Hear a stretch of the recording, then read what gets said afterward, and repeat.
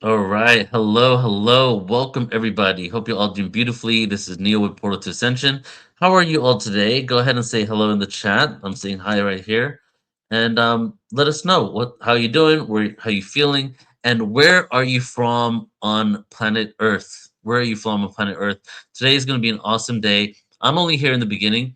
Alan Steinfeld, who I'm bringing on in a second, he's going to be the main MC today and hosting. And today's event, as you know, is Ascension Alchemy Unlocking Ancient Codes. And we did an event a couple months ago called The Ancient Future, and this is kind of the continuation, the sequel, if you will, on that. And Unlocking Ancient Codes, I feel that on some level, I've heard for so many years that we're bringing back ancient wisdom. It's a resurrection of the ancient wisdom. But if you really look at this planet, you can't help but deny that we have something very novel on this planet. The way that technology is, the way globalization is going on right now, even the way our technology has evolved compared to maybe ancient civilizations. Yes, we are resurrecting the ancient world, but we're doing it in a whole novel way. It's a beautiful paradox. So, what this event is designed to do is to unlock the ancient codes within you, continue the process of remembrance within yourself, so that we can do what I guess the universe wanted us to do in the first place: experience ourselves infinitely in incredible ways as we grow and evolve in the years to come. So, really excited for today's event, today and tomorrow. We'll be together until around 3 p.m. both days Pacific time, which is 6 p.m. on the East Coast. All speakers except for Jessica Taylor, who's going to be the first one, will also be at the New Living Expo, which will show. Hopefully, Jessica can come and join us in 2027 as well. So a lot of the people that you're going to see today, they're going to be at the expo, which you've probably seen around by now. NewLivingExpo.com, and we'll go ahead and play the trailer in a second. But let's begin by bringing on our host, and my good friend Alan Steinfeld. Hey, Hey, Neil, Alan, always good to welcome. join you on one of these huge conferences that Portal Ascension is doing. And of course, we definitely want to get everyone watching in California to the expo this weekend. It's going to be a fantastic event that you've just taken on. What a major, major accomplishment. Thank you, I'm brother. proud of you. You are the spiritual entrepreneur of our times. You know that? You It's really are. it's I'm really excited, as you know, because you've been there the whole journey with me for the New Living Expo. It's Yeah. honestly, I was telling my parents yesterday, because I'm here with my family, that this expo is the biggest challenge that I've ever had in my whole life. Thousands of hours, 12 hours a day, 6 months in a row, no breaks, no nothing. It's just, but I know that there's so much potential for what it can become, and I really want to make it a beautiful experience for everyone. I feel like on some level I'm creating a massive party and I'm inviting all my friends. You know what I mean? And that's the kind of vibe that I'm going for. Yeah, the friends you have yet to meet are coming, you Yeah, know. exactly. So I So think it's what? going to be fantastic. Wait, I just want to say it's in Marin Yeah. County, the Marin County Center. Go to, oh, you're going to show the trailer, right? Well, let's play in a second, but I just want to check with Jessica real quick. You cannot hear us? Can you hear us? Or no? Okay. She was hearing us before. Should we, Let me just let her know here. Restart. should we add her to the stage and just have her? Oh, she can't hear me, but that's okay because she can hear All you, right. which is all that Oh, she matters. can hear me. Okay. Hi, Yeah. Jessica. Okay, So good. we'll play the trailer in a second for New Living Expo. But Alan, why don't you tell me what unlocking ancient codes represents for you?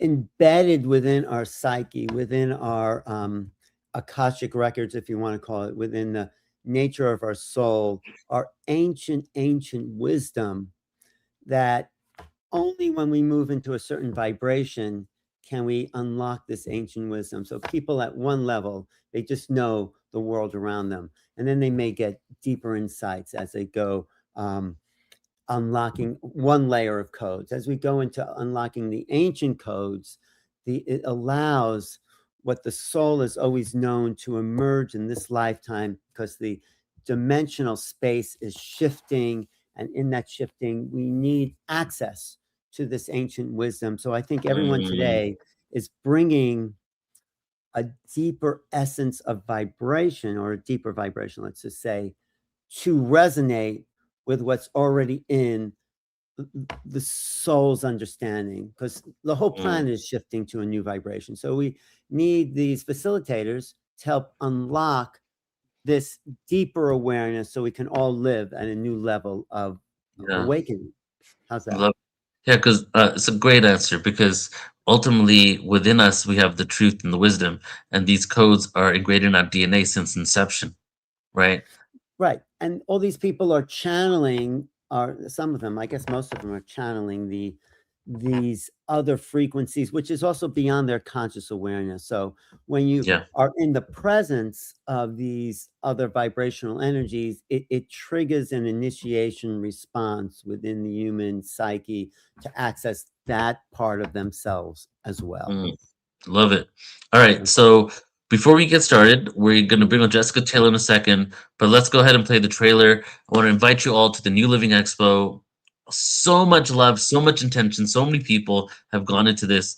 I was just thinking the other day because there's 125 speakers, 120 speakers, 120 around 120 exhibitors as well, and just from the staff, the speakers, and the exhibitors, that's 400 people just from the people putting on the experience, right? So it's really an amazing event with so many people coming together with synergy.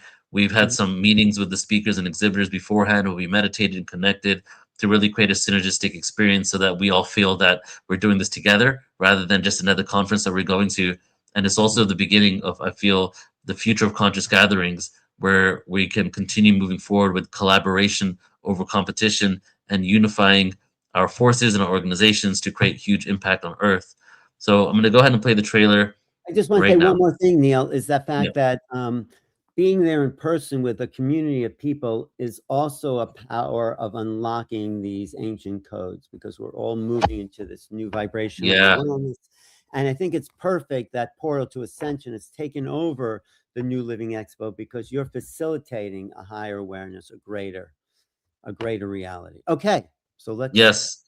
Yeah. yes. We unlock the codes within each other when we're together. Okay, so I Okay. Here see. we go. Okay, go ahead. The world is changing faster than ever before, and within this evolution, a new consciousness is rising.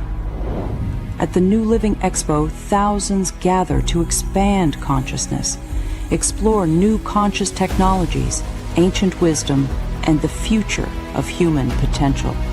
Immerse yourself in 3 days of heart-expanding wisdom and mind-binding awareness, with over 90 speakers sharing tools to awaken your highest potential.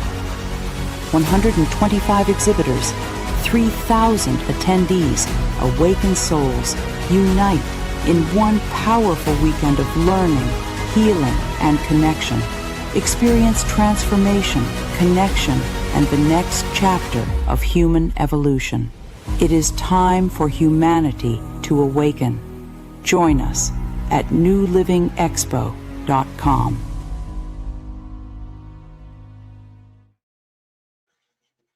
There we have it. We are Okay. 6 days away, Alan.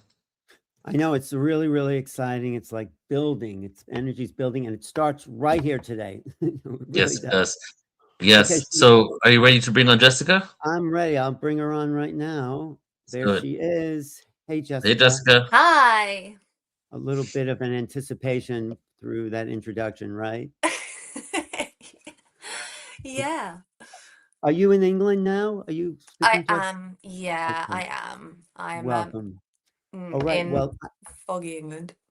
I am so happy you're here today. Anything you want to say about Jessica? Because I can introduce her from Yeah, the. go ahead and do the official intro. But Jessica and I mean, I've seen Jessica's work for over the last year, but we only started working together within the last month, right? Jessica, 2 months ago, I think.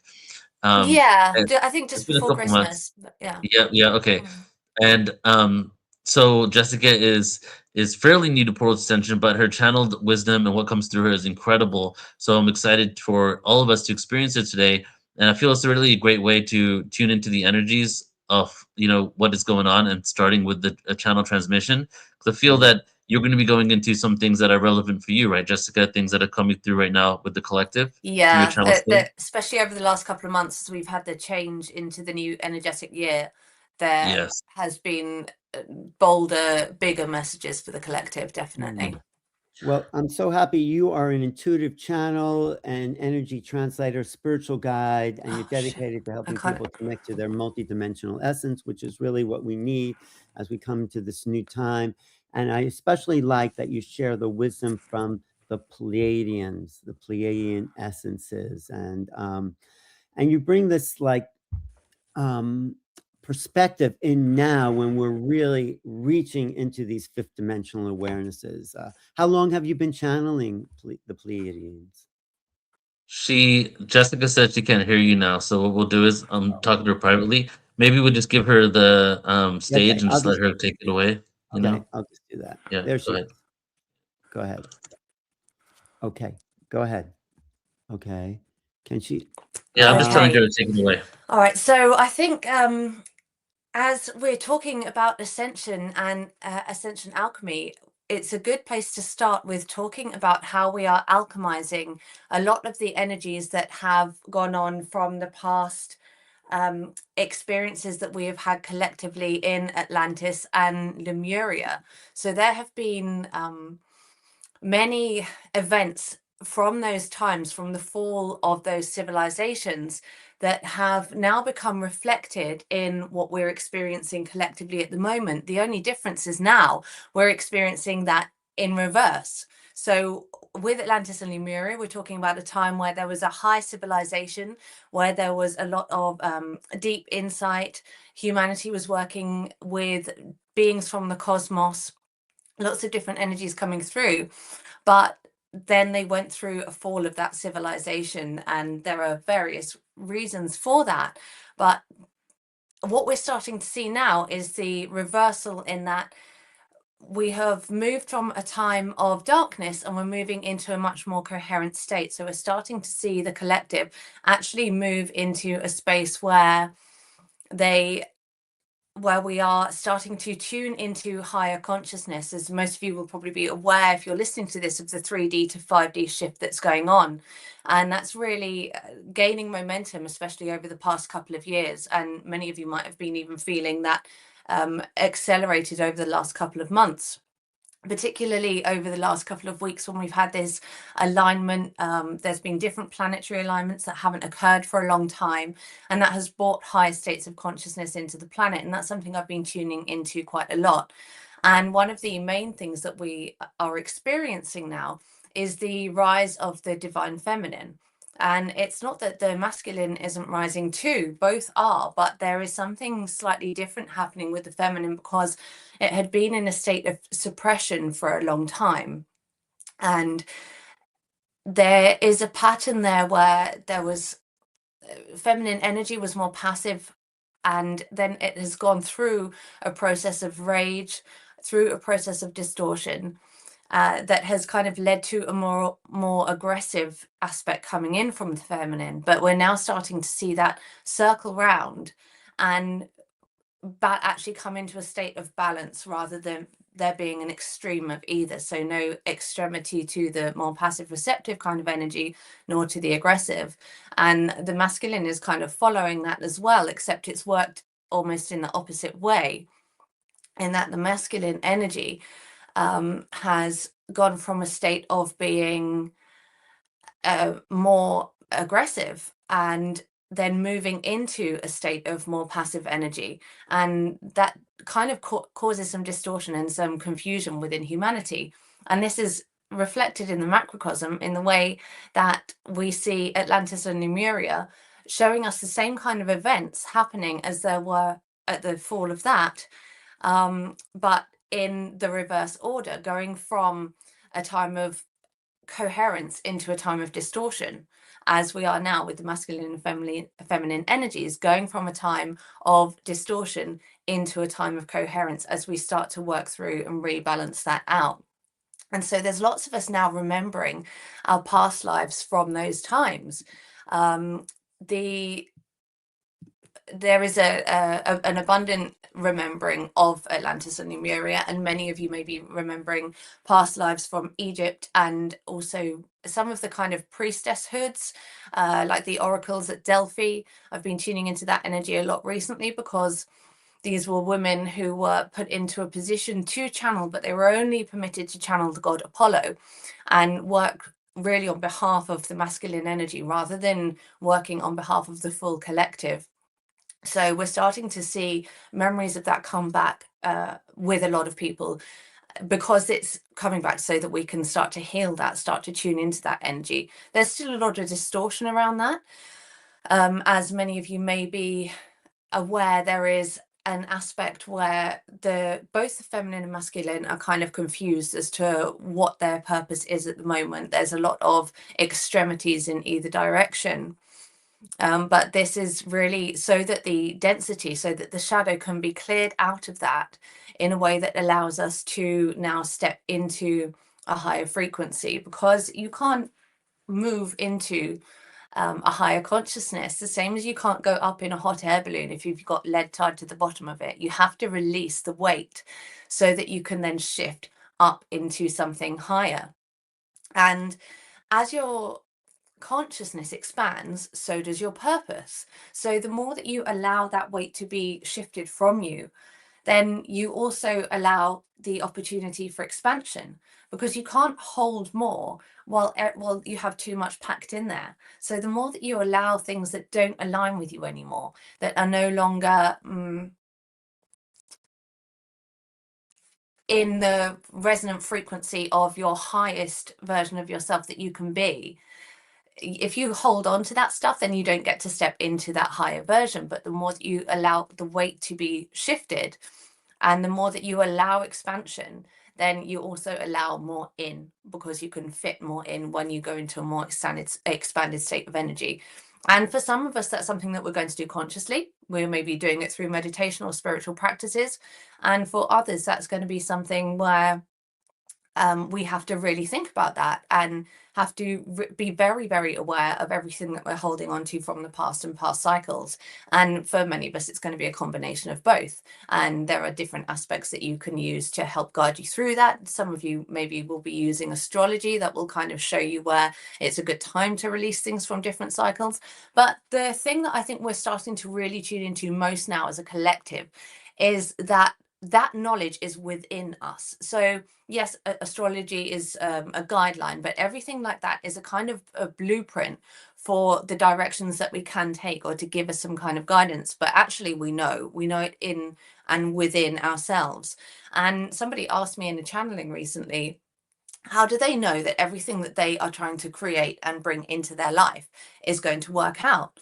And what the Pleiadians replied was, you already know. You have known for ages, and you will always know through your intuition that you are moving into that higher timeline. The part that we struggle with as humans is that the ego then tries to kind of bring us back into what's familiar, and that is what can kind of cause distortion and move us out of a state of trust, therefore collapsing that like potential higher timeline. But of course we want to move into that higher timeline. So I think now is a time where we are being very much collectively called into starting to trust what we know within ourselves to be possible for ourselves, what we know to be possible for the collective, and what we know that we can allow to come in without second guessing everything and trying to check back and find clarity and proof of everything, because our brain is constantly looking for reminders. The ego is looking for anchors in the physical world to confirm what the beliefs that we're trying to move into it are. But we are starting to master our consciousness in a different way, where ego doesn't have so much of a grip, where we are starting to be able to lock with higher frequencies. And yes, the ego then kind of holds on and tries to pull us back into what is familiar, but at the kind of level of the greater collective, once we've started to make that shift, once that snowball has begun, it gets bigger and bigger, and it gains more and more momentum, and we feed off of each other's energy when we step into that. So for every moment that you were in a higher frequency, or for every moment that another person is in a higher frequency or in a state of coherence, they will hold that frequency, and that allows your energy to entrain into that as well. So as well as working on our own personal paths, we are tuning into each other and moving ourselves into a state of coherence by the way that we are all collectively having moments of holding a higher frequency. So it's kind of like if you have a moment where you're in a very high vibration, you are going to bring, by kind of the natural entrainment and the way that vibration likes to move to a higher resonance, you're going to entrain other people into that frequency. So if they're having a bad time and they're having a bad day, you kind of hold that frequency for a little bit to help them continue the shift into fifth dimensional consciousness. And the same for if you're having a difficult time, or you're having a day where you're waking up and you're grumpy and you feel like things aren't working out and you've kind of forgotten that you create your own reality, then there'll be someone else somewhere. You might not know them, they might not be close to you, but the frequency goes out a long way, where they are holding that vibration a little bit too. So we're kind of holding up the collective now. It's not that we've gone past the level of one by one individually or just having small moments of awakening to basically moving into a much higher state of consciousness in a way that means that we are all holding each other when there are dips in that for individuals, which means that the consciousness can continue to rise into that higher vibration. And so we're seeing the correction of the fall of Atlantis and Lemuria, of the various events that have happened throughout the cosmos. So there have been times where there have been huge drops in consciousness on other planets and through other star systems as well. And a lot of that distortion is being healed right now. A lot of us are starting to tune in and remember. And one of the things that has been coming through is that collectively, because we're moving into this fifth dimensional consciousness, there are stargates that are starting to now open and become available to us that were left here during the times of Atlantis and Lemuria, particularly in the few thousand years leading up to the point where the fall really kind of took everything down, because they could feel that there was a change happening and that there was a density kind of coming in. And so there were stargates created to different places throughout the cosmos, and those stargates are now starting to come online because our consciousness is starting to frequency match with them. And this was one of the things that has recently kind of come through while I've been channeling, that the stargates, there had been attempts to find them by beings on this planet who maybe aren't planning on using them with the greatest integrity and not for the benevolence of the rest of humanity. But the stargates, when they were created, were frequency locked. So they can't be used by beings who are in a low vibration or with that kind of malevolent intent, because the emotions and the frequency that we give off when we have that attempt to kind of control or be malevolent towards others means that we can't phase lock with the stargate.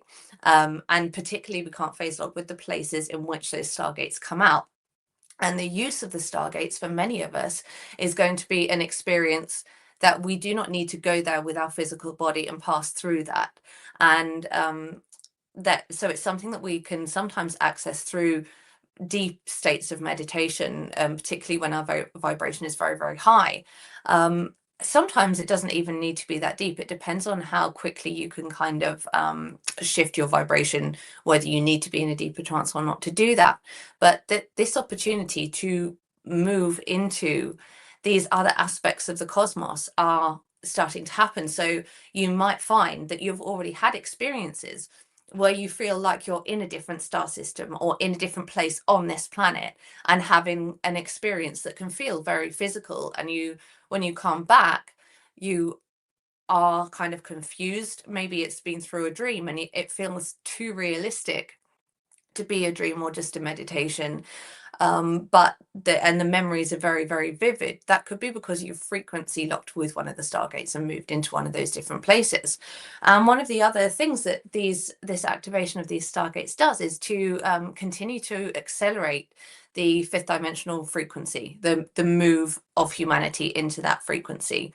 And some of them go into sixth and seventh as well. And when I was channeling, they explained that this is why in certain parts of the world, particularly in the Middle East, there were a lot of stargates placed there.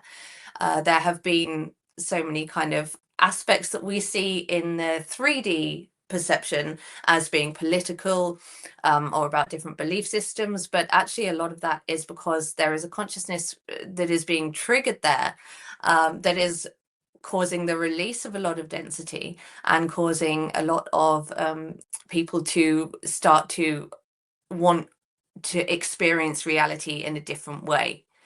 So quite often, I think what we see in the microcosm is a reflection of what's going on in the macrocosm. In fact, probably all of the time. So I'm going to let Kistos come through now. So Kistos is the 7th dimensional Pleiadian that I channel, and we'll just see what he has to bring to the table today. So just give me a couple of minutes to bring him through. And I'm just going to pop an alarm on my phone because I need something to bring me back.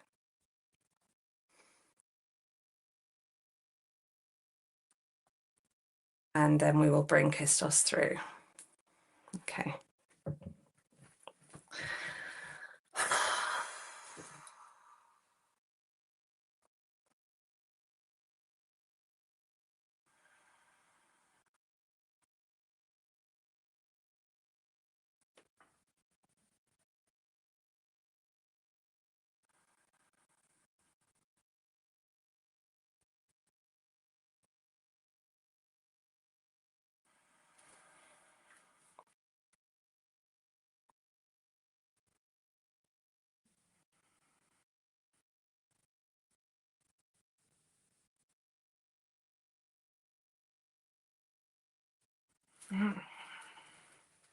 Yes, welcome to one of the most transformational years that you are going to experience on your planet. Certainly, many of you who have been alive for several decades will not have experienced anything like this. Of course, those of you who are younger will not have. But what is different for those of you who are older is that you have been experiencing so many different shifts. Your advances in technology have seem to have surpassed what you have experienced in the past.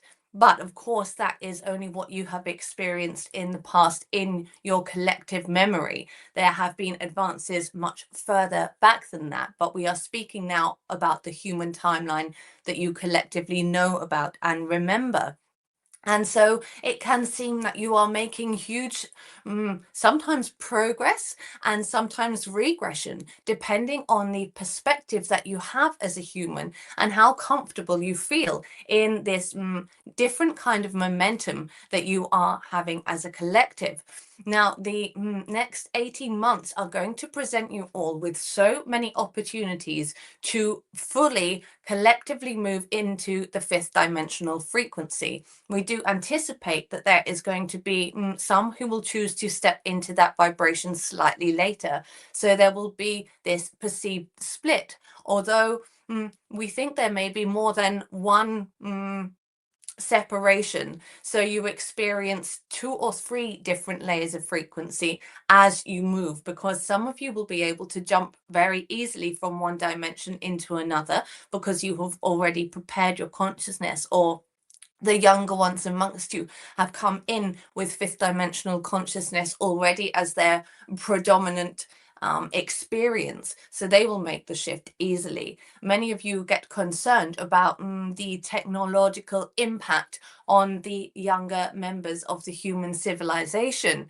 and whilst we can understand the legitimacy of this at the 3rd dimensional level, when it comes to the 5th dimensional level, this is not going to impact in that same way, because as they make that jump, they will have a different way of using and interacting with these different technologies that you have on your planet. And there are some that are available to you that are created from ancient civilizations past and have now been reawakened. So, for example, there were some technologies given at the time of Atlantis, programmed in for you to use at this point in the human experience, because when they were created, the beings in Atlantis at this time did not have such a linear perception of time as many of you as humans do now, although you are starting to lose that rigid linearity to your perception.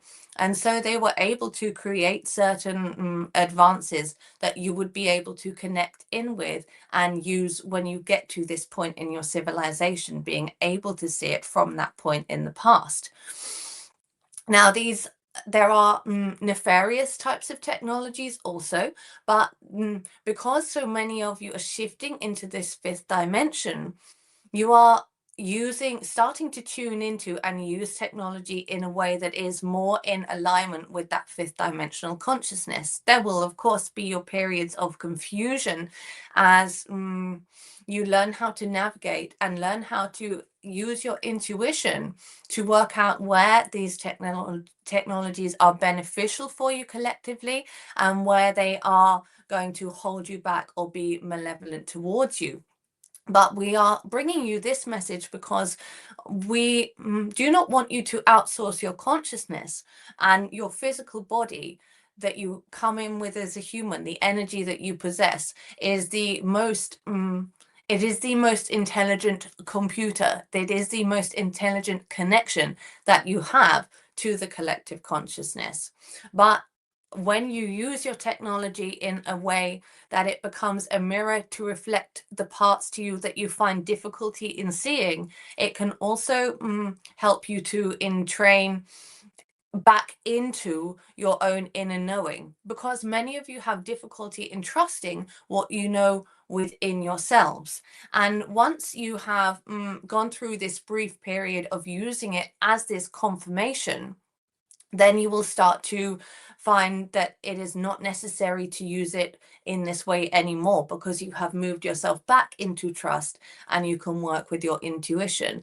And there are certain particular technologies that are for this purpose. As we've said, there are some that are more nefarious, but your discernment is getting so much sharper. So many of you are feeling naturally called towards the ones that are with a higher vibration, and rejecting through your energy those which are possibly set out to control you. So this is one of the aspects where you are going to experience a change in the way in which technology is interacted with. So for many of you that are feeling the frustration of seeing heads down in looking at screens throughout your recent years, this will start to change as the fifth dimensional consciousness wakes up amongst the majority of you. Some of you will take longer to have this experience if it is taking you longer to shift into fifth dimensional consciousness. And it is not the fault of something that you are doing, but for many of you at the level of the soul, you have agreed to observe the third for a little longer to increase the opportunities for the polarity of your experiences through the emotion in your human bodies. You see, when you have human emotions, they produce very high or very low vibrations, but the when you have encountered a low vibration, it amplifies the potency of the higher vibrations that you experience. Now, as you move into fifth, this polarity is going to be decreased, and you will not feel quite so much one extreme from the other. The purpose of some remaining in the third dimensional consciousness is so that you keep continuing to get the amplifications of the energy created by the moments where there is joy, love, and compassion felt when it is in the contrast to the fear, lack, and scarcity. And what this does is gives the rest of the collective a jump up. It gives them a push up to the next level just in the frequency of it alone. They do not need to have the emotional experiences personally. So those that choose to remain in the third for a little longer, when you are a human, it can appear that you are watching others and thinking, why can they not see what I can see? Why are they not choosing to tune into their consciousness? This is because at soul level, they have agreed to be this stepping stone so that others can jump up into fifth with ease. And then eventually, because you have moved into fifth dimensional consciousness as a majority, which is what we see happening, then those that have remained in the third dimension to get you pushed up into the fifth by the extra boost of the emotional wave will then be pulled up into the fifth with you, because everything wants to entrain to something that is in a higher frequency and a higher vibration. So you will experience those of you who are concerned that maybe some may be left behind. There are always going to be some who choose never to move, but you will usually see that those of you who, if you've moved into fifth, you may still be aware of others, loved ones, friends, family that are still very much in third. Maybe you feel sometimes frustrated that they are not moving, but remember that at the level of the soul, they have chosen this as a part of helping you move and helping you see the benevolence and the benefit of moving into fifth dimension, while you still sometimes observe the third. Then it will come to a point where you no longer observe the third or have much experience of it, particularly if many of those that you are close to and care about have made the transition, because you are no longer able to move, locking yourself back and forward between third and fifth. Once you have spent a significant amount of your time, as in your moments day to day, in fifth, and that becomes your overriding frequency, you will experience less of the third. But this does not mean that those who are still in the third will not move up with you, because they will do so eventually. And you will have many humans who are also in fourth, which is more of a transitional stage, but those who are not able to hold the frequency of either for any particularly long time. And eventually they will make that change too. Now, coming around to the various levels of distortion that you are releasing, this is something that is feeling very heavy for many of you, particularly at the ending of the energetic year, which has only been recent for so many of you, and many of you will have been affected by the planetary alignments that have happened at this time. It is not by coincidence that you are born into a time where there are astrological alignments that have not happened for thousands of years in some cases.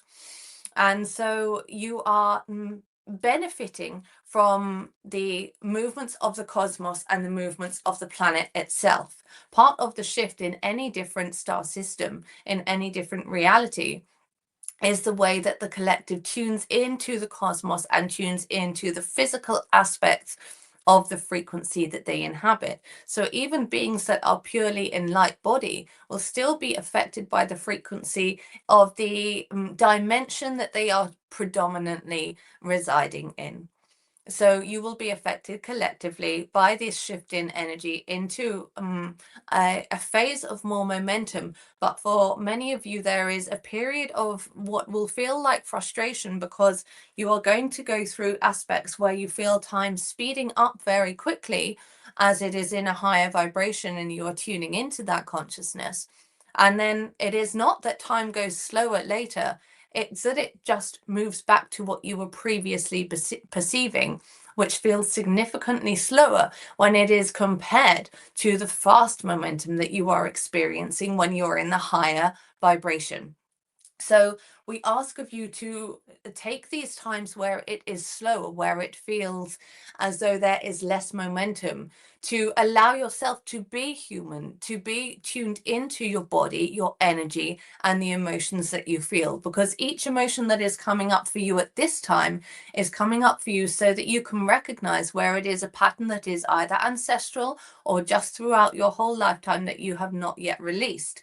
Many of you, we are aware, who are connected with this transmission now, will have already gone through many different levels of releasing, of, as you collectively often call it, shadow work. But the shadow work will continue and be more noticeable as you are experiencing the next 18 months, because you are going to feel very quickly and very strongly the alchemization of the fifth dimensional consciousness being purged out through the third dimension density.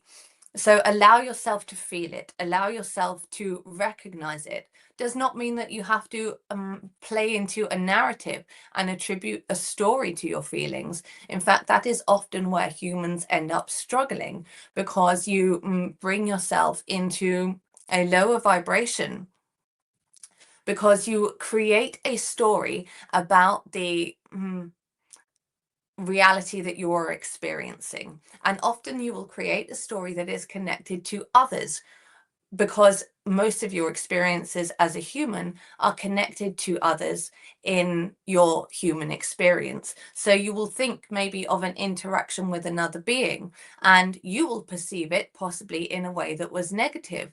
You do not know what that other person saw, felt, or thought at the time, but you will guess it and attribute a narrative to it, which then pulls you often into a state of lower emotion. And then you will go and play your sad songs through your music systems. And sometimes that will bring you even further, because it is confirmation through the words of another of the density that you are feeling. So you will lock yourself into that lower emotion. So we would ask that you be aware as you go through these emotions, these things that need to be purged out so that you can lift into higher consciousness, that you do not then create narrative and lock in with that, because you are then writing a timeline through your consciousness, through your observation of a particular reality. And that is not where you want to be moving into, we should imagine. Some of you, maybe you do want to for your soul's purpose, but mostly you collectively, you want to feel better. You want to feel happier and more joy. So allow yourself the time to feel how things feel in your body. If you are feeling particularly emotional at any time, then where do you feel that in your body? At what part does it need to be released? Many of you will feel it in the lower centers, but some of you will feel it in the heart. Some of you will have headaches because you are choosing not to see something that is trying to be shown to you. And this will block the energy centers that allow you to open up and have that wider state of vision.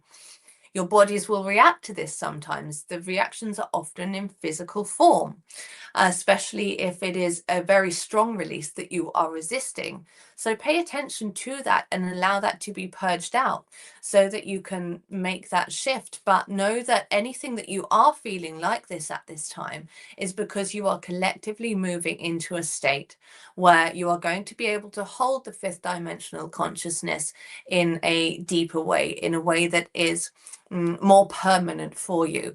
And you will feel less of the ups and downs of human emotion. So sometimes as you adjust to this, it may feel as though things are a little quiet, but this is because you are used to nervous system reactions, you are used to emotional reactions. But when you're maintaining more of an equilibrium of your vibration, you won't have this feeling so much, but your body's physical reactions to it, the nervous system reactions, are still going to be looking out for the old familiar signals. So your body will not completely switch off from the third dimension as you move into the fifth. This will be a transition that is going to involve a certain amount of alchemizing as the body and the energy start to align with the physical, with the new consciousness, with the new reality that you are collectively experiencing. But these are movements that you are going to benefit from, and you will feel the stabilizing as coherence is brought back into your bodies. You can bring yourself into moments of stillness when you focus on the heart center and bring energy and light into that space and breathe deeply through that. That will help to bring you into coherence. When you have moments or experiences that have been upsetting to you, perhaps from an interaction with another, perhaps you've had the feeling of rejection, perhaps you have had the feeling of lack or scarcity. This is the aspects of your reality, of the paradigm you are experiencing now, showing you where you have left to release. Now, whilst previously, when many of you made these releases, you would feel better and you would feel that you had made some progress. Now, since the energy has shifted into this year and going forward as you move through that, those shifts are going to feel increasingly profound. You are going to find that the density is less difficult to release, and the benefit that you get from that will attune you much more closely with your inner divinity, because we wish to remind you at this point that you are all aspects of consciousness of the divine that has chosen to take form in many places, not only throughout your human experience, but in different aspects of the rest of the cosmos, through different star systems, through different beings. Some of them you will perceive as being your guides, although you will develop closer relationships with them now, where you are able to recognize that they are having individual experience, but they are also an aspect of the energy that you were created from. And when you start to step into this and you feel this within your body, this is one of the aspects of the fifth dimension. You will start to embody what you know. You will start to embody what you have maybe thought of, suspected, heard from others. You will actually start to feel that within your own body. You will actually start to be able to breathe with it, be able to see how it starts to manifest in your physical reality. And we are not talking about getting a supercar. We are not talking about getting a swimming pool, although maybe those aspects will happen because you tune into the understanding that you are always provided for and that everything is accessible to you when you are connected to a more divine consciousness. But they are still material aspects of your physical self. But what we are talking about here is that you will feel the physical power within you, the power that is not about power over another, that is not about having more than another, but about how much potential you have to create, how much potential you have to feel and experience joy, how much potential you have to pull in, magnetize the most loving connections, the most fulfilling connections with others. As you start to embody that divine frequency, you will find that you are naturally moved into connection with others who also hold that higher vibration. And this will make you feel less alone in a time that for many of you has been isolating, because you have felt and been connected to the energies that are occurring, but not the physical people who are embodying that. So as you start to move through this energetic year, embodiment is going to be one of the things that becomes a key to so many of your experiences. Those of you who are connected to the networks of energy that were placed in the times of Atlantis and Lemuria will be called back to those places to reawaken those grids. And allow yourself, when you are feeling called to go somewhere, to trust that the means for you to go to those places will come about for you, because you are remembering what you are. You are remembering what you came here for. You are remembering that you are not just an individual being having an experience.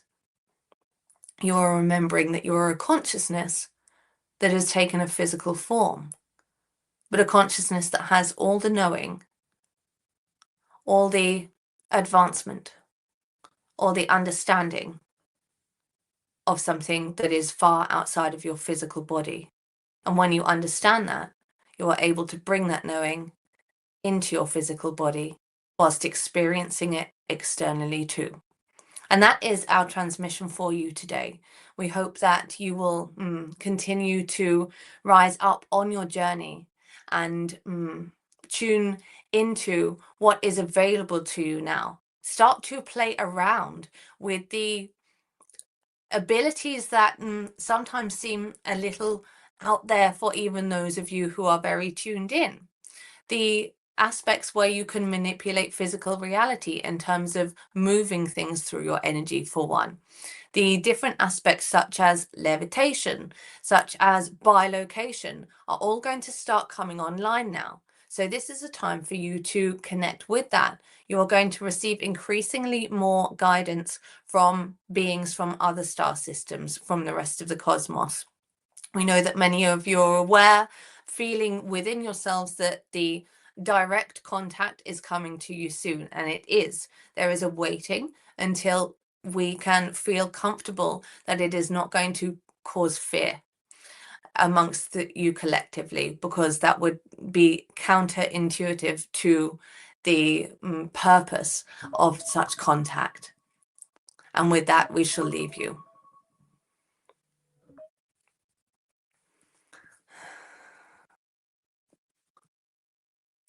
So I'm back. And I hope that that transmission, sorry, just taking me a second to come back there.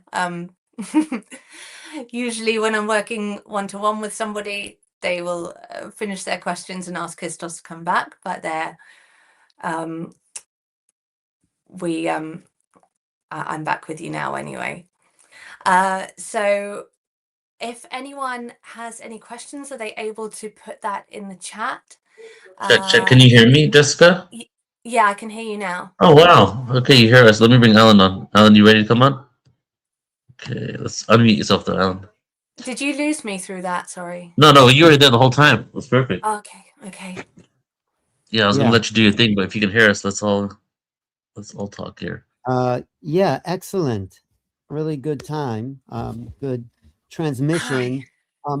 Are you also in the languaging? You're bringing through frequencies as well as the message, aren't you? Yeah, I do. And I actually, so although I direct voice channel Pleiadian consciousness, and that's what the words are that come out, I've been working a lot recently, especially in the last couple of months, with the Syrian frequencies. And I do use light language from Sirius and Orion. And that kind of brings the body's energy system into a more coherent state. But when I do transmissions from Sirius, it's often either through meditation, and I bring that through with others, or light language.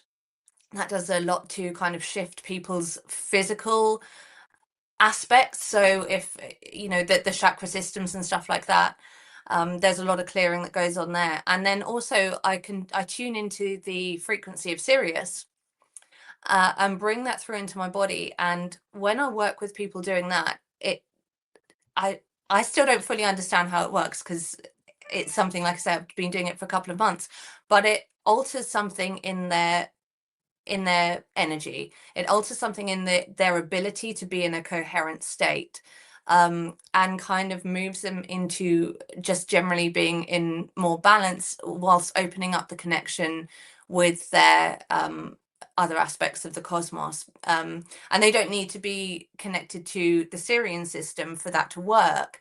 It's like it clears the noise and allows us to receive the transmissions that are often trying to get through to us. So I think most of us go through life being connected to these beings in a way, but it's like we've kind of tuned out the radio onto the wrong station, so we don't feel it coming through.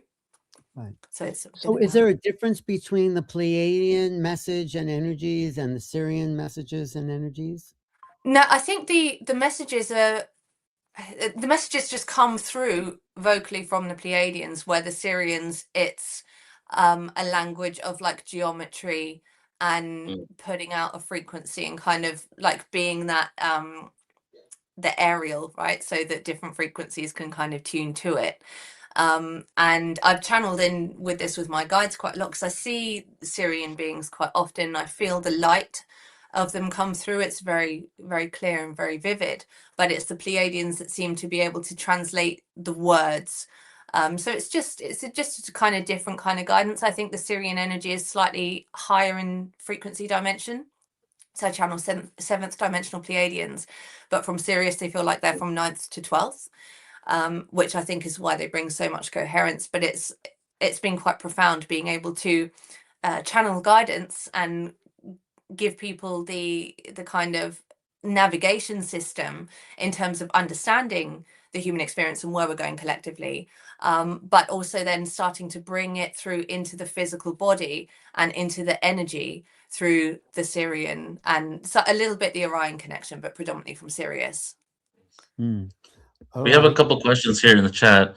Sarita's saying, I seem to cycle from the third to then the fifth, and then cycling back and forth. What is that about? So cycling from one dimension and back down to the third again. What is it about? So it's that for a lot of us, so we're making the move collectively into fifth, but the kind of jumps up and down are a lot to do with the ego programming that we have left over from the fifth. So we can kind of hold a certain vibration, but then we get pulled back by so quite often, this is just an example of how this happens for a lot of people. You can be in a very, very high vibration, particularly when you're around people that are in a similar kind of frequency. But then you might go back to people, like say you go back to your hometown and you experience a lot of people that are of thought processes that you've previously had, or even if you just go and spend time with family who you love, but they are part of the kind of Mm, the ancestral aspects that are carrying, because a lot of our families, right, they won't have done the same kind of work or had the same experiences, and that can pull us back into the consciousness of the fifth, because it's the ego kind of recognizing, oh, familiarity, okay, let's pull you back there. And we see that too from like music and the experiences that we have, like watching TV. If you watch old programs that you watched as a kid, they might be comforting because they regulate your nervous system, but they're regulating you to something that you've actually outgrown. And the same with certain music. I mean, I absolutely love blues, but I'm really careful not to listen to it too much, because I know that it kind of pulls me back into an old state of consciousness, and I start aligning with the stories in it. You know, we do it kind of without realizing. Um, and so the jump is just, I think, a lot of the releasing of the baggage. So you get pulled back, say, with family, and you get shown, okay, what have I not released? And you have the choice then whether you like blame them and think, I feel this way because you're like reminding me of this, or think, or whether you then take that and see, where am I being triggered and what have I still got to release to remain in the fifth more permanently. that's a great answer. Thank you for that. And yeah, there's experiences, people, families, interactions that could just pull you back into that reality, right? So it's like, Yeah. so, and I guess that it kind of segues into this one because it's all about creating maintenance and sustainability on that level of consciousness. And Yvette is asking, I'm curious to hear how we can prepare for physical contact from your perspective. I don't think that, honestly, that we need to prepare that much into, I think you mean in terms of like beings coming in and seeing us. I think that when they choose to do that, so what I've channeled about this before, because a lot of people have asked Christos about this, and he said, we are aware of your frequency as a collective, and we are in tune with when you are releasing enough fear for us to do that without being too triggering to you, and not just them as Pleiadians, like different members of the cosmos as well. And they are, you know, kind of showing us, we do see little dips, we see, you know, we do see different craft and things, and I know there's blue beam is all possibly part of that, and there's maybe some of it's coming from us, but some of it is definitely coming from them as well. And the different orbs that come through, like when you kind of have a CE5 experience and you've specifically called in that craft, or that orb or whatever it is, you are having that direct contact experience. So we are gradually kind of moving into a state where we're not going to be in a state of fear over this. So they kind of are like watching us and aware. The only thing that they have said is that if our deep states try the blue beam kind of approach and try to trick us into thinking that there's invasion, then they will have to come in and show themselves maybe sooner than they would like to strip that down and not let that paradigm affect us collectively. But really, they are that we will see them when we're ready to see them, essentially. So you think within the next 2 years, possibly? I think we're less than that. I think by 2027, we're going to be certainly seeing a huge jump in activity, if not experiencing very directly. And I think for a lot of people, they're going to be eased into that by seeing them through dreams or through meditation. I mean, I see beings in meditation all the time. And that increases the more that you move into that consciousness. So I think that will be how we see it first, so that we can then kind of recognize that. Wow. Well, thank you, Jessica. You're welcome. It was Getting wonderful to be here. how can people find you? You can find me at jessicataylorintuitive.net. Jessica Taylor Intuitive is also my social media handles. I do have a couple of upcoming events. So I've got a live channeling on the 26th. It is limited spaces, and there's a workshop coming up at the end of May as well, to do with releasing a lot of the energies, particularly with the divine feminine connected to these kind of priestesshoods where we've outsourced our power as women. And again, that's limited spaces. So if you're interested in clearing that energy, then check it out at jessicataylorintuitive.net. Okay. And have you met Tony Ghazi? No, we've been in the same spaces, yeah, but I haven't actually had an opportunity there. Hi, Tony. I was with you in Scott Katamus's radio broadcast at Conscious Life, but I think I was going out as you were coming in. Yes. I remember. It's such a pleasure. It's amazing. Your message resonated so much. We must connect further. Totally. We'll connect great. on. We can all meet here in community and exchange energies and increase the frequency. I love the mantis energy as well. Like I feel them a lot in meditation, and they just download these massive drop-ins, right? Oh yeah, beautiful, Tony. That is beautiful. Yeah. Yes, of course. Amazing. Do you find that they do that full like body download, and you're like, oh gosh, so much information. And the brain is trying to catch up. It's like, okay, well, that's not going to happen. It's going to take time. Well, thank you, Jessica. Thank you so much. Yeah, good. We'll be in touch. Look forward to seeing you at some conferences. Yeah, it's great to connect with you guys. Thank you. Thanks, guys. Tony, so good to see you here. You really good to see you too, Alan. And delivering quite a high level message to the planet. And I'm excited. As what Jessica was saying, the energies are amplifying, they're increasing, they're activating the soul code that each of us have to bring us into this new time. I really love what you do by bringing in the unconditional love. That is really visible in your transmission. So, and of course, the mantis beings and all the great things. I don't want to take too much of your time, but I think the mantises, the mantis beings really seem to be in control of the disclosure, the revelations of the coming of these interactions between humans and others. So yeah, I'm excited. So go for it. I'm just going. It's all yours, the stage. So okay. So because I just got home, so I didn't have a chance. Because I was pushed an hour, a bit earlier. I didn't have a chance to watch the rest of the people.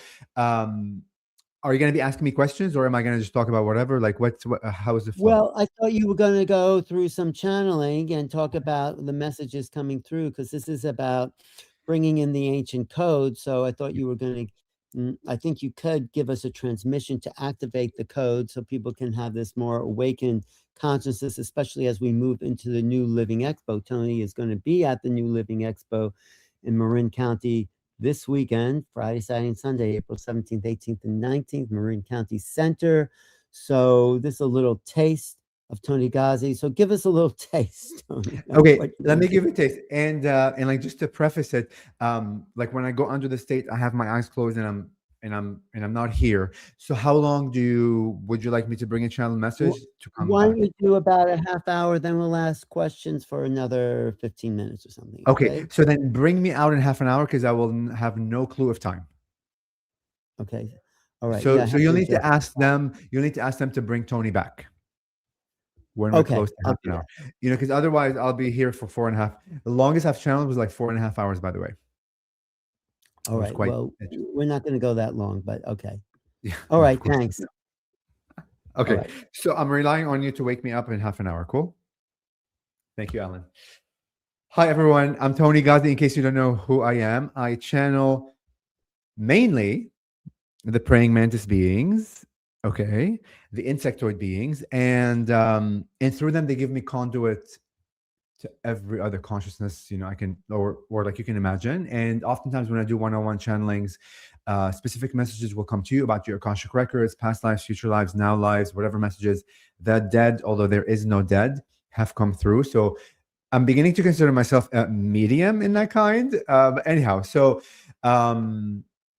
just a quick intro. I am Lebanese. I was born in Lebanon, moved to Washington, D.C., where I live, and I still live here since 1995. I'm I think 47, 46 years old. I can't remember. I was born 1980, whatever that means. And I grew up Christian Orthodox, knew nothing about channeling until COVID came, nothing about UFOs, anything that's woo-woo.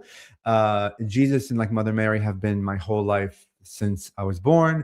But like when COVID came, everything shifted. I had one past life regression, and that's where the praying mantis, my first past life regression. And praying mantis beings like came through, and it was like the rest is history. I ran out of that session saying, "Oh my God, I talked to the praying mantis beings. I didn't know what channeling was. I didn't know if I could channel. I thought you had to have special, like powers or come from special lineage or karma this and karma that, anyhow." Another synchronicity like happened, and I began channeling through a synchronistic course that came through my ex-boyfriend's first cat that passed away. Crazy synchronicities. And I began channeling them, and I professed to the world that they're my like main guides, although things could change as I begin like to evolve. Their message is always about unconditional love. And when I say unconditional love, I know the logical mind has already constructed and this is for each and every one of you. Each and every one of you is going to understand what unconditional love means to you, based on your experience, what you have experienced, to the level of what that means. The praying mantis beings break outside of the paradigm of logic, of the construct of, like society, of like culture, education, whatever, your own stories, fears, trauma, blah, blah, blah. And they will push you into dramatic experiences. They literally talk about provocative things. And just this morning, my husband, he said, "You don't live in this world. You're out of your mind. You are delusional." And he named me a few other names in a constructive argument, because he couldn't understand, because he was talking politics. He loves politics. And he couldn't understand how I see everything with like neutrality. He brought Epstein. He brought the killings. He brought like being sexually molested and all these things, right? And he couldn't understand how I see that from a very like neutral point. That's where the praying mantises are. How do you find unconditional love without conditions, in things and experiences in this three-dimensional like reality that we've been conditioned? There is no love. That is how you expand your heart. So I'll bring them through, and of course Alan will get me out of it in half an hour, and we'll see what they have to say. I don't know what they're going to talk about, but we will see. If you're driving, please keep your eyes open. Pretend your third eye is closed. If you're at home, you are welcome to close your eye now. When they come in, they're gonna tune. They like to elongate words to help regulate my body, my like physical body, to their frequency, and like your physical body and your energetic body like to like receive. And then you can open your eye at like whatever point. Know that beyond the words they're gonna share, please believe me when I'm telling you this, energetically speaking, you are receiving codes. There is never a separation between us. We're all one. You're just remembering the dormant codes that are like within you, okay?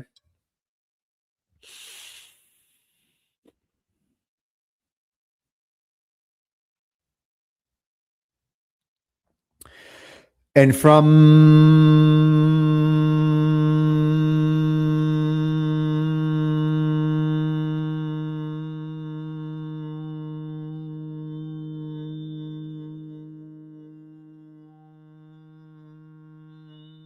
the Antares Stargate, we come through in this way.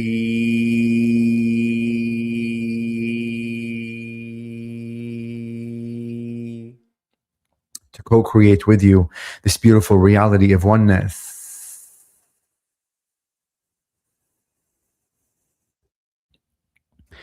To merge our heart with your heart. To be one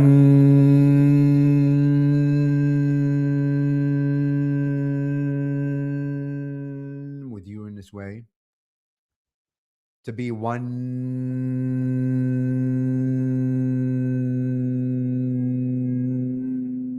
with the energies of the divine that each and every one of you are. And as we connect with you in this way, we are here to remind you that you are energy beings, that you live forever and ever and ever and ever and ever and ever and ever into what we call the infinite continuum. And that even though you have chosen as a soul To come to this lifetime, to come to this reality, to come to this timeline, allowing yourself to experience the idea of separation, forgetfulness, polarity, etc., allows you the opportunity to remember that even this lifetime that seems to be so distant from the higher perspective of who you are, that seems so distant from the many codes, ancient codes that you are attempting to reach, that even within this lifetime, through the experience and the illusion of separation and forgetfulness and polarity, are where the ancient codes reside. The ancient codes are not out there. They are not on the moon, the star, or another parallel reality. Nothing exists outside of you. Listen to us very carefully. Nothing exists outside of you. You experience the idea of separation, of a time lag, of physical distance because you have chosen to place the lens of seeing your infinite consciousness, your infinite codes, your ancient codes through that lens. And even that lens that seems so unvalued, you have devalued, is the point.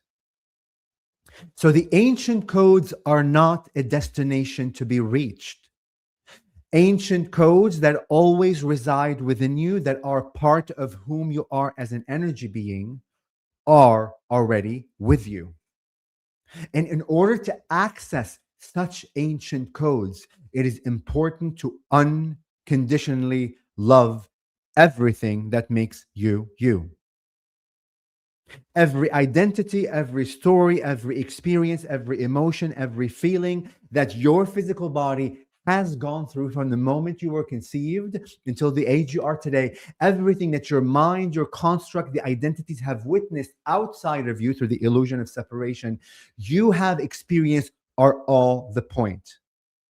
And in order to activate that memory within you, it is the frequency of unconditional love, of integrating every piece that you have fractured through the illusion of separation back into your hearts to be able to see yourself again as one, as whole. And when you begin to see how valuable and precious each and every one of you are, how valuable and precious each and every one of your stories are, when you see that fully, frequentially beyond the logical mind, beyond the construct of what society has deemed to be the correct way or the way, when you begin to see that is when you activate the ancient codes within you to allow you to remember again that you have always been the answer.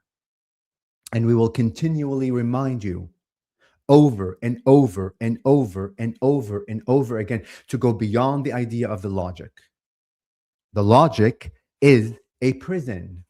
And as we say the word prison, we can already feel the frequency of devaluation. We are not saying the word prison from the idea there is less value there. That is a fallacy. Part of our message is everything is of equal value. Listen to us carefully. Everything is of equal value to the next.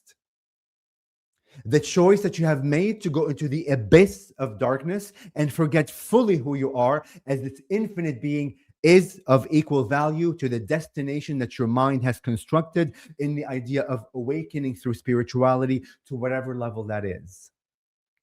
Because the moment that you place more value here than there, or there than here, that is judgment. That is another form of separation, of creating distance. And we will continually remind you of the many shades, the infinite shades that judgment comes in. Many of you comprehend the idea that the heart is the portal to everything, that I am an infinite being, that death does not exist, that I live forever and ever and ever and ever and ever. But yet, you believe still in the idea of death. But yet, you believe still in the idea of killing. But yet, you believe still in judging the perpetrators. And yes, we are provocative, our dearest ones. We are here giving you the opportunity to stretch your heart to the next level of what you think you say you understand, and allow you to go into the frequency of what the mind is attempting to comprehend beyond the construct. Many of you, and as we say this, we are not saying this in a way to denigrate where you are. We are simply allowing you to become conscious of what you think you are saying. Become conscious that saying certain things that seem so fluffy and beautiful, unconditional love to everyone, peace to the world, send light to everyone. Yes, that is a concept of the infinite creation. That is a concept of beingness. But becoming that frequency of which you utter through the idea of words and concepts begins through you. Because each and every one of your physical bodies, each and every one of your identities, each and every one of your humans are portals to the infinite. And unless you begin to see the value of who you are, the value of the experience of this humanity that you have lived, and begin to integrate back every piece that you have separated back to the idea of self judgment, is the day and the point and the conscious awareness where you begin to see yourself, view yourself as the portal to the infinite. And from that frequency of loving yourself unconditionally, allows the screen, the lens in which you see the world through the idea of unconditional love. And as we say that, we understand that your logical mind is going through every direction, every way. But that channel said this, and that spiritual person said that, and this person said that, and the Bible said this, and the Quran said that, and this and that. All of these other forms of understandings, we are here to tell you that all of them are true. All truths are true. And when you comprehend what that means beyond the logic and honor fully that every lens in which each human conscious being on your planet sees their life, sees their understanding of others, when you begin to even honor that, although it may not make sense to your mind, when you fall away to the idea, let go of the idea of morality, right or wrong, all of those are prisons within prisons within prisons within prisons of forgetfulness. And as we say that without judgment. That even shall you choose through your unconscious remembrance, as a conscious soul, you have chosen to live certain themes, but shall you have chosen unconsciously to live a specific theme in the darkness, that is of equal value to any other theme that many others have chosen to live in the light or a spiritual way. When you begin to be able to comprehend that every fractal of whom you call God, consciousness, the one, is of equal value to everything else, is the moment where you are able to see through an unconditional frequency, love everything else. We have mentioned to humanity many times the following analogy and idea. Imagine that you are walking outside of your home today, wherever you live. You step outside of your door and you look everywhere. You see humans speaking, you see animals, dogs, cats, insects, plants, the wind, the sun, the moon, houses, trees, everything that is outside of you that seems to be away from you through the idea of distance. There is distance between you and what your mind or your eyes can see. Each and every one of what is outside of you are ascended masters holding mirrors, reflecting back to you what you are unable to see within your hearts. What a beautiful gift each and every one of you have given to self, that every experience that seems to be exterior of you is the way that will lead you back to self. When you are able to comprehend that fully and begin to shift your understanding, rewrite the story that today I am going to walk outside of my home, fully realizing that everything that occurs outside of me, regardless of how the mind translates it, regardless of how the mind creates the stories of separation and forgetfulness and judgment, etc., regardless of that, I have the intention today to witness everything outside of me to be mirrors, reflecting specifically the way back to myself so I can see myself again. When you comprehend that beyond the logic, you will begin to see What a beautiful world you have created as enlightened beings. Because here is the trick, here is the comedy in all of this. Shall you truly be broken? You are not able to create, but yet each and every one of you creates. It is because you are in perfect design. It is because you are the infinite creator that you allow yourself to create the infinite shades of what the infinity is.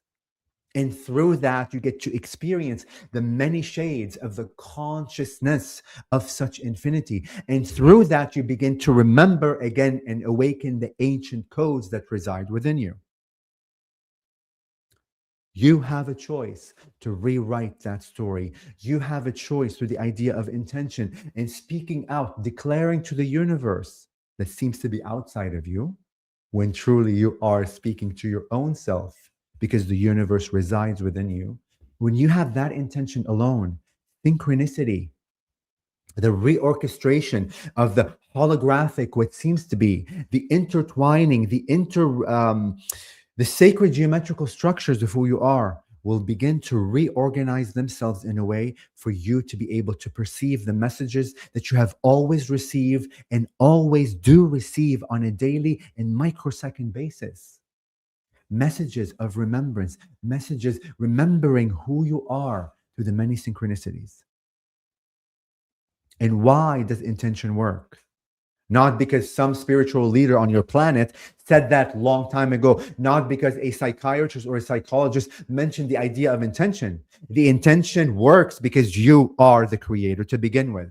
And when you fully redefine your belief system that I am the creator, creating everything that seems to be outside of me through my own infinite energy, infinite power. When you say that, with an unconditionally loving to self and every other experience that you have placed yourself in, allowing you to experience the infinite shades of the many realities, is the moment when you begin to become aware. You awaken the ancient codes within you. And when you awaken that within you, literally the world will shift. But you see, many of you have posed that question to many beings, not only to us. Where is humanity heading? How do other beings see humanity? You pose such a question from a disempowered state of being. You pose such a question as if humanity is in the depth of darkness, as even shall you be in the depth of darkness that is of less value. Humanity needs to rise to a higher value, to a higher destination, and that is a form of judgment. Be mindful. We are surgeons of energies. We are surgeons of words. When many of you pose question to us, we always pose a question back to you, allowing you to become conscious of why you asked that question to begin with and understand where that question is emanating from. What a disservice to humanity oftentimes you do by posing such a question. From our eyes, from the many ascended masters, from the many aware consciousness out there, the many beings, we regard humanity as the most powerful beings within creation. To have chosen consciously to go into the depth of darkness and forget fully who each and every one of you are, because you know that you are able to find your way back again. You are able to reconstruct those ancient codes within you. And it takes a powerful master to do that. And each and every one of you are. And we see you with honor. We witness you with privilege. You are our codes to remember ourselves. When you begin to redefine the story of what humanity is, who humanity is, you will begin to awaken those codes within you. And unconditional love frequency is the answer. It is the glue that holds every reality within the infinite together. God, consciousness, source, the one, whoever it is to you, loves you without conditions, that it allows you to experience the infinite forms of your own creation. It does not interfere. It does not alter. It does not push you in any direction. It allows you to awaken through your own power. It allows you to remember the codes that live within you, and through that conscious, becoming more conscious of, allows you the power to become the all, the one. You are held and embraced by so many beings around you, yes, that seem to be outside of you, that seem to be away from you. Mother Gaia is here.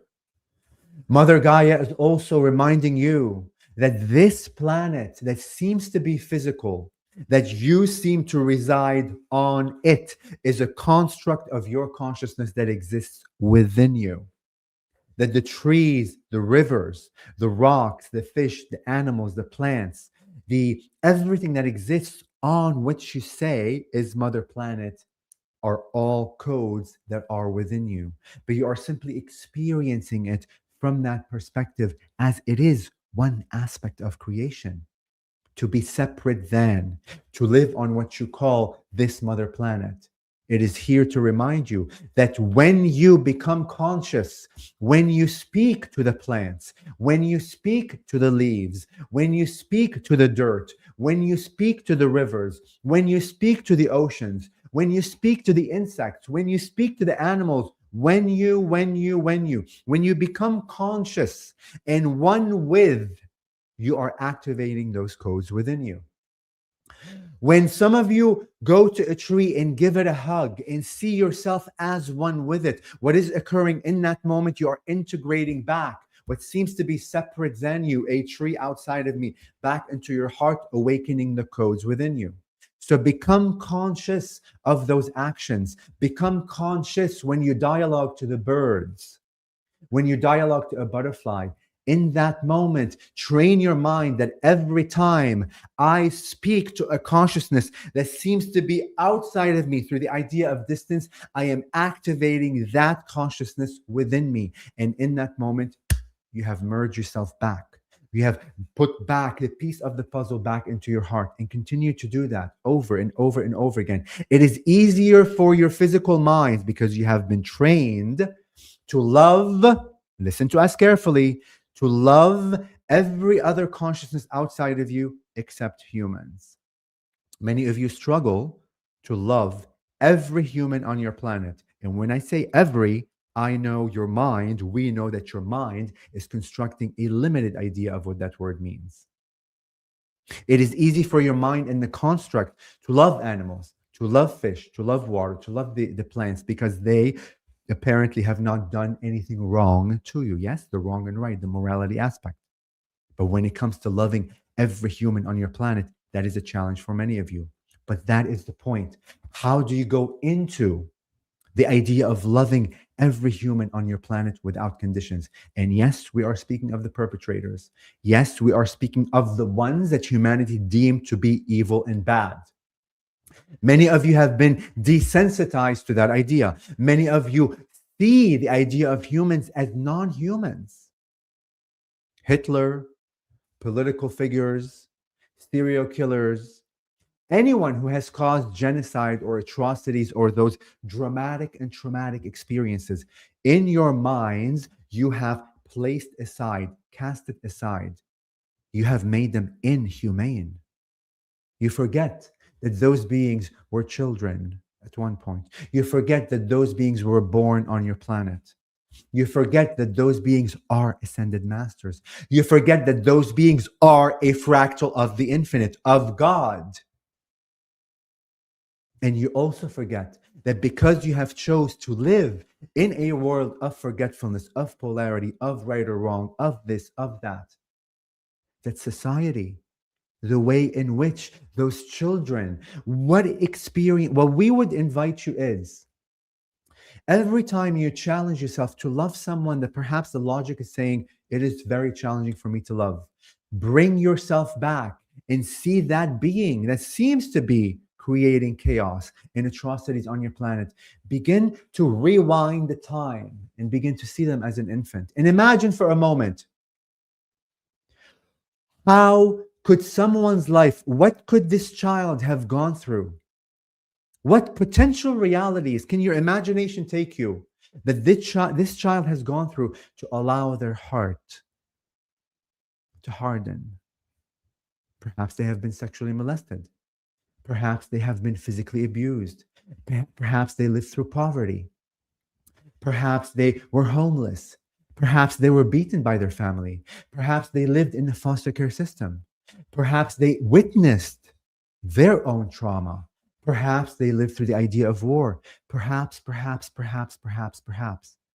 Because in your reality, in this physicality that you have chosen to also experience those atrocities and open your heart to that child that perhaps has gone through that trauma, allowing them to formulate and see the world from a different lens.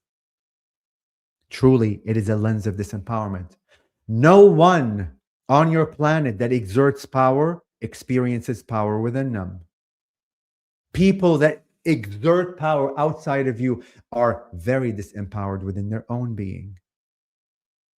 Because power isn't what those humans that have forgotten show power. When you are in the state of power, all you need is a micro grain of your power to shake the world. Begin to open your hearts to the ones that the mind has constructed for you not to love. And that is the portal to ascension. That is the portal to the ancient codes that live within you. Because challenging yourself to stretch your heart with compassion, stretch your heart with love, to be able to see the unlovable from a different lens, allows you to go into the realms of where that child has been. And this is not to condone the idea of killing. This is not to condone the idea of those actions that were done through the forgetfulness of self. That is to begin to reconstruct your own image of yourself through them to be able to remember the codes within.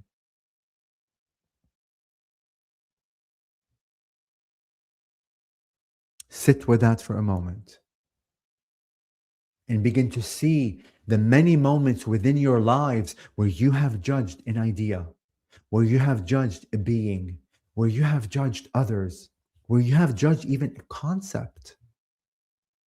All of those forms of judgments you are going to begin to become aware of.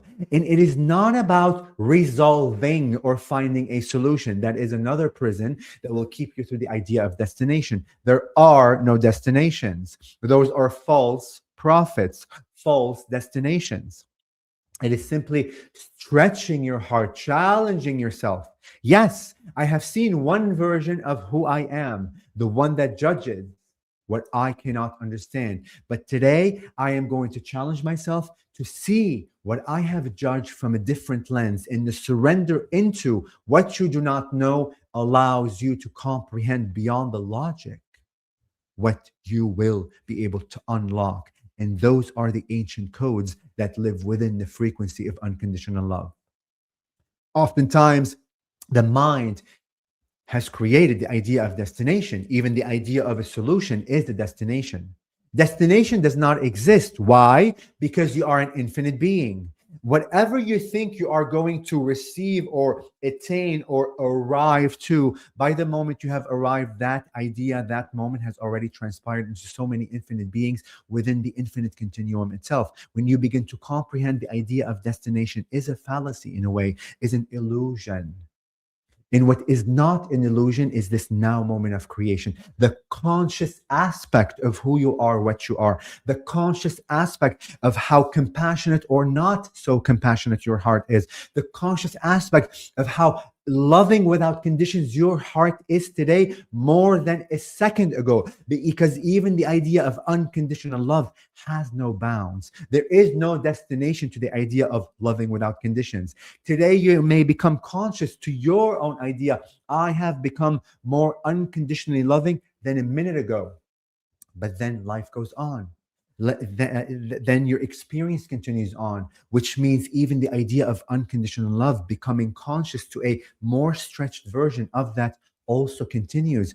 Everything is always an invitation to stretch and stretch and stretch and stretch and stretch the idea of loving without conditions. And the ideas within this planet, within this timeline, within this theme of exploration, of forgetfulness, of polarity, of judgment, of right or wrong, of religion, of, is on the spectrum of what you call dark and negativity. It is easy for your mind to love what is. I am meditating every day. I have a successful life. I have a great marriage. I have a wonderful husband. I am channeling everywhere. I am doing all these spiritual events. My life is wonderful. It is of light. It is easy for you to unconditionally love what is already light. But the point of ascension, awakening within the ancient codes, is to go into the darkness of who you are, the aspects that you perhaps have shunned consciously or unconsciously, ideas of trauma, ideas of your own darkness, and also coming to terms, listen to us carefully, that you are everything. You are the devil. You are the perpetrator. You have lived your life as a serial killer. You have lived your life as Hitler. You have lived your life as the devil. You have lived your life as anyone else that society has shunned in this reality. You have lived your life as Epstein. You have lived also your life as the victims. True ascension is facing the infinite nature of who you are and understanding and comprehending beyond the logic, beyond the construct, that I am everything. I am the light and I am the dark. And although the mind may not comprehend right now what that means, although the mind is not able to construct a unconditionally loving thread between them all, the intention alone to begin to understand what the logic is not able to understand is the message, is the ancient code that you will give input, awaken within the universe that will begin to reorchestrate everything around you to allow you to see yourself unconditionally loving that way. And everything, our dearest one, is occurring within you. Nothing is exterior out of you. Everything is an illusion, an experience of, to the definition systems that you have placed within yourself, consciously or unconsciously.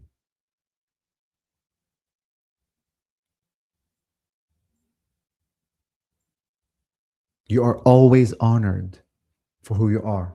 Creation never, ever judges you. Listen to us carefully. Creation has never judged you, will never judge you, is not judging you. The only conscious beings that are judging self are you. And through that, ascension exists. Through that is of equal value to that idea of ascension. When you begin to see that as equal value to everything else, is when you begin to neutralize these, what we say, false concepts, to be able to see with clarity what is. Because you see, even the idea of the negative spectrum, whatever exists on this side of the spectrum, the darkness of humanity, the darkness of decisions of humanity, even that, listen carefully, is being created, isn't it? What is, who is underneath the labels of negativity, of darkness, of what has been shunned? What is underneath? What is creating? Who is creating all of that? Isn't it God? Isn't it consciousness? Isn't it the one? Isn't it the creator? But why is the creator even creating that aspect of the spectrum? It is unconditionally loving to you, to even allow you to experience the depth of darkness, to remember that you are the infinite. The infinite continuum is not only positivity or neutrality. It is the whole spectrum of every probability, possibility that could ever exist within its own consciousness. We have said this many times to humanity. Even God, Source, the One, does not know itself fully and is still searching for itself. Because it is an infinite being. There is no destination. God is conscious of itself up to the point it is conscious of itself. But time goes on. The infinite continuum is still living, forming and reforming. So, shall God be searching for itself and is conscious of itself up to the point it is? And you, each and every one of you, are searching for yourself and are conscious of yourselves up to the point you are. Doesn't that make us both, all of us, every consciousness, God, us, you, one, equal? We all are searching for the same answer. We all are searching to understand and comprehend whom we are as infinite beings. And because of the infinite continuum itself, the intersection of the multidimensional nature, sacred, geometrical, infinite dimensions that the physical mind is not able to comprehend, allows us to experience many forms. Even us dialoguing through you, with you this way, allows us to comprehend through your energies, through your logic, through your forgetfulness, through your darkness, through your comprehension, non-comprehension, conscious, unconscious aspects of realities that we are unable to comprehend without this co-creation. So even in this dialogue, we are expanding through you a form of our own awakening, and vice versa. And because we are always interconnected, each and every one of us, each and every one of you are always interconnected, there is never a point of disconnection within the infinite. Because you are forever interconnected, you allow Source, God, the One, to also comprehend and illuminate its own understanding of who it is through you. You are living that aspect of what it has not lived yet. And that's how precious you are. But you see, the idea of beginning to see yourself as precious beings allows God to receive that preciousness of who you are. Tony, can you hear me? Yes. I think, can we come to completion? Yes. With our unconditional love, bright, bright, bright, bright white light of creation, and the darkest shadows of the infinite, we thank you for this beautiful co-creation of oneness and for allowing us to witness you in your precious awakening of the ancient codes that each and every one of you are. And because you are awakening through your own journey, allows the one Source to also awaken through your lens. We will bring the channel back momentarily as we head back to the Antares Stargate.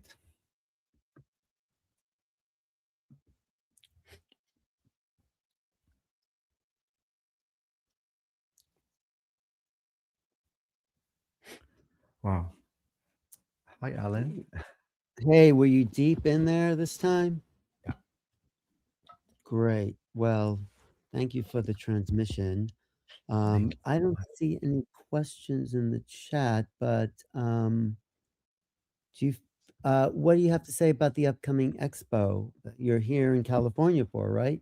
Yes, I'm here in California. So I'm gonna be I don't remember my whole schedule, but I'm gonna be channeling the praying mantis beings for an hour and a half. So you get to ask questions for them, personal questions. So make sure to attend the workshop. I'm also working with Anthony Kalas. Like him and I have an hour, or I think an hour and a half also, or maybe an hour 15 minutes, where we're both channeling. Anthony Kalas does the Alpha Draconian, like reptilians.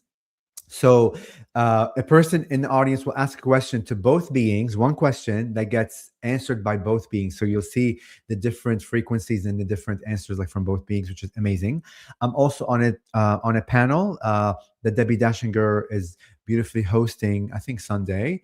So 3 things going on. I also have a booth where I may be doing some mini like channeling sessions. I have not decided because like my lower back has been giving me some interesting challenges. I have praying mantis crystal skulls. So just quickly, I'm the only one in the world that creates praying mantis crystal skulls that are activated by a 20 million year old amber that I own, that I like won at auction, that has a 20 million year old praying mantis insect. So I activate him. I have my like whole shamanic ritual that I activate these stones. Remember, like stones are also like consciousness stones are also part of who you are.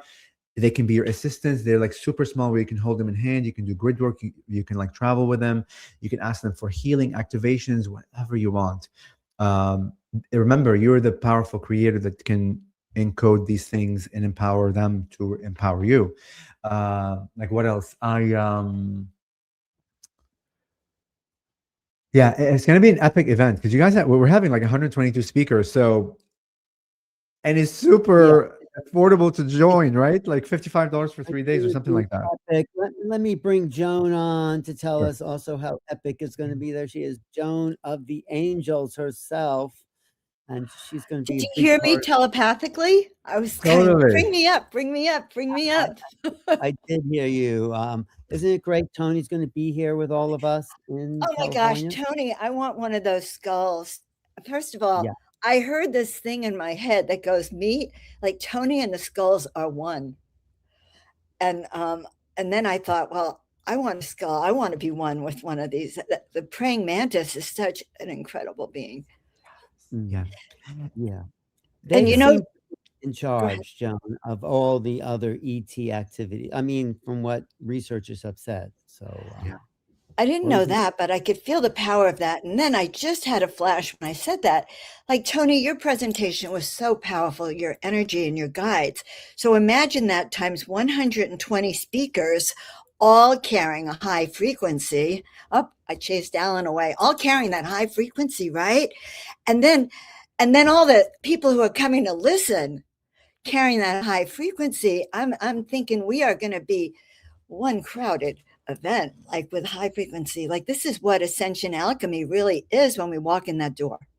Yes. You don't have to do anything. Like, your presence there is going to activate all of us, and we're going to activate, like, just you being there, being like mindless. You're you know what I mean? Of course, you're not going to be like, you're not going to be mindless. You're going to be doing stuff, but I'm just taking it to the very basic. Just by your presence there, you're receiving all the codes of all the intentions, because we all have the same intention. We want to awaken, whatever that means to us from our lens, right? So activations, healings, memories, dreams. You're going to be called, trust your intuition.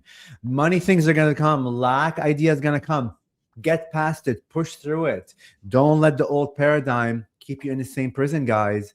Believe me, we all go through this.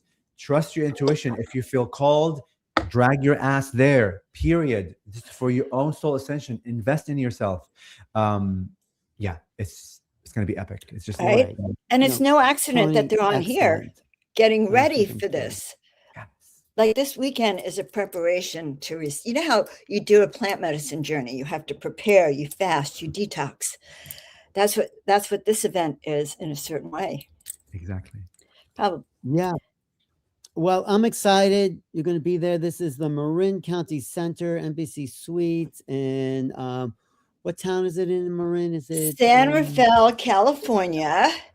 Yes, it's got a lot of high vibration, ancient energies there in that part of Marin. It's really beautiful. And in fact, guys, if you're coming, plan to spend a day or two, like actually going to Muir Beach, going to Muir Woods. The redwood trees there are so magical. Mm-hmm. I mean, redwood trees are there?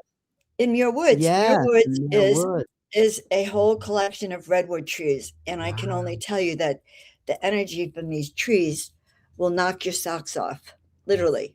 Yes. And remember that center, like, because we're like we're all there, we're also activating Mother Earth. That's like one massive grid point of a portal of awakening the codes within the meridian line. Like, we're shifting Mother, like, it's gonna be epic, guys. Like, if you've never been to any event like this, drag your ass there, and I'm gonna say it like that. Do yourself a service. And just witness. Like, it's enough to live in the old paradigm of scarcity and everything that we see on TV over and over again. Breaking news, this bullshit. Invest in your own awakening, whatever that means to you. There's no right, no wrong. Just you being there tells the universe that I am ready to shift and expand my lens in which I'm beginning to see myself. Miraculous healings have happened in all kinds of ways that you're doing to yourself, guys. Like, it's time for you to invest in your own spirituality, whatever that means to you. And really coming to a place like this is epic. When I say epic, you're not going to understand it until you experience it. Like, the physical mind cannot comprehend until you're there. It's just epic. And it's not only the presenters, the people that are coming there, the attendees are like so excited, so open, so wanting, so desiring to awaken. You don't understand. It's a freaking portal. Like, like, do yourself a service, please. Anyhow, anyways, I'm so passionate. Yeah. We couldn't have paid him to do that. No, and I did not get paid, Right. guys. Believe me. Yeah, I want to say one thing before we really let you go. It was in Marin County that I actually saw a reptilian shapeshifter. And I saw this woman shapeshift right in her home. Her whole face changed. And it was the first time I ever saw a shapeshifter. And that was right in Marin County, right where Will we're we going to be be. seeing that at the expo here, Joan? You think some? Can I shapeshifters? guarantee that you'll see any shapeshifters? You know what? There might be some. Anything is Well, possible, guys. Right? I think what Tony was saying was excellent. That community comes together, we activate each other, we awaken to these higher energies. Is my sound okay, Tony? Yes, You- you sound wonderful. No, it's good. I just do this because it's part of my hearing. Okay. Well, Tony, excellent, excellent. Look forward, everyone. Come to the expo. See Tony live. What else were you going to say, Tony? Yes. I was gonna mention like one thing. Everybody talks about contact. When events like this, like Thank God for Neil, creates this specific location, everybody's coming. There's gonna be spaceships. There's gonna be like actual like portal openings that your consciousness will be able like to perceive. We're gonna make contact, and because our desire of us being there, because we want to learn more and understand more of who we are. That's literally like a telephone dial. Hello, hey, they're gonna talk to us. So please be ready, like with your iPhones, and take pictures and like take videos. I guarantee you, things will be like things like will be whizzing by. I have so many footage like over my house here in Washington during the daylight, spaceship, light beings, insane stuff. So if you're interested of contact and it's a thing for you, those are like the centers, the portals, the like light beam into like the skies that says we're of one vibration. We want to know more, and they listen. It's a frequency, right? So I just wanted to mention that because that's really exciting. It happens all the time. No, I'm very thank you, Tony. Tony, you've done great work to kind of sum up this whole event, pull it together, send the energy, and add your whole frequency to this phenomenon that we're doing. Thank you, Ellen, for your time. Joan, I love you, honey. I love you. I'm so happy you are. I'm so glad I'm speaking after you, because my whole presentation changed once I heard you. I was like, what? And I just threw it away. It's like, I love it. We're all one, honey. We're all mirrors to each other. So yeah. All right. Yeah. Amazing. Thank you. Okay. See you there. Have a beautiful day, guys. Love See you. you next Bye, week, everyone. honey. Okay, honey. See you then. Doesn't it sound good, Alan, to say see you next week? Yeah. Yeah. Or this week. What is today? Saturday? Yes. And on Friday. Oh my God. Yeah. I know you've worked hard to make this happen, Joan. I have to acknowledge that. You really put a lot of effort into this whole thing. I know you and Neil have worked together. We all have worked together. We've all lived and worked together. We've traveled together. But this is the next step, I think, for all of us. This is like taking our connections, our organizations to another level, this upcoming event. But you're not going to be talking just about that today, Miss Joan of Angels. You're going to No, I'm not talking about the event except a little bit, but I actually am going to be sharing what I'm going to be sharing today is probably a prelude to what I'm going to share at the New Living Expo when I speak on Friday night at 6 p.m. That's my little plug there. But I just want to give you a little more introduction that you are a personal strategic advisor to executive producers. You've worked in leadership roles, transitions of leadership. You provide high-level confidential guidance for those seeking clarity. That's why they call you Joan of Angels. You're grounded in discernment. I have to give you that one, Joan. You are. I'm seeing you in action there. You're offering your clients lots of emotional support and intelligence and direction, through your intuitive guidance, and you are a trusted thought partner. I'm just reading this off. I didn't know you were a trust. I mean, I knew you were a trusted thought partner. Your advisor, work, and your relationship driven. Support your clients, and you help them. I would say, without reading anything, you activate people to a new level of themselves, and that's why I'm really happy you're here today. So, Joan, it's all yours for a little while, and go for it. And we're always with you. We're always together. So I love it. Alan, I love you. I love that introduction. Being on stage with you, Alan, is one of my happy places. And, I believe in destiny. And I believe, when we talk about ascension alchemy, we talk about that kind of magical transformation that happens when our thoughts and all of our essence kind of comes together to blurge. So that's my new word, blend and merge becomes a blurge. So thank you for introducing me, Alan. And yes, I am Joan of Angels, also known as Dr. Joan Hangarter. And for 45 years, I have been working with people, thousands of people, to help them transform and help them transform into their best self. And as I was meditating on this presentation, which I threw out the presentation after Tony just did something that activated me in another way, but I was realizing that I am a soul blueprint activator, ascension activator. So a soul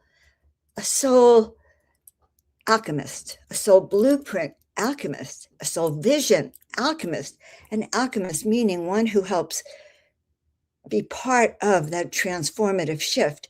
And in this case, this particular presentation leading into and up to, because I really see the connection now between this event as a prelude to the New Living Expo, which is a massive, massive mystery school. So you don't want to miss it. If you can't get there in person, then get the live streaming of it, because it's a massive alchemical shift. This coming together of not just teachers, but each of these teachers has their own lineage, or many of them do. And you have the ability and to be a part of their lineage so that you can know what aligns with you. You'll be able to find your teachers to take you to the new level. So today's work for all of most of these presenters are going to be at the New Living Expo. So use this energy to open you up to your next level. Now, I want to see in the chat, how many of you want to go from the 3D to the 5D today? Raise your hand, literally, in there. I want to hear how many of you, if you want to go from 3D to 5D today, put it in the chat. And then next to it, on a scale of 1 to 10, with 10 being, I am all in, I am ready to fly, I want to hear your level of commitment, because this is about transformation, not of me, but of you, each and every one of us. Because when you raise your vibration, and we do it collectively, then it raises the vibration of thousands and thousands, up to hundreds of thousands of people around you. And when you raise your vibration to the level of the 10th, the 12th, the 15th dimension, imagine, and we do it collectively. That's why I was getting excited when Tony was talking about the souls that are going to be there. Imagine now we have not just the 120 speakers, and each of them have their guides, and the exhibitors, they have their guides, and you coming have your guides. The massive amount of transformation is going to be off the chart. So I'm hoping when I scale, look in here, I see some of you are at least over a 10, a 10 plus on your transformation. So I have been working with people to help you shift, because think of it this way. Feel into right now the energy of the third dimension. When you feel into the energy of the third dimension, God, it's making me choke. The energy of the third dimension is pretty heavy, isn't it? We have poverty, we have war, we have people who don't get along in harmony, we have bad weather, we wake up feeling bad, we have cancers, we have disease, we have mental health issues. That's the third dimensional frequency. So if you were looking at life, and one of the lessons I teach is how to use what I call the discernment meter. The discernment meter is a tool that I've trained people for years on how to actually determine where you're at. So when we determine on a scale of 1 to 10 where we're at on the 3D world energetically, and where the majority of people who exist in the 3D are, they're not a 10, they're not a 5, they're operating on a 1 to 3 level until they get to the level called courage. So part of this ascension alchemy is taking us from this lower level of frequency to this higher level of a 10 plus, learning how to access it, learning how to turn it on, and learning how to maintain it. So all of this requires a combination of learning how to listen to that voice within, that intuition, learning to discern. And Alan mentioned that he saw it in action. I actually didn't even know I was a discernment expert until I learned that particular weekend when Neil, Allen, and I were launching our trips to Egypt. It was really exciting. We were taking 2 groups of about 90 to 100 each to Egypt. And there was one person that suddenly was a red flag. Now, red flags are kind of funny. You can ignore them or you can dive into them. And if they're an inconvenient red flag, if you're like most humans, you really try to ignore it. And so we really were trying to ignore it, and it kept eating at me.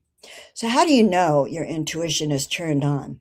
Well, if something keeps eating at you, that's your gut telling you that you better pay attention to what you're thinking.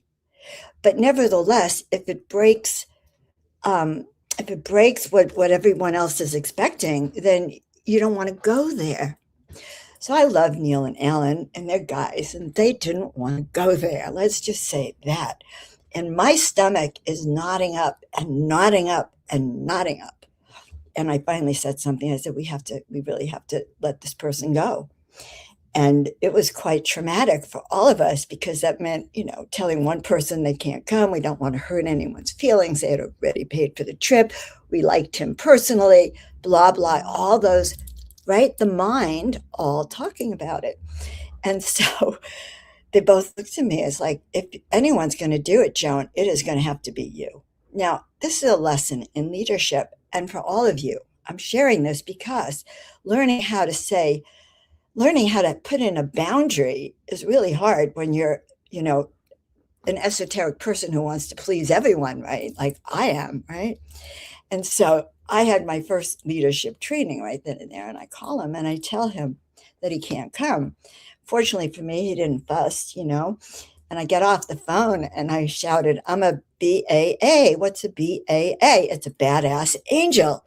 And I began to embody it embody that I had actually had the guts to call someone, because I don't like confrontation. And so this was the beginning of me understanding what a gift discernment is and how necessary that is. Because you see, what I had done is I had projected myself onto the bus and into the king's chamber.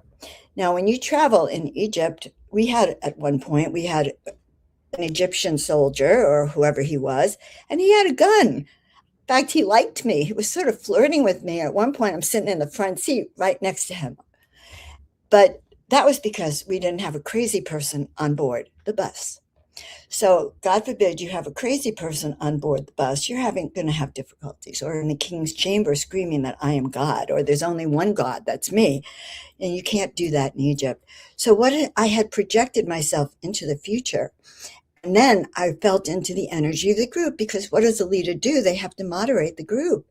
The energy and the success of a group has so much to do with the leadership of this group.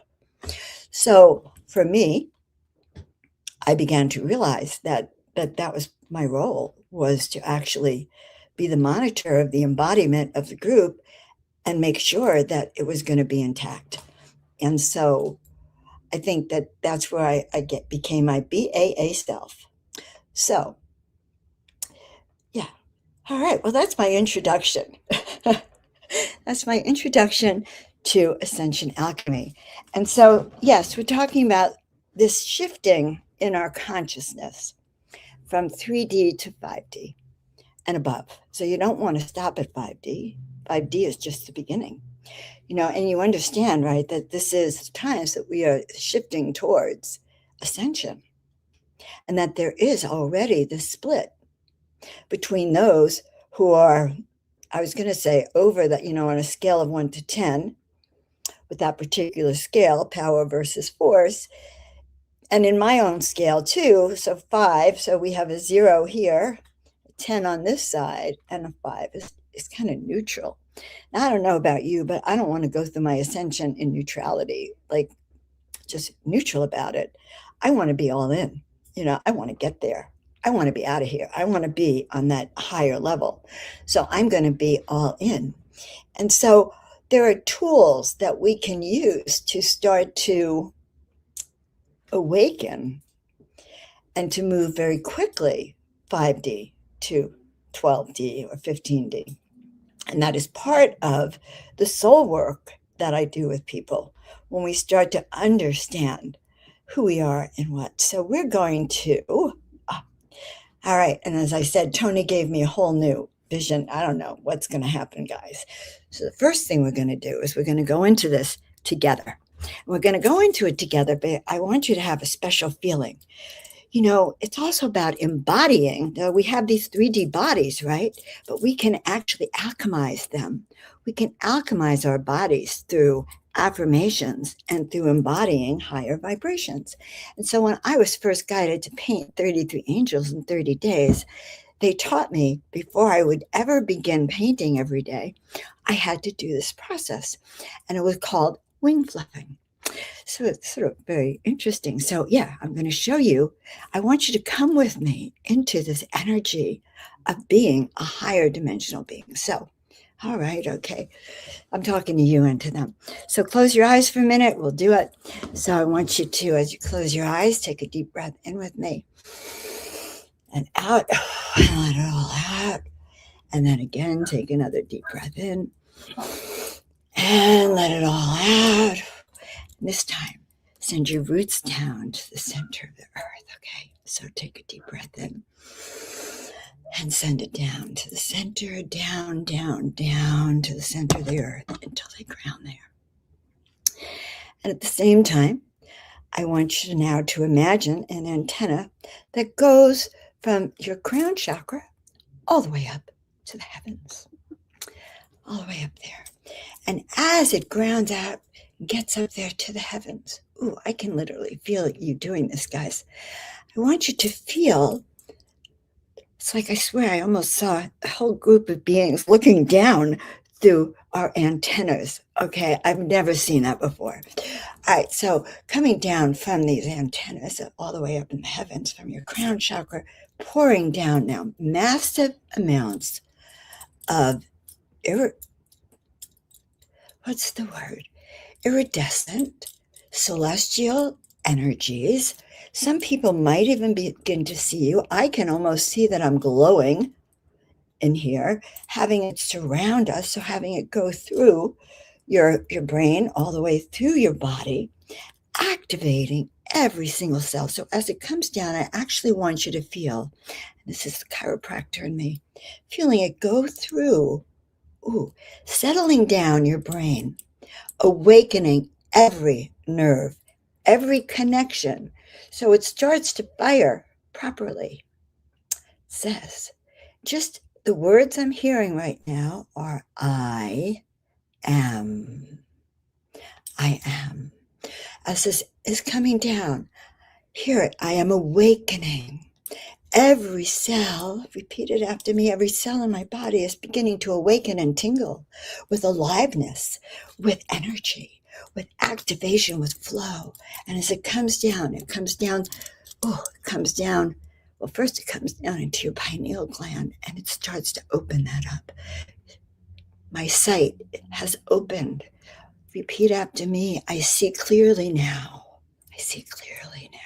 And as we go down your throat chakra, that cork that was placed by the male patriarchy into that throat chakra has been removed. My throat is awakening. I can speak truth now. And I could feel it. This energy is coming down. It's like bubbling. Imagine watching a pot of boiling water. It's bubbling, awakening. Comes down into your heart. What happens into your heart? So right now, in front of you, I want you to imagine, what is it doing to your heart? It's soothing out all the rough spots in your heart. See it in front of you. Feel it. Let's use this energy to seal that heart. Seal that heart. In the same time, let the very bottom, let all of the pain, all of those things that fractured your heart and that pierced your heart, let it out, let it out, let it out, let it go, let it go, let it go. Yes, smoothing that heart. And then going into bubbling in your lungs. So these days it's harder to breathe. There's a new diagnosis that has to do with the things that are in the sky, those little chemtrails there. People are having trouble breathing. So let's just open up our airflow, so we get so much air, so much oxygen. Now, as you're doing that, I want you to bring your shoulders back. Bring your scapula back, your shoulders back. Did you know that in medical science, they actually call your scapula wings? Wings. Who else has wings? Oh, angels have wings. Bring those shoulders back. I want you to really, literally imagine right now that there's an angel right behind you, pulling out every feather behind you. Yes, wings, wings, wings, magical wings, cleaning out every feather, watching and feeling those feathers just grow, grow, grow, grow, grow, and feel them. What color are they? Do you feel them as a color? How big are they? Do you feel them? Can you imagine each and every one of us across the planet, wherever you are, our wings are growing. And when we feel that energetic, and you start to shake your shoulders and feel it, it's about feeling that power and that presence within you, that awakening of who you really are, that strength. So I used to do these workshops called Calling All Angels. And in that workshop, we'd have 10, 20 people walking around as if they had these wings. So if you're in the privacy of your home, get up, stand up, take a little walk around your desk. Feel that. And now imagine taking that energy out into the world. Imagine going into the supermarket. Your wings are spread open. No one knows, but as you walk like that energy around you is so high that your frequency is beyond the 50, by the way, much higher. And so you walk through that supermarket and your celestial energies, your high vibrational frequency or your starseed self is so at such a radiance that, yes, thousands of people in your field get shifted immediately. The turbulence of the couple that had fought over the meat market gets cleared instantly. And that is the power that you have, that each and every one of us came in to do at this time, if we just learn how to go from here to there. It's like a switch. So I go back to, I want to share a little bit about how and why this is so important to me, because it really is. And I was a very successful chiropractor. I opened up my practice 1980, Berkeley, California. Very shy. I was very shy. Being a chiropractor, doctor of chiropractor, you're supposed to be a leader, a teacher. And I was extremely shy, in fact, so shy that I kept thinking that they were going to ask for my license back. I was sure that they'd discover that I didn't really know anything. But that wasn't really true. I did know a lot, and I built an amazing practice. I had a fabulous practice for many, many years, and I had 2 children. And there came a point where I was injured, and I couldn't practice any longer. And I had, at the same time, been involved in an abusive relationship with this man. And so I had been injured, couldn't practice, and I had this horrible creep, and I lost everything. A series of events catalyzed this into losing everything. And now I'm suddenly destitute with my 2 children. and with this horrible creep, right, that I had to escape from.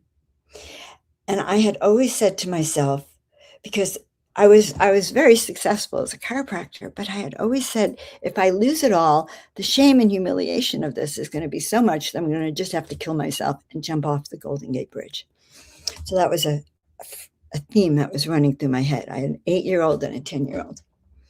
And I came to that point where I had lost everything. This man had drained me of $500,000. And, you know, I'm not playing victim, that I allowed that to happen, and I had nothing left. And I lost my practice, and I was in terror.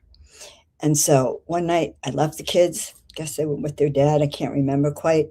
And I drive. It's a rainy, rainy night in San Francisco. And I drive to the Golden Gate Bridge. And there's a parking lot at the Golden Gate Bridge. You know, you can sit in the parking lot. And I'm sitting there in the parking lot, the rain, the wind, and I'm crying. You have to know I'm afraid of heights too, but I'm prepared. And the next thing that happens is that I'm in a vision, because I closed my eyes, and I'm in a vision, and I'm surrounded by 12 angels, 12 or 13. And I'm in the center. And they said to me, well, Joan, just like, you know, a teacher would say, well, Joan, what did you accomplish when you were down there during your time on the planet? And tears are pouring down my face. My eyes are closed. And I found myself, it's like, well, how do you tell your angels that you flunked the mission? You flunked your mission on planet Earth. You flunked. And I'm trying to tell them, oh my God, it was too hard. I just couldn't do it. It was just too painful. I have to leave. I can't do it. And it was like the clouds opened. Okay. The clouds just so opened, and waves of just love and pure love and forgiveness came through at that time. And slowly but surely, the tears stopped, and I suddenly had this epiphany. And the epiphany really was that was really my mission, to help others, especially other women, to remember their soul purpose and to step into it. And it was like I was reborn. And that is really why I am so passionate about teaching about this work, about how you can shift your consciousness to have the life that you came here for, because each of us has a purpose for which we're here. Your purpose is different from my purpose. But when we forget our purpose, we become lost.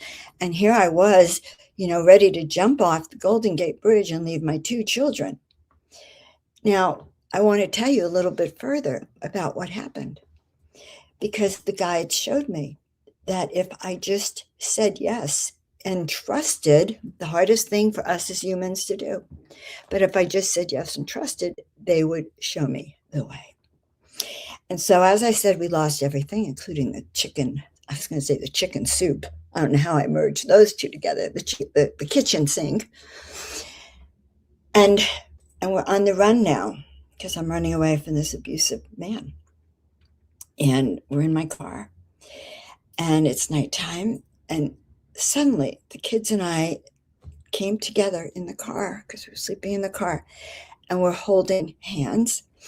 And my kids start chanting. I had no idea they knew how to chant Om. We start chanting, and we start to talk about what our dreams are. And this became a ritual. Our present was so imperfect and miserable that we leaped and shifted our lives by dreaming about our future. And we put those intentions into the future. My kids wanted a new house with a basketball court and a pool. My son wanted, you know, all these sports activities or sports camps or whatever. I just wanted to recover and step back into abundance and become that teacher and that guide as a chiropractor and success I had always been. And as we're doing this every single night, my daughter says to me one night, she says, Mom, can we go around the world teaching people how they don't have to have the pain and misery that we had?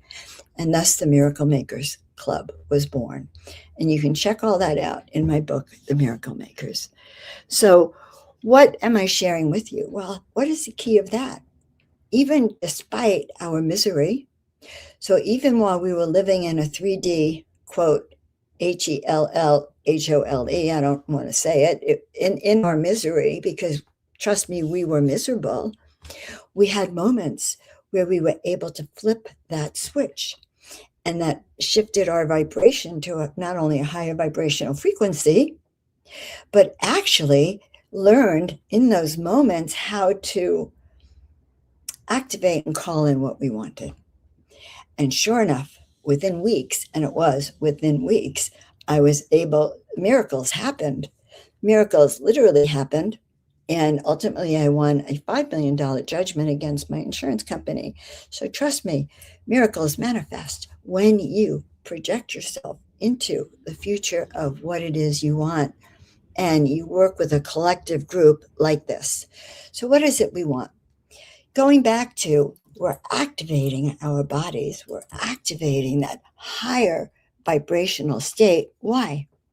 When I was told to paint 33 angels in 30 days, which happened in 2013, which was another one of my awakenings, because I've had many, because I'm hard-headed. I have to be pushed to a new level, adapt to it, and then they'll give me a little more. That's been the way. And one of the goals and roles that I've had in many lifetimes has been as an advisor to the leaders. And that's what Alan was referring to. I have a painting that I did shortly after I began painting, where I looked at the painting. It was a very bizarre looking woman. And I said, oh my God, she's the consort to the gods. She's the one that our high God-like beings would turn to for advice, for wisdom, as they walked through the gardens, kind of sharing what's going on and sort of getting counsel and sharing counsel, because it takes more than just one person. And that's always been my role, is as a counsel to the gods. And in a sense, I was a counsel to Neil for many years before I started working with him. And now I'm executive producer of the New Living Expo. Really, it's being a counsel to that wise self, to the wise ones. So, okay. So going back to, let's kind of finish that a little bit. Let's go back to that activation. Are you feeling tingling? Right? Anyone feeling a little bit more tingling than you felt before? So as this energy came down and your wings are fluffed, all right, I want you to feel the energy coming through your going down like this and coming out through your hands and through your fingers. Now, rub your hands together. Yep, and feel that energy. So let's do a collectively group healing right now. Another ascension alchemy soul blueprint. All right, feel this energy between your hands. Do you feel it? Let me know if you feel it. All right. Oh my God. I was in a workshop, Mark Victor Hansen. I'll never forget, years and years ago when I went to all those, self-empowerment workshops. And I taught Mark Victor Hansen how to do this in one of his workshops. So you just rub your hands together. You feel that energy coming through. And you can shape it. You can manipulate it. Okay. You can use it to raise your own energy, raising that antenna. And you can do it for healing. So let's do a little group healing. How do we want to do it? Your left hand is the receiver. Your right hand is the sender. Okay, female, male. So let's send that energy out with your right hand. Send it to me. Obviously, I'm the only one you're seeing. But know that it's going to go through me right out there. Now, I am going to do a little something. Yeah. I am sending this to you, and let me know if you feel it. Okay, send it out with the right, and you receive it with the left. So I am literally, in my mind's eye, awakening the vibrational frequency of all of you. And you'll let me know if you feel it in your palm, okay? Because that's how we send energy around. So you can imagine now that as we've been talking all morning and all these speakers, your vibrational frequency is lifting higher and higher and higher, turning you into a light being. So, all right, I'm going to take a breath for a minute and feel the energetics here. I told you I threw out my presentation, so I'm not doing, I don't know what I'm doing anymore. However, now feel those pyramids behind me. Feel how they enhance that vibrational frequency.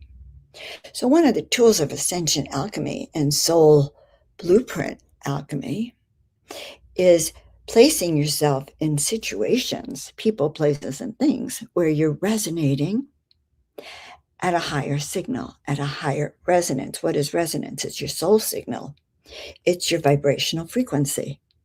So let's say you're a 10, but you don't have very good boundaries. You're at a 10, you go to a party and you find yourself feeling like miserable suddenly. It was like, God, I got here and I was feeling really good. And now I'm not. Well, probably you forgot to flap your wings. You forgot to raise your own vibrational frequency before you went out in the world. And so I'm saying this to you because remember, you're a fifth dimensional plus being in a three-dimensional world. We raise our frequency before we go anywhere. So as you raise that frequency, you're shifting the energy around you. You're shifting your own vibrational frequency. All right. Now, I've shown you how to send energy, receive energy. I've explained to you a little bit about using that discernment scale to understand and determine where you are on a scale of 1 to 10. Where am I when I go to this party and I was a 10 when I started and now I feel like a 5? That tells us that you were not able to hold your boundaries and you lowered yourself down to that frequency of where they are. And when that happens, it's a reminder of what? How do I turn myself back up? How do I raise that energy? When I began painting the angels, so I was able to do paintings with my eyes closed, upside down, inside out, because I was just channeling that. But they explained to me that the more I worked with myself with my wing fluffing, because that was a practice they gave me to turn up my vibration, the easier it would be for them to communicate with me or with you. So, here we are sitting around going, okay, talk to me, talk to me, talk to me. I have a lot of clients. They say, I don't know how to talk to my guides. In a way, it's like opening up a curtain, but it's like preparing yourself to receive this divine information. And so you go to that party next time, you go prepared, and being prepared is like turning up your psychic energies, turning up your higher frequency. I see Mark in the back room, and it reminds me of Mark Cole, because he's probably coming up to speak soon, but it reminds me of an experience I had when I first started painting. 2013 or 14, I started going to plant medicine ceremonies. And I don't necessarily do well in the ceremony itself because I have a weak stomach and I was very sick and I was down on the ground on my hands and knees, right? Not a pretty picture. And this tall, he looked like an archangel, okay, came by. And I can't exactly remember what I said to him, but it was like, I said something sort of very profound. I was like, well, I'm an archangel. Can't you see? Now I'm puking my guts out. And anyway, he helped me get up, we started talking. And as I did that, I realized, oh my gosh, all I had to do is remember who I am. I'm an archangel. And I started fluffing my wings and I got back into my power again, because it was a little embarrassing to be out of my power at that particular moment. So you see, we can go in and out of higher vibrational frequencies, in or out. So a second tool that I use in this process of mastering our energy, is I think that's what I'm talking about today, is once you learn how, on a scale of 1 to 10, where you're at, now let's say you wake up and you're feeling like a 3. Somehow you had the wrong food last night and it, the parasites are running around your body and you don't feel good. Okay, you wake up, you're on a 3. So what can you do? Now, I used to do this with a lot of my patients in the chiropractic office and a lot of AIDS patients. And they'd be lying on the table and really concerned about their tests and how they're feeling. So what did I have them do? I would have them start to visualize where they're at now, which was like a 3 in fear. And we want their test scores to, their white blood count, their red blood count to be in a certain frame over here, 8, 9, 10 of perfection. And so I would have them laying on the table and imagining this dial in front of them and imagining them pushing it up, energy, pushing it up, all the way till it was a 10. After a few years, I learned the fast track to do that, which is that you just imagine a dial in front of you, like a radio dial. It's off, medium, high, off, low, medium, high, and turn it up. And use that power of your intention and maybe a few affirmations like, I'm a magnet for miracles, and which all of you can be. You shift the vibrational frequency and you get the result you want. Why? Because we are an antenna. Ascension alchemy, that antenna I started with, in a way, has to do with how high your antenna can go and how much is in it, So that is also part of the toolkit. So in that case, in the story of the Egyptian trip, I was able to put myself in the place of what is it going to feel like in the future when I'm on the bus and I see the soldier getting pretty upset and I'm pretty upset and we're all upset. How's that going to feel? And the upset was so awful that I changed the scene. And so you have that ability too, to project yourself into the outcome. So in my particular case, I'll share a story when I didn't project myself into it. All right. I mentioned that I had that abusive partner. When I got into this relationship, there was a moment in time where I actually knew it was going to be a destructive relationship. And so when I teach people how to trust your gut, I teach you how to go back to that moment where your gut literally told you and where you ignored it. All right. So as I'm sharing the story a little bit, really, where did your gut think of a time where you did something that now that you look back was really disastrous, like a relationship, say, but when you actually tell truth to yourself, you realize that you knew ahead of time. You just didn't want to acknowledge it. See, that's the point I teach people how to feel. Because when you understand, I knew when I went into that relationship, it was going to be a disaster. I unconsciously knew, I sort of knew, but I didn't want to face my own truth. So how many times have we gone on the wrong path because we didn't want to face our truth? And soul blueprint alchemy, soul alchemy, is facing our truth and hearing it and saying no before disaster happens. My kids, I have 2 kids now, they're 35 and 37, I think. God, okay. And they finally just said, they used to say to me the last 10 years, I'm adulting, Mom. I'm adulting. It's a word I've been hearing a lot, how hard it is, adulting. I don't know the word for us.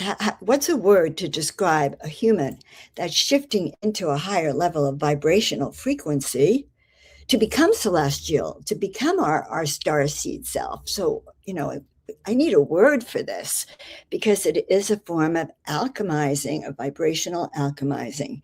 And it is a form of adulting because the higher we go in frequency, the more we get into our higher self.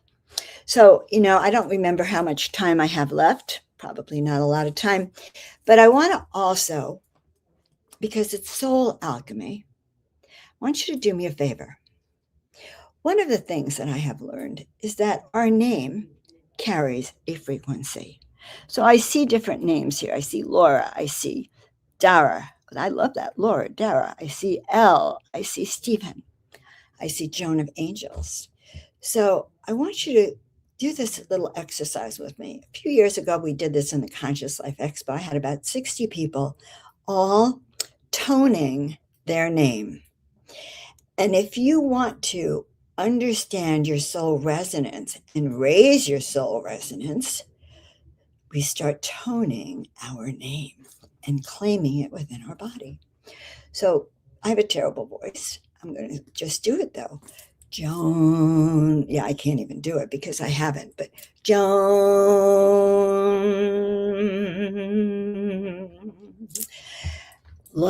I would do it if I was Laura. Mark. Start toning it over and over and over again. Now get this scene. It's morning time. You started your day. You're getting ready to go out in the world. You're toning your name. You fluffed your wings. What's happened to you? You have turned up your resonance and your power to a 10. You are who you are. You have become that higher frequency being that you came here to do. And what's the advantage of that? Well, the advantage to me is that when you are living your truth and living in your purpose, your harmony is in tune with the earth's harmony. The earth is an orchestra. Each of us is an instrument. If you're in tune, and I'm in tune, and everyone out there is in tune, Stephen and Laura and Neil and Alan, and we're all in tune, earth is going to hum, and the earth itself is going to lift. If we don't do our work and we're out of tune, the orchestra earth is out of tune. It's the simplest way to describe it. Okay, 2026, this is the time. We were born for exactly this time. Began in 2020. We all know that. And we're in this new beginning, this new earth, new living expo, new living. This is your time. These are the contracts that you agreed to. And if you want to know what those contracts are, then reach out to me, because that's what I do. I help you understand why you're here, what your mission is, and how to turn it on, and most important, how to listen to the messages about who you are that no one can tell you who you are. It's only you inside here, that connection that you make to source, to begin to awaken, and then to say yes to. I'm not going to go into the times that I said no, just so you know.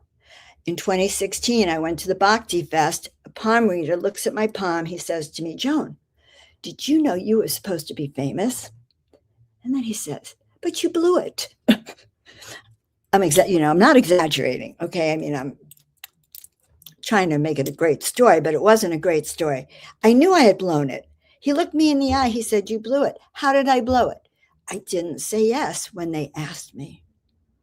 And the good news is that they will come around again. So if you've gotten messages on your path that you've said no to, don't despair. Just let them know you're ready, and it will come back. But that was the most heartbreaking thing. And in 2020, I heard this voice that said, to be one of the chosen ones, you have to choose. And if you don't want to choose, Joan, there are thousands of people ready to take your place. So it's part of your message. To be one of the chosen ones, you must choose. And that's why we do shows like this and events like this, so we could collectively. It's not just for you, the audience, by the way. Every speaker on this platform's vibration raises just by being here with you and doing what we came to do, which is to be soul activators or ascension activators.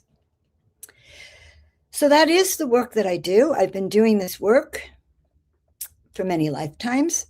When we started this, and I talked to you about our roots down the center of the earth and antennas on the heaven, many of you have walked in the temples and in the pyramids and have been activators connecting the earth to the heavens. Days where we did see the ETs walking with us and the angels walking with us.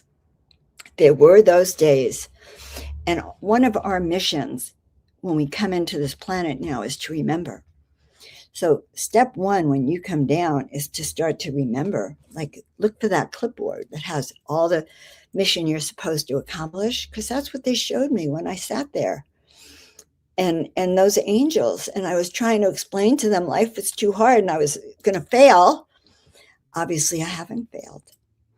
I was able to be rebooted and to step up, because imagine, I don't know what the planet would be like if Joan of Angels herself wasn't here. Okay. They showed me that if I had the courage to be me and to lead, I wasn't Joan of Angels then, but if I had the courage to say yes, I would make a difference in other people's lives. And they're telling me right now to remind you that if you have the courage to say yes, look what you can do. Feel in your body, I have chills as I say that, feel what you can do. And then what you're doing will mean for the rest of us. So I say to you right now, if there is a calling or a yearning or a soul urge within you, say yes to it, my loves. Say yes. Turn it on.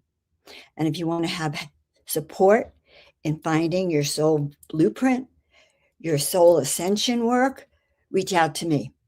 Go to my site. I have a complimentary soul vision awakening thing, and I'd love to connect with you. And Alan, I can't hear you. I was saying perfect little closing for everything that you can sum up together in this quick little intro to who you are. For more of Joan of Angels, you got to come this weekend to Marin County Center in San Rafael. It's going to be a weekend of angels, isn't it, Joan? It is going to, well, angels and starseed, yes. And not only that, but we're talking about ascension alchemy here, soul alchemy. That's where you're going to find all the tools for what you need. Okay. From crystals to herbs to being inside pyramids and things like this. Vivian Chauvet's husband, Peter, tools that keep you raised up. Why? Because 3D is very heavy. 3D is not, you got to learn to navigate it if you want to get out of it. That's all I can say. It's a tricky road. And, all it takes is someone says to you, oh, hey, Joan, let's go to the bar down there. And you are on your way to the meditation retreat. And you say, oh, yeah, the bar looks good. All my friends are there. It's as simple as that you can go that way instead of that way. Yeah, I think a lot of what you're saying applies to most people, and it's a community to compare your life's journey with and network. I mean, I think it's so great. Neil took this over from Kenny Kaufman, who's been doing it since 1987. He's been running expos. I was at his first Whole Life Expo. I think that was in San Francisco. And Neil is bringing new energy. Everything we've all done together, Joan, are traveling, Mexico, Egypt, wherever we've been, California, Yucatan. We've all learned from it. I have to say, it's all been a great learning experience of working together, being together, living in community. And so we're taking this to a bigger level. And I think everything you've been working on personally and evolutionarily is what people are coming into. It's like you've been a little ahead of the game in some ways, Joan. You were a very successful chiropractor, and you knew how to create that, and you knew how to just move that to the next level of being an artist, of being an intuitive, being a coach. So I'm glad you're bringing your wisdom to help organize this event. Woo! Woo! Now, I love that. I love that. Yeah, we're going to have a good time, guys. I'm going to bring on Mark Cole. Have you met Mark? I have. I think I interviewed Mark twice. Yep, he looks familiar. 2 interviews. Oh yeah, we've done it. Were you out in Palm Springs last weekend? No, I didn't make it out there. So funny. I couldn't get there. So now I don't feel so bad that you weren't there. But you have to let me know. I know. Mark? Yeah. Well, I haven't met Mark. Do you want to do a brief introduction to Mark, Joan, and I'll do a formal introduction here? All right. So here's what I really like about Mark. And Mark has the courage and the confidence to really share when he was going down a bad path. Very successful filmmaker, producer, right? Yep. Well, you have to show me a little bit, Alan, while I'm talking about him. Not, oh God. Okay. I'm trying to figure out how to do side by side. Oh, there. I could do that for you. Okay. Okay. Just leave us. Just leave us. Right there's Alan right in the middle. So Alan and I used to have a show together too. So that's even funnier. Mark brings something really interesting. He was extremely successful as a filmmaker and producer. The top of his field. And when he comes on, he'll tell you his films, he'll mention them, you'll know all of them. But unfortunately, he was an alcoholic. He had a serious addiction problem. He hit rock bottom. And at some point and he tried everything. But at some point he was introduced to plant medicine. And I had the same kind of thing. I was introduced to plant medicine when I was begging for a miracle. And that plant medicine really began to speak to Mark and transformed his life. And as anyone with a purpose and a mission has, he turned that into a mission to help others reach that same level of awareness, enlightenment, and to heal from inside out, because plant medicine is one of the few ways you can heal from the inside out. Isn't that right, Mark? Oh my God, yes. And I want to work with Mark. I like the work that you're doing, Mark. Well, I appreciate it. Yeah, we've had a couple of conversations at the Conscious Life Expo, right? Yep. We did. Yep. And we'll continue them because I'm going to see you right at the New Living Expo. And I'm introducing you for your lecture at the New Living Expo. Oh, are you? Oh, awesome. Boy, I was just watching you for the last couple hours and I was just going, man, this woman, like I'm going to piggyback on a lot of things you said. You had so many nuggets in there. So I appreciate you teeing up the audience for me, Oh, good. Yes, that was my job. I'm the warm up. Yeah. Well, Mark, I'm really happy to meet you. And you're like the third person I met this week who are coming from like an addiction background into a spiritual awakening. Maybe it's just the time that frequency kicked in for a lot of people. And speaking of frequencies, I hope you talk about this whole frequency ecosystem that you've created, because that's a big part of what you're bringing to the expo. I want to know how you discovered that, how it works, what's it all about. So if you want to talk about some of that, just to prepare people for what they might see this week and whatever else you were going to say, Yeah, sure. I mean, I guess I should just kind of give a quick background. I mean, I tell this story all the time. So, but as Joan kind of teed up, I had, in a lot of my friends and stuff, I had kind of made it, right? I was a successful director, cinematographer for a long time back east. I did really well. And I found out it was a trap. You get, I had the house on the ocean. I had the rental properties. I had the big boat. I lived in Florida. I had sort of made it, and I was so miserable along the way. I was just, chasing. I realized I built a monster that I had to feed, and I think this is by design. It's this illusion of that there's some golden egg at the end of this chase. Wait, I have to ask you, because you're where I would like to be as a successful director doing all. Was there any satisfaction in the creative act of making these things, making these productions that made people happy, entertained, emotional? I mean, did you get satisfaction from that? Well, that's a great point, because I don't always get to pick the jobs. I had to. Yes, there was some, for sure. I mean, I'm a Gemini. I'm a storyteller. I love telling stories. I'm going to tell you a few right now.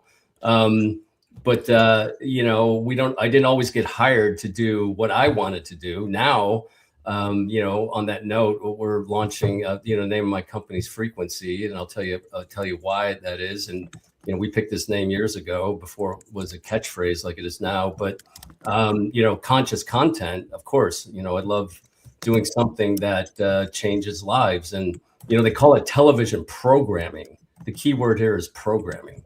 it programs the brain, it programs the mind. This is how Hitler almost took over the world. He had everybody watching color films, and there's no such thing as a moving image. It's a bunch of still images put together, and when it hits a certain frame, brain goes into this hypnosis. The yogis call it a trance, and that's when the brain is most easily programmed. And people back then thought it was reality. They thought it was true. So it can be used as anything for the betterment of humanity or the detriment of humanity. So to answer your question, when I would do things that were conscious, it got me super excited. But I didn't know what I didn't know, and we had a big company, and I had a staff, and we had editing departments and all this kind of stuff, and we had to keep the doors open. So I was doing quite a bit of commercials. In fact, I think I did over 3,000 commercials, and every single one of them was an illusion. So I realized I was using my talents people to buy things they don't need with money they didn't have. And I think that haunted me, really, because, first of all, if you're making a commercial, this is my opinion, usually your product isn't that great, right? Because you have to I had to, light it and create an illusion with colors and music and attractive actors, and to get you to, create an emotion around something that probably wasn't that great. If your products are really good, they usually sell themselves, So, like Tesla, I don't think they do any TV commercials. Buick does though, right? So, so the point of it is, I realized I was just running, really. And, it started to, I guess, haunt me because I'm somebody of high integrity. And, there was just a lot of things that, I didn't know what I didn't know. I like to keep saying that, but so I was working all the time. I realized I remember being in a hotel, looking at my suitcase, I was traveling like 150 days a year, and I remember looking at that, going, "This is my life. Everything I need is in this suitcase because I'm spending a third of my year or more living out of this thing." Right. And I was, doing all this work to pay for a house I'm never in. I mean, it was crazy. I paid for a boat I never used. And, as the Buddhists say, we don't own things own us. And, like I said, it's a trap, but it's great for capitalism because, in order for capitalism to survive, we have to continuously buy things constantly. Right. And most of these things we don't need. But the point is that it created a lot of misery in me. And along the way, I started sliding into alcohol. And quite frankly, I used alcohol worked for me for quite some time. It would, and this is a while back. This is 20 years ago or so. I started having trouble with it. But, I go as a teenager and a young man. I was also a guitar player in many bands. And I couldn't play my guitar in front of people unless I had a couple beers in me. To just calm my nerves, to liquid courage, or to release fear that was an illusion. But so I used it quite strategically until it became a problem. But when I had a couple of drinks, I could calm the creative mind down enough that I could be creative, that I could make some big decisions, that I could talk to that girl or whatever, things that I was afraid of.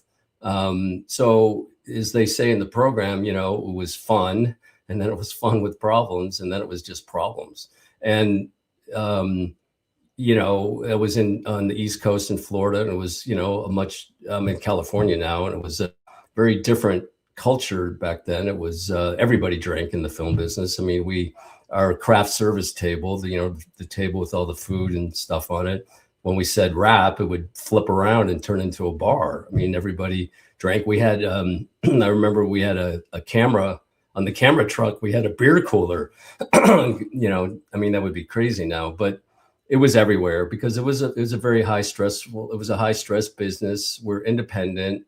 You're only good as your last job. So you're constantly judging yourself. You're constantly, trying to get the next gig. It's just a race of hustling, and it just got to be, out of control. And I knew, I was doing quite a bit of TV, and I was working for like Aaron Spelling. I don't know if anybody even knows who that is anymore. He was huge.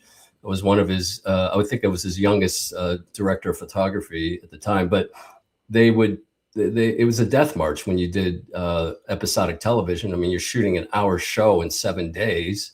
I mean, and we did it for a year. Like, you had no life, zero life.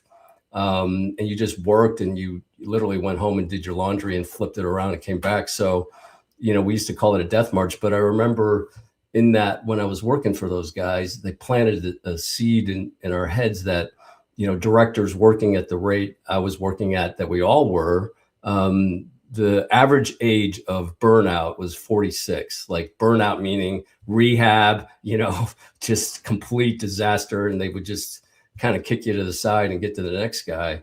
So it just wasn't a really good lifestyle. So, we drank a lot, and I started, I remember going from a heavy drinker to an alcoholic, as they called me.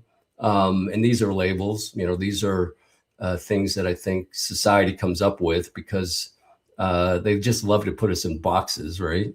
But I went from wanting it to having to have it. I would wake up shaky, and it was just horrible, man. It was just horrible. And I'm like I said, I'm a guy with the really high truth and high integrity. And then I found myself lying about my drinking, and that just haunted me so bad. So the more lies you tell, the more drinking you do to cover the lies, to reduce or hide the shame and the things that haunt you. And these are things that we have to get rid of. Anyway, 12 years ago, I had this drinking problem and I'm a problem solver. So I was like, okay, how do I solve this problem? And, everybody's like, okay, you're an alcoholic. The doctors you're an alcoholic. So I go to Alcoholics Anonymous and, trying to solve the problem. And then I would go on these binges. I would stop drinking for a while, 30 days here and there, because I had a drinking problem. So let's stop drinking, right? Well, I didn't really have a drinking problem. I had more of a thinking problem, as they say. But I would stop drinking. And I remember it just being so difficult. All I thought about was picking up a drink. And, I'm a pretty disciplined guy. I'm, entrepreneur and everything, and really strong. But this thing had a hold of me. And it was, people that have never had a true addiction or whatever, it's a demon. I mean, I can't explain it any other way. I was like, I used to tell people, I don't know what's happening, but this is not me. I'm locked out of the cockpit. I can't get into the cockpit. I can't get my hands on the wheel. And so anyway, it just ended up, I went into 5 rehabs, and that's humiliating. I lost, I lost pretty much everything. I lost my, career. I lost my reputation. That's what really haunted me. And, I found myself ended up in one room in Venice Beach, 300 square foot room, studio apartment from my 5-bedroom house on the ocean by myself for 4.5 years, living in my head and drinking myself almost to death. I just couldn't stop. And, I remember waking up shaking super bad, and I would hobble down to the local liquor store. There was Davies Liquor Locker on Marine Street, I think, in Venice. And at 7 a.m., to go in there and buy a little bottle of vodka. And the second I took a sip of that, my shaking would stop. So people have to understand too that, people with addictions, they're not trying to get high. They're not trying to get drunk. They're just trying to not go through withdrawals, which is horrific. And it's horrific. So I found myself, like, I remember, I was drinking vodka out of a paper bag in Venice Beach. And I was like, how the hell did I get here? And anyway, I just got more and more shameful, and I ended up almost dying in June 12 years ago. And I managed to pull myself together or call a friend, and I said, will you take me to rehab again? I didn't want to go because I had already done everything. I had done what everybody told me. I, went through the 12 steps. I did all the medication. I took all the antidepressants. I mean, I was paying $1,000 a month for this big shot they would put in me, Vivitrol or something, to reduce cravings. Nothing worked. I mean, it was just awful. And anyway, I went into my last rehab in Malibu. And this time when I got out, I never went back to Florida. That was a thing. I'd always wanted to get to Los Angeles. I thought it was the movie business, but turns out it's not. Turns out it's the spirituality of Southern California. I just needed to be around, people that were healing, that were thinking differently. So anyway, I get out of rehab at Cliffside, and I was lucky enough to get turned on to a sponsor who lived in Venice, and he turned me on to Kundalini Yoga, which I had never heard of. And for those of you, I mean, I'm sure your people listening are pretty advanced and they know what Kundalini is, but it was, it's a technology. It goes all the way back to Egypt. You guys are talking about Egypt. A lot of it goes back to Egypt. It's based in the Hermetic principles. It went through, advanced Buddhism, and anyway, it was hidden for 6,000 years and was released by Yogi Bhajan, I think in 1968 in California. And I actually studied with the one lineage people that he had trained. So I found Kundalini Yoga at Rama Institute. I don't know if anybody knows that. And when it first opened, and it was the most bizarre thing I'd ever done. You're talking to a Chicago Lutheran white guy, and I'm in there and there's people wearing white and chanting, and it was completely insane to me. But my sponsor's like, shut up, just keep coming back.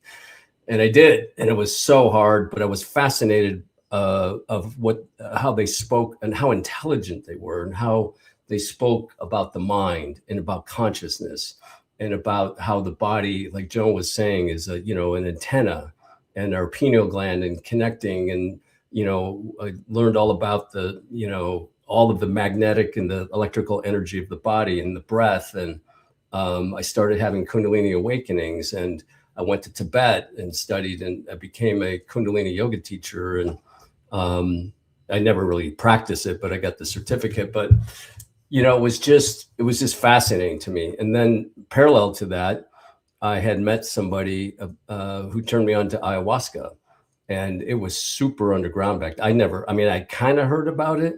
And I was actually volunteering, shooting a little thing for a friend of mine who was doing a Christmas play for young girls that were abused. Here I am, this DGA director.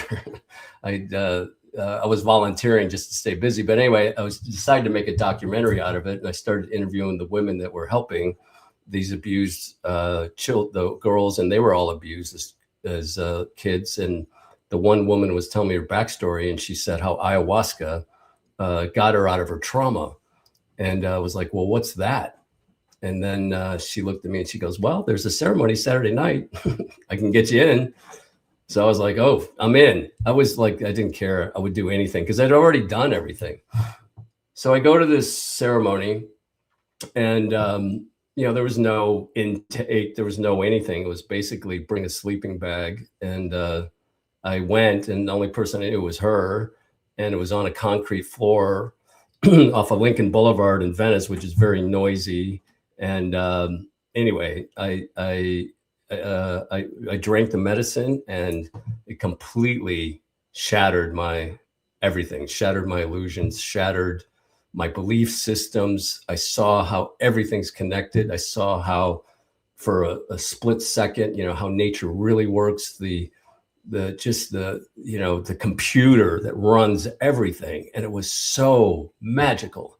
And to this day, it was the most joy I've ever felt in my life. I mean, it was just, I can't even, you guys know this, there's no there's no language, it's just, I was gone. And I came out of that ceremony and I said to the shaman, I said, like, how could this be illegal? Like, if everybody did this, there would be no wars, there would be no divorce. And he looked at me like I was an idiot. He goes, because happy people don't buy anything.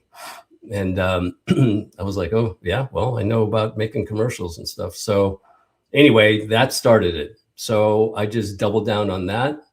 And, of course, my AA friends were going bonkers. They were like, you can't do that, blah, blah, blah. And I was like, I just went, quiet.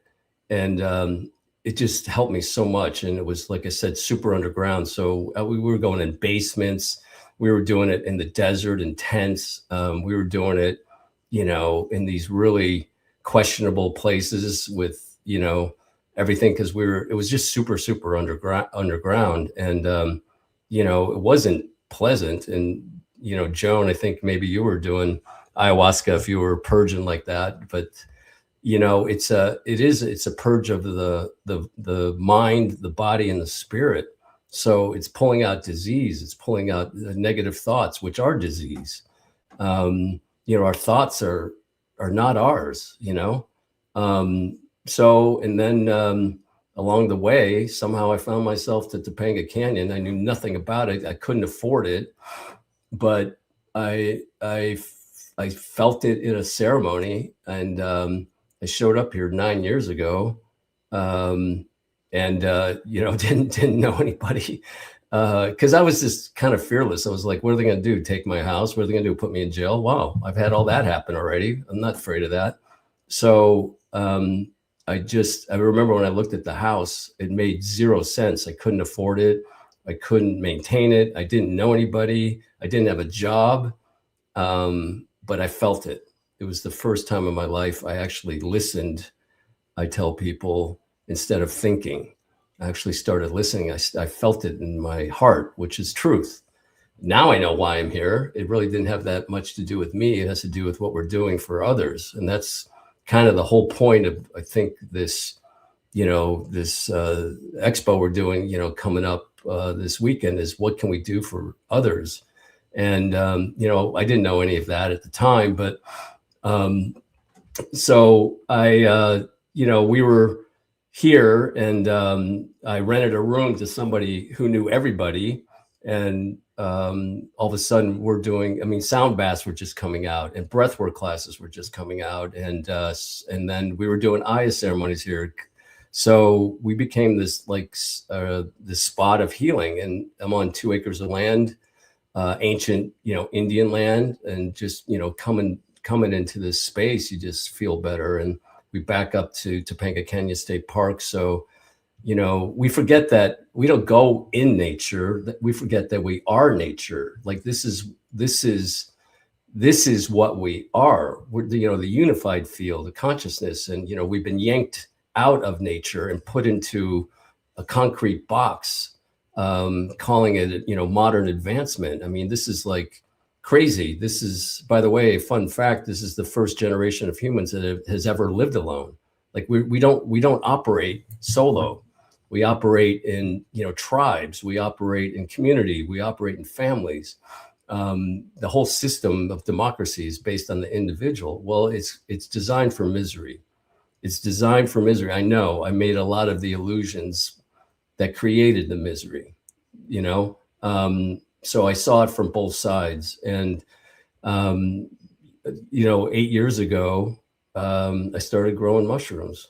I knew it was super scary. Everything we've done is scary. If you think about it, because it just was back then. People around here were doing, everybody was in the marijuana business, and that really isn't our thing. And I needed something to pivot. My film career was gone. And so I got into growing mushrooms, and we were doing it.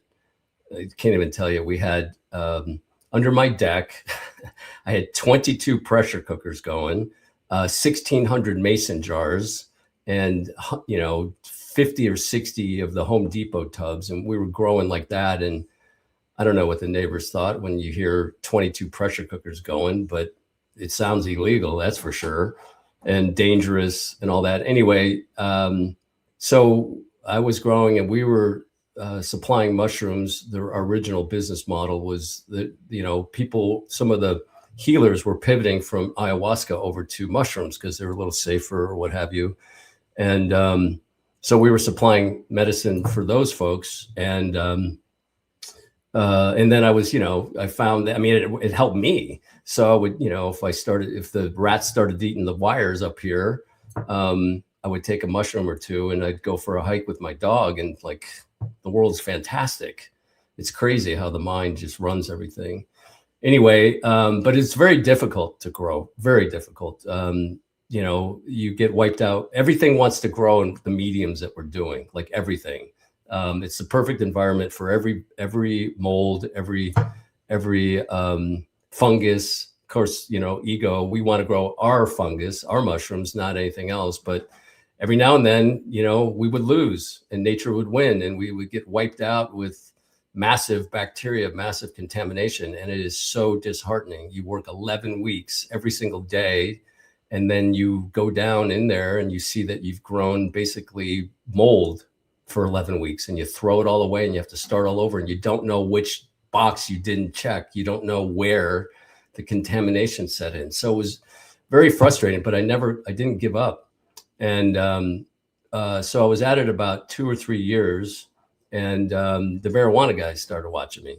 They knew it was the next thing or what have you. And by the way, this is my opinion. I think these corporations that now grow marijuana have kind of destroyed marijuana. It used to be a very spiritual plant, as tobacco. Cigarettes are not tobacco. They have tobacco in them, but as we know, tobacco is an extremely healing plant when used properly. Marijuana, same, but now it's grown, hydroponically, and it's cyborg, and it's in warehouses and pesticides and all kinds of stuff, no sunlight. So anyway, they started watching me, and they knew I needed some capital, and they were like, well, we'd like to help you out. And I was like, yeah, I bet you do. So, but I needed capital. Parallel to that, I had landed a big Disney project. It was like a $30 million show. And so my film career was kind of coming back. In fact, I started scouting it. It was up in Northern California. Anyway, so I'm working with these guys. We moved the operation out of here and to expand it with the marijuana guys. And we did that. And to make a long story short, they basically took my genetics, our methods, and didn't pay the employees and locked me out. So I quit. I was super upset. I was more upset with the fact that I'd wasted 3 years of my life kind of doing something I just could not figure out. I just could not get it down pat. So I quit. And just coincidentally, there's no coincidences, but the very shaman that I sat with in my first ayahuasca ceremony called me from Europe, and he said, hey, I'm coming to LA. Can I use your house for a ceremony? And I was like, yeah, sure. Now, mind you, I had done like 26 or so ayahuasca ceremonies, and the last few ones were extremely traumatic. So I was pretty scared of doing ayahuasca. Anyway, he comes in, and I'm going to angel, which means I'm going to help out, not do a full dose. So, but I have to drink a working dose. Anyway, I drink a little bit of the medicine, and it takes me to the moon, like I couldn't move. And I was like, oh no, here it comes. And anyway, for those of you that have never done plant medicine or ayahuasca, we use this term called the mother. And the mother shows up, and she's the one that's going to guide you or just beat you into submission. Anyway, she shows up and she goes, hey, we've been wanting to talk to you. You've been avoiding us. We want to have a chat. I was like, oh no, here it comes. She goes, no. She goes, you know the mushroom thing? And I go, yeah. She goes, you're doing it all wrong. You're getting back in it. I go, no, I'm not. I'm doing this TV show. She goes, no. You're doing it all wrong. She goes, you need to only work with mindful people. I was like, okay, thanks for that tip. And she goes, you know that 10 years of rehabs and all that stuff, she said, we did that for you. This is part of your journey. You can't see it, but this is part of it. She goes, that was designed for you to do what you're going to do now.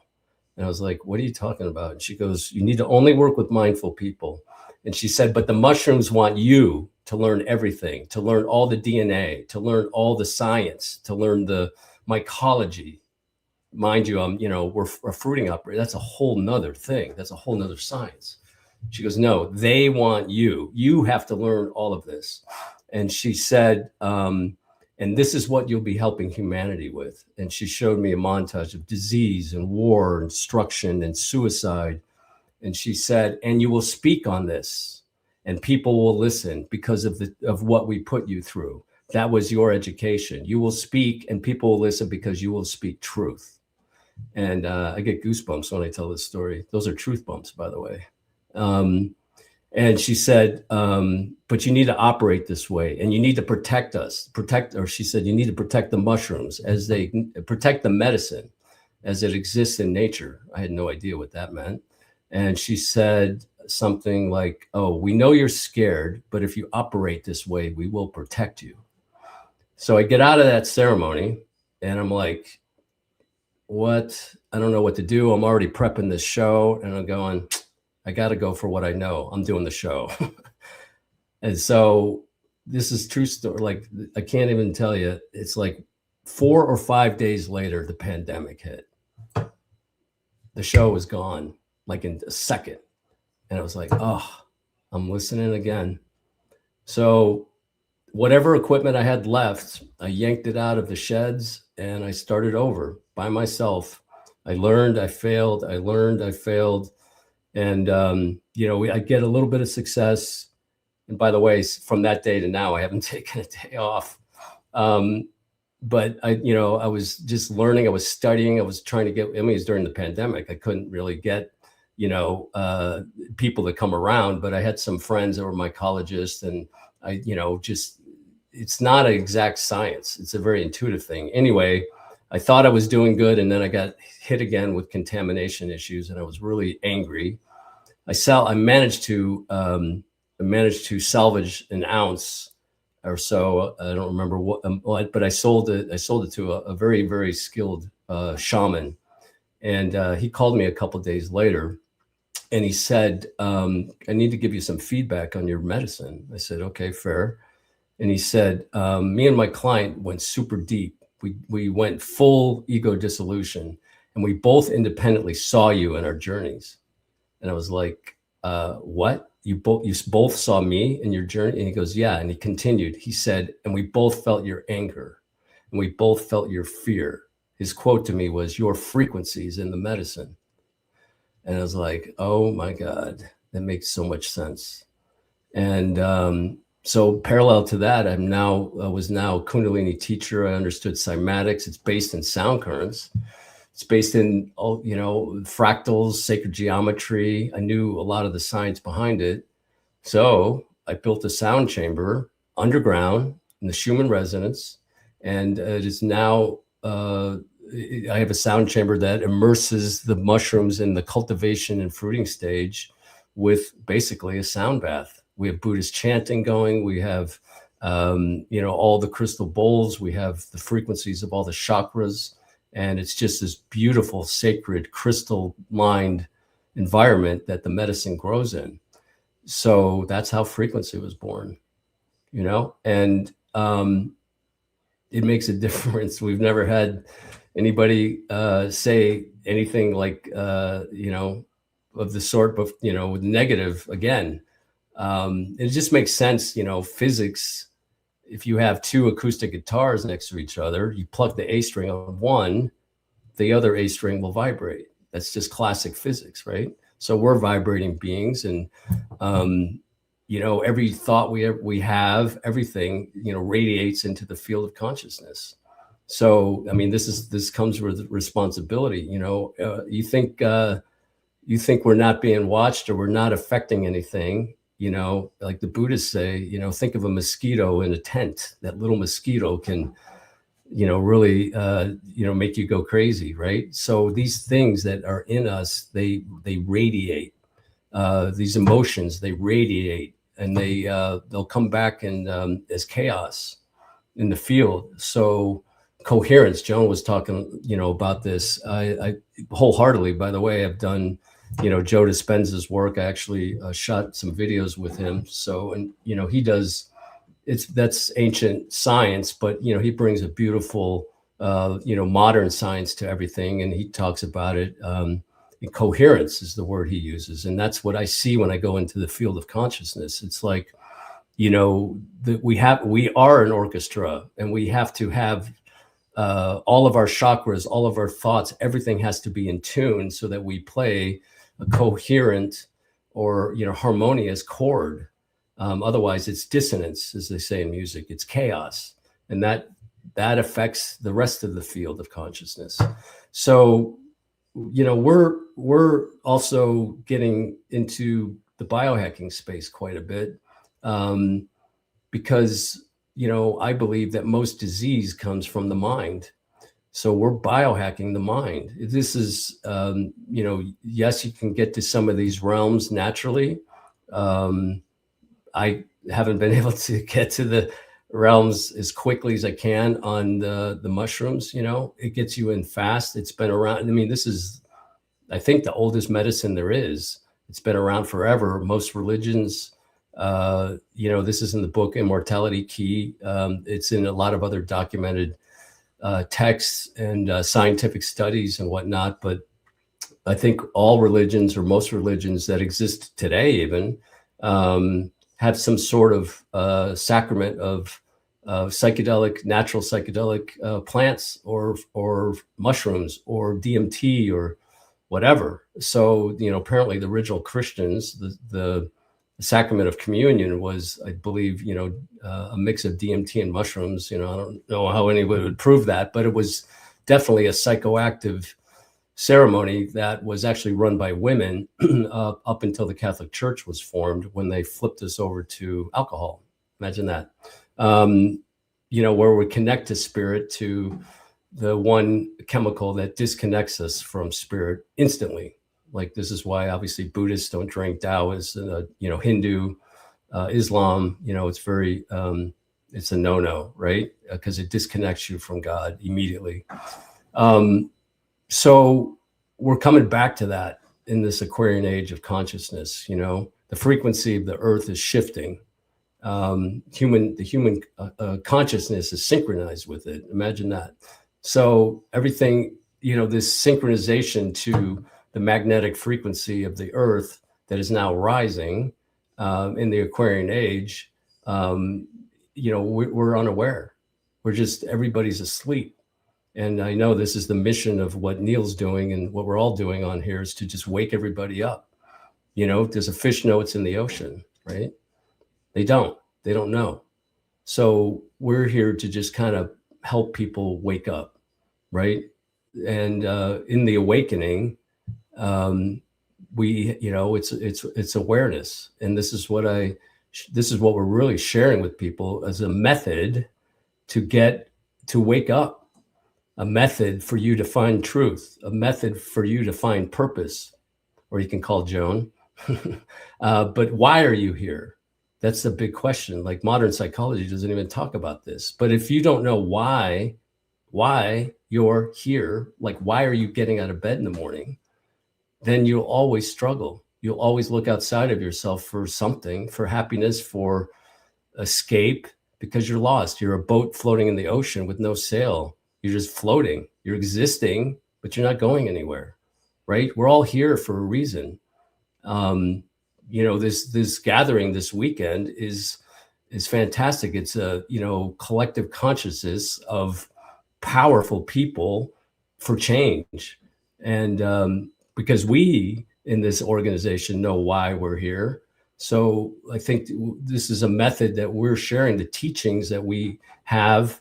I'm writing a bunch of books that I've gotten from the field. I download this information, I record it into a little recorder, and then I make books through the lens of my life of being a disciple of experience, the hard knocks and use modern technology to get it into language. But this is ancient stuff. The field of consciousness is a guidance system. It's always been there, and we can't hear it. We think we're separate from it. we're not separate. We just can't hear it. We're just so full of noise. I don't think there's really that much mental illness. I think the mind is confused. We have weak minds. I think awareness is the immune center or the immune system for the mind, because, just as disease comes into the body, disease comes into the mind in the form of thoughts, in the form of negative thoughts, in the form of illusionary fears. Carl Jung talks a lot about this, the collective unconscious.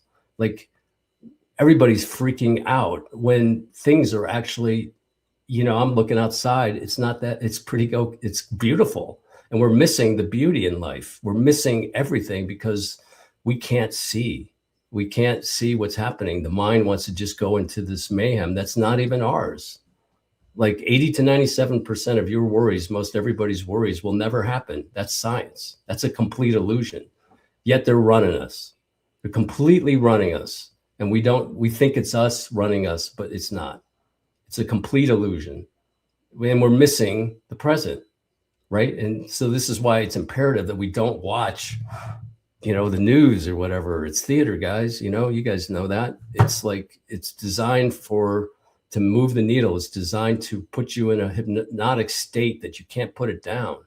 I mean, I barely watch TV. I made so much of it. I'm fine not watching it unless it's going to inform me. But I go into a public place now and I see TV and I just see how it just grabs you. And it just sucks you in, just like the yogis say. It puts you in a trance and you lock in and you don't even know it. And then pretty soon you're angry. Pretty soon whatever's on there, you're just disgusted with it. You're afraid of it. And it's not you. It's not yours. Now it's in your head. And now it's rattling around in your head and it's creating distress in you. And then you complain and somebody else hears it and that just spreads. And it's all an illusion. And this is how fast the mind viruses spread. As the Buddhists say, there's nothing faster than the speed of thought, right? And actually quantum mechanics and physics is proving that the brains are entangled. So this is what we're bringing to, humanity, if you will, awareness. And once you wake up, you really won't need us. It's not a great business model, but we're here for the long haul. We're not here to get you addicted, because addiction is the economy.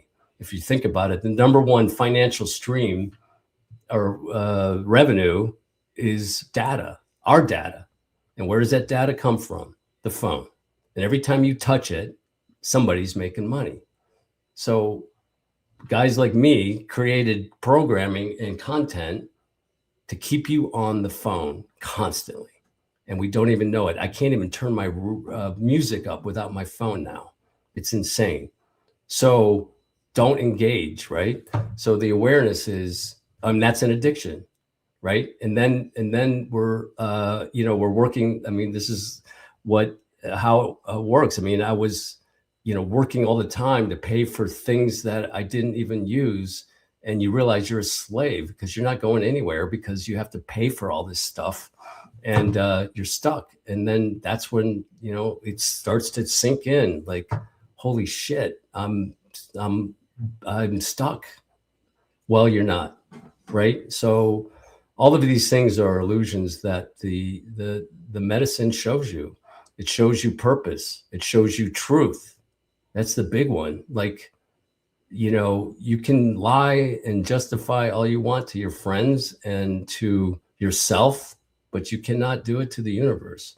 And when you face that and you slay that dragon, that's freedom. That's freedom from the very prison that we created.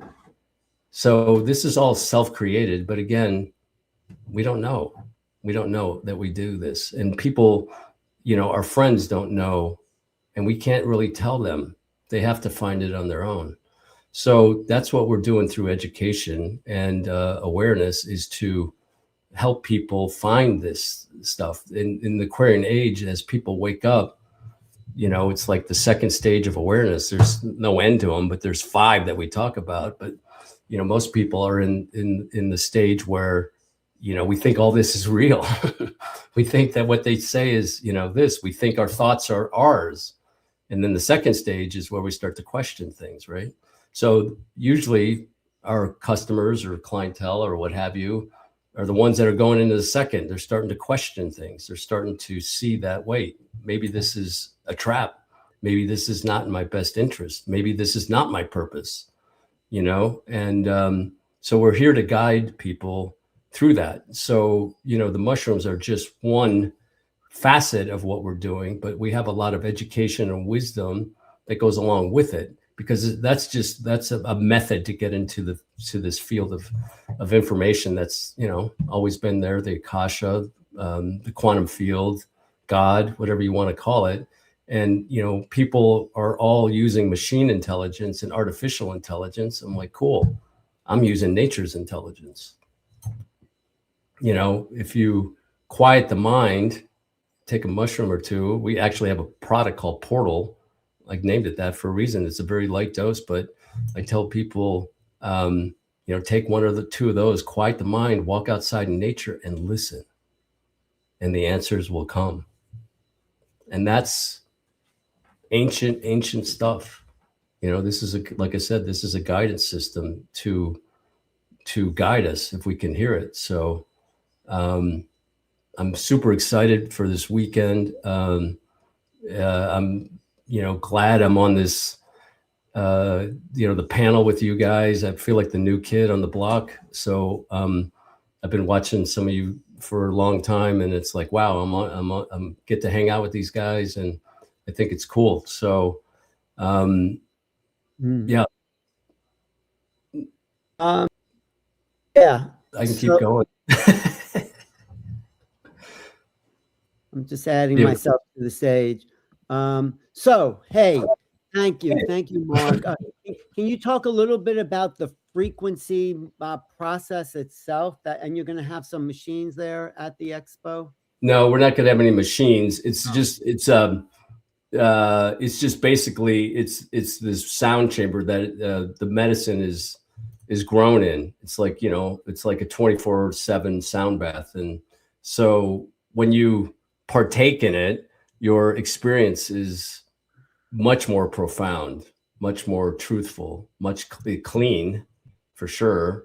And I mean, we're talking about a mystical experience. You know, we want to honor that and treat it as such. You know, we don't want to be eating a bunch of gummies. Like, you know, that's what's going on with the mushrooms out there now. You know, everybody's synthesizing it, putting it in gummies and stuff. And we have fun products too, because fun's medicine. So, but yeah. Well, so you grow the mushroom in these big sound chamber things, and you feel like it up levels the frequency of the actual medicine, you're saying? Well, 100%. I don't know if you've ever seen what's the, you know, years ago, Iamoto, the Japanese doctor who did the thing. I knew him. Yeah. Oh, cool. Well, I mean, that's just one of many experiments, but I mean, mushrooms are full of water, as we are, you know, as our blood is and everything. And, you know, these are sentient beings. It's not like, I mean, they are extremely sentient. They are you go in that grow and they're intelligent. They're very, very intelligent. I mean, just not the psilocybin part, but just how they operate in nature, how they navigate around stuff, and how they, you know, I don't know if you heard about the guys in Japan when they were designing the Tokyo subway system. They couldn't figure out, you know, they were trying to figure out the most efficient routes to each terminal or each destination. And somebody came up with a genius idea. He built a giant petri dish, and they put, which is food, and they put food in it.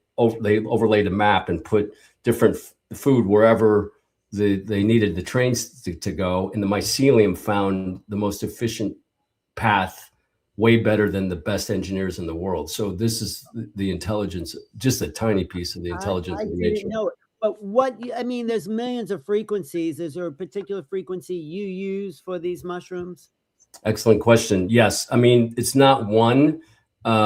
We play, you know, the organic ones of course, of all the chakras, you know, 528, 432, 777, etc. And the ones that you see on the vibrating plates, you know, where you get the sacred geometry. I don't know if you've ever seen the vibrating plates where they have sand or salt on them, and as yeah. they go, right, you go from chaos to total sacred Yeah. geometry to cymatics. Yeah, cymatics. correct. Yes. So we play that. I mean, the goal down the road is I would love to have separate chambers for each main frequency, but that's quite an undertaking. Yeah, so at the expo, you're going to have one of these chambers. People are going to experience the sound, right? No, we're not going to have a chamber. We're going to have the medicine from the chamber, though.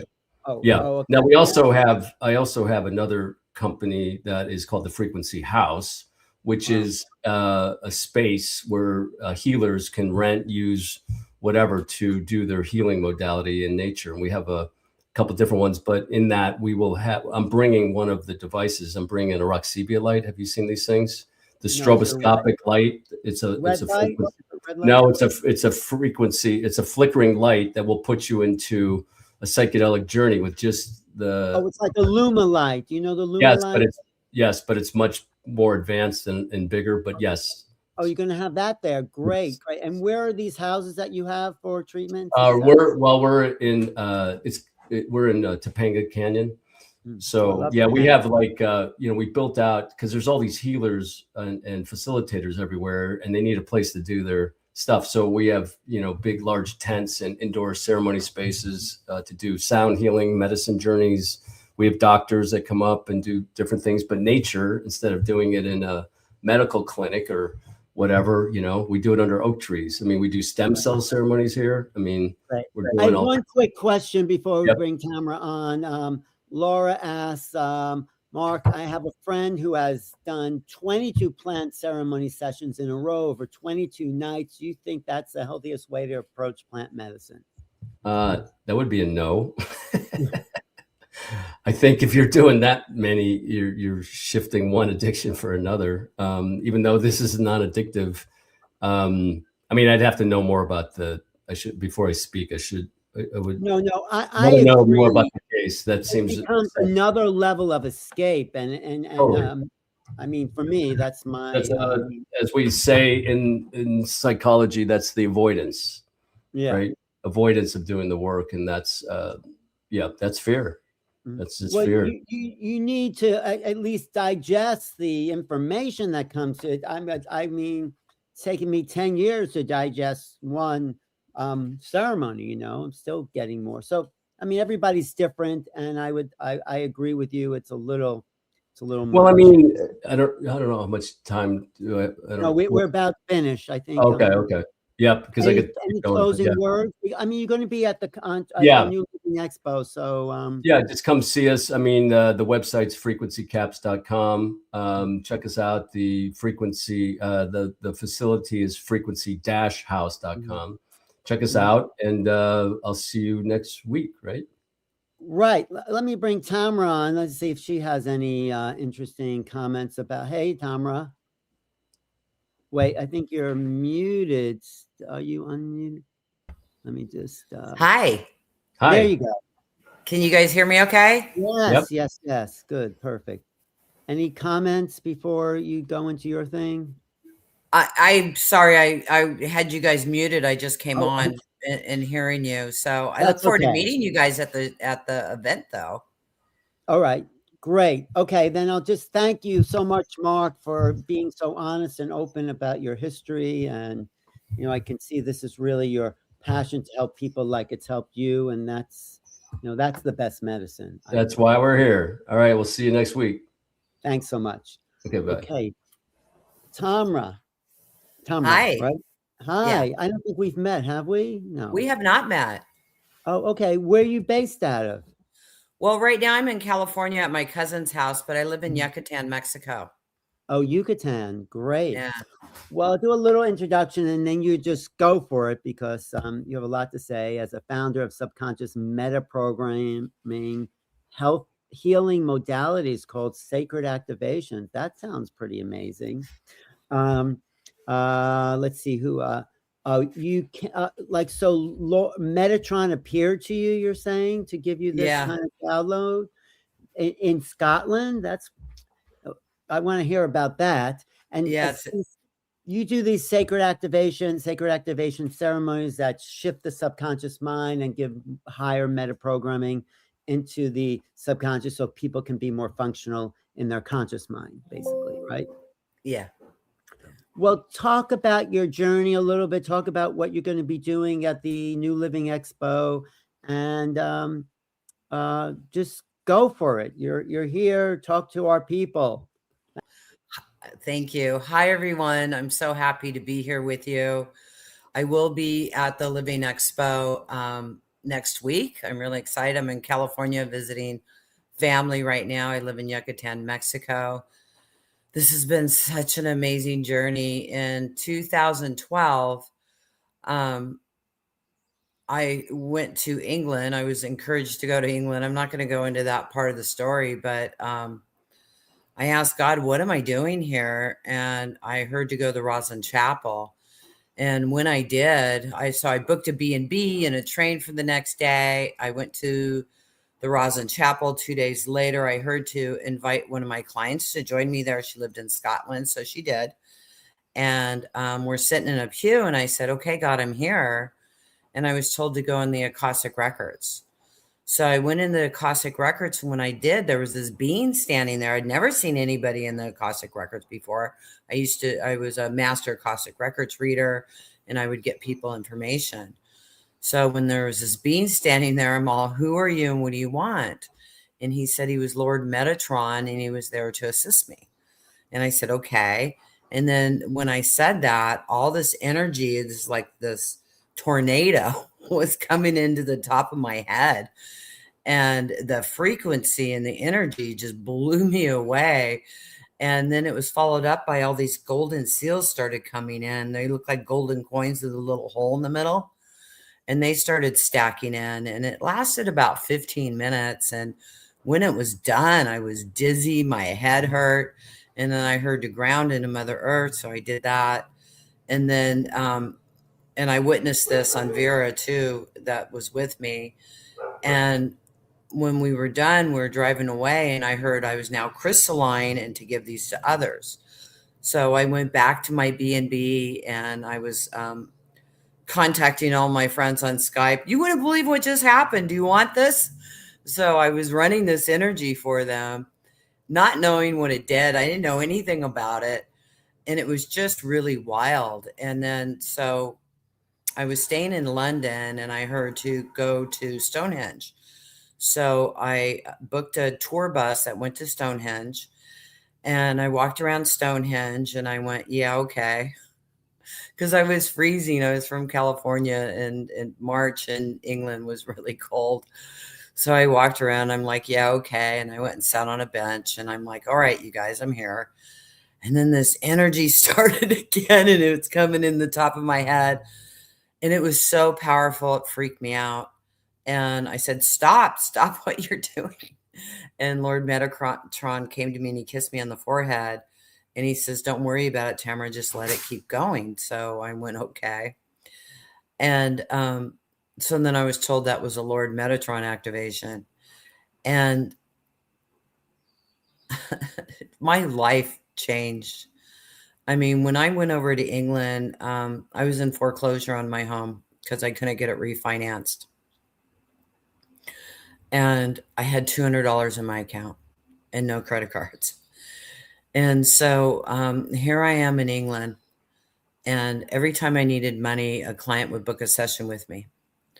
So I stayed in London for several weeks. And then I connected with one of my clients from California because I sent out an email on what I was doing.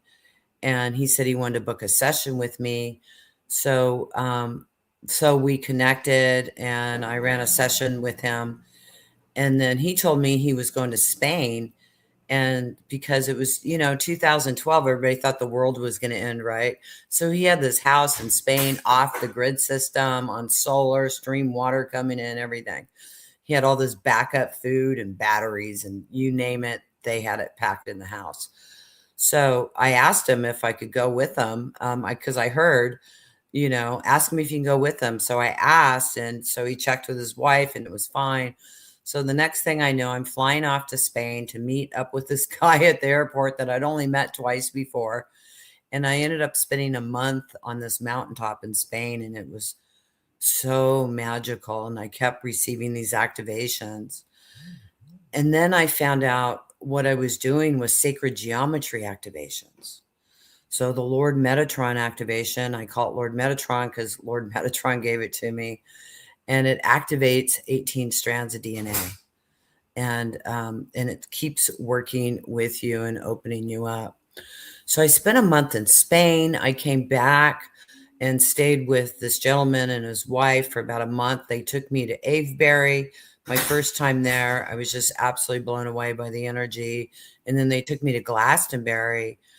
And we spent the day in Glastonbury, so drawn to the town that I booked a B&B there. And I ended up staying there for 2 months. And then in July, I was freezing. So I booked a flight and I went to Italy. And I was staying in this little town on the sea. My apartment overlooked the ocean, the cliffs and everything. It was just absolutely, Italy is just so amazing. But while I was there for 3 months. I kept receiving activations, and all these different beings from other planets were coming in. Different masters were coming in, and they were giving me these activations. And they just kept changing my life. And so fast forward, how many years is this now? 14 years. I went from foreclosure of my house to living in Yucatan, Mexico, married with my house paid off, and I live beachfront. So the only thing I can say how that happened is sacred activations, because what they do is they change your subconscious belief systems. They rewire all those belief systems of sorrow, sadness, being poor, being sick, angry, fear, all of that. It erases those programs and replaces them with happy, happy, joy, joy, abundance, and health, and all of those energies and belief systems. So it keeps rewriting and keeps working with you. After you receive them, they work for days, weeks, even months to continue to upgrade your subconscious programming. And this modality blows me away. I didn't come up with this. It was given to me to share with you. That's why I have it. I think those things are in the multiverse, and whoever connects into them. I listened. I got it. I'm excited. I'm a steward of this. I'm not the creator of it. They are ancient codes, and they're here to share with you, to rewire your brain, rewire your consciousness. Because see, 95% of our lives are ran by our subconscious belief systems, and we don't even know it. So when we're on autopilot and going through our day, we're just running these programs over and over and over again until we erase them, until we change them. And then we get new upgraded programs so that life gets easier. Life is more in a flow. So that's sacred activations. And over the last 14 years, there's over 1,000 activations. We have many trainings. We have the first level training. We have master training. We have medical intuitive training. We have the multiverse training. So it just keeps expanding, and I keep getting more and more information to share with everybody. And everybody changes. There's over 2,000 practitioners worldwide. There's teachers. It's just incredible. And why would you want to do this? To help yourself. It's not have to wanting to become a practitioner, but to be able to work on yourself and to clear yourself and take control over your life, and to be able to reprogram yourself and your family and your friends. It's just really absolutely incredible and amazing. So during San Rafael, I will be running activations at the booth. We will be doing mini sessions. I have 5 of my practitioners are coming with me to support you guys in this. And in my talk, I'll be running a master class where I'll be running a bunch of activations in that event. And then again, coming by our booth, we'll be running group activations at 11, 1, 3, and 5 o'clock. I have tons of free gifts on my website that you can sign up and try sacred activations for yourself. We also have a free live call coming up on April 30th to join in to get more live activations and to check this out. We are doing an amazing offer for San Rafael where you sign up for the practitioner training and you're getting the timeline and parallel universe training completely and totally free. So I've never done that before, but we're doing this for the expo because we really want you to try this. And if you're already a practitioner of other modalities, I think you'll really find this is a really good ad. We have acupuncturists, we have doctors, we have surgeons, we have nurses, all different modalities also doing this modality with themselves and their clients. So it's really life-changing. It's really amazing. We've seen many, many miracles of healing through this. People reconnecting with family members, finding their soulmates, making tons of money, just whatever. It helps you in all areas of your life, plus activating your sacred geometry in your body, which starts to heal you instantly. And again, like I said, it continues working with you and continues shifting you and shifting your life. It's just absolutely amazing and beautiful and incredible. Sacred activations is cool. It really is. And it's ancient codes. I mean, when I first started doing this, I didn't even know what sacred geometry was, but I was seeing in the energy field how things would shift and line up. I was seeing these things line up. And a friend of mine handed me this book from Misadak, The Flower of Life. And I opened it up to this page that had the tree of life symbol in it. And so I went, oh my God, I'm doing that. So the first 7 sacred activations that I ever received are all working to line you up and in your sacred geometry.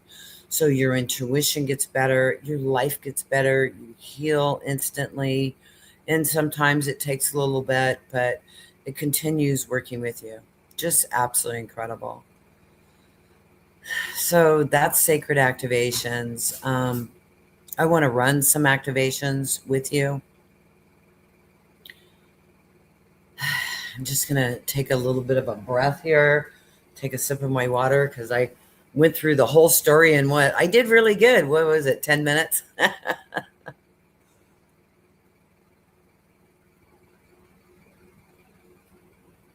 So I'm really excited to be at San Rafael and to be able to connect with everybody in person, because I do most of my stuff online. So when I get to connect with people in person, it's just absolutely beautiful. So let's run some activations. Are you ready? So we're going to be doing the Lord Metatron, which is 18 strands of DNA. And this is going to take about 3 weeks to integrate. And then I'm also going to do the Sky is Falling activation. And what this is going to do is clear out that fear, because you know how the media and everything is just, this is going to happen, that's going to happen, this is going to happen, that's going to happen. And so it keeps us in that fear loop. So I'll be running that activation also, so that we're not looping in that fear of the sky is falling and everything's going to fall apart. Okay. And then I'll see what else comes up after that. So while I do this, I'm silent. I connect to source energy, the multiverse, oneness energy, God energy, whatever you want to call this, that's what this is. And again, it came from many different masters that gave me these activations. But it's all from source energy. So it's absolutely beautiful. Afterwards, you might feel a little tired. You might feel a little grumpy, and it might take a couple days. And then you might feel a little grumpy. And if you do, that's okay. It'll pass. So just understand that you might not feel anything at all. That's okay too. And then in like a month from now, you look back and you want, wow, life's flowing easier. So that's what to expect, okay? So just connect in. And while I'm doing this, I'm silent. This is not a guided meditation. I am silent to allow you to have your own process. Okay. So just connect in. And I'm going to start with the Lord Metatron activation.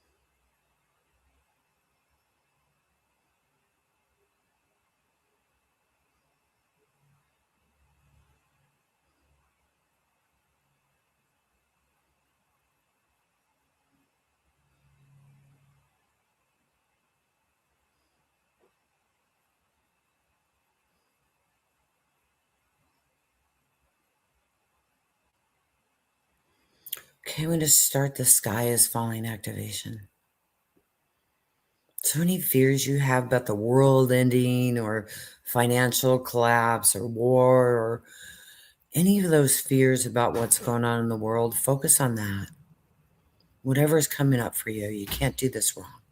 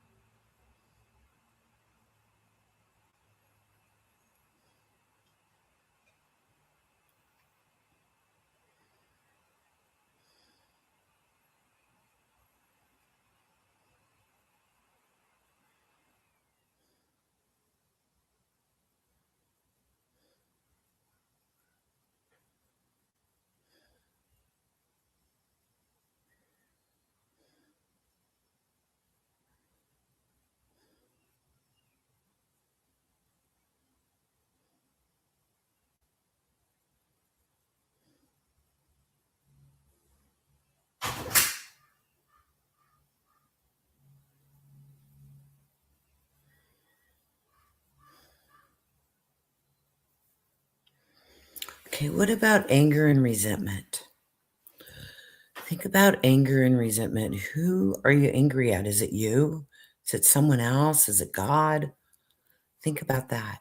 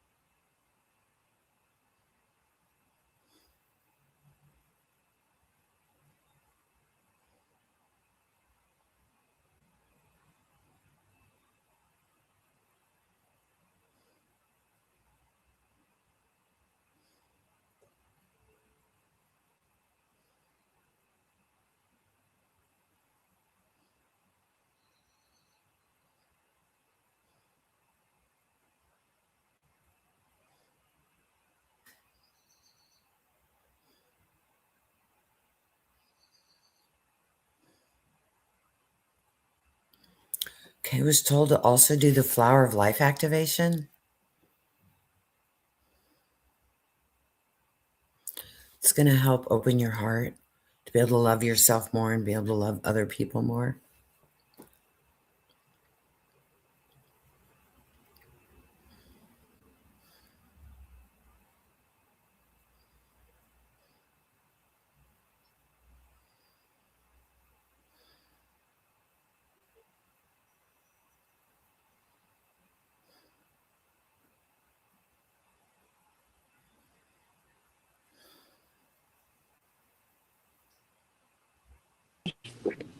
Like everything's easier when you have a sort of a partner to do things. 100% agree. Like I remember just living with Victoria. I liked having her as a roommate because we did certain things together. It was always more Hi, fun. honey, you're unmuted. Dear. How do I mute this? Don't say anything.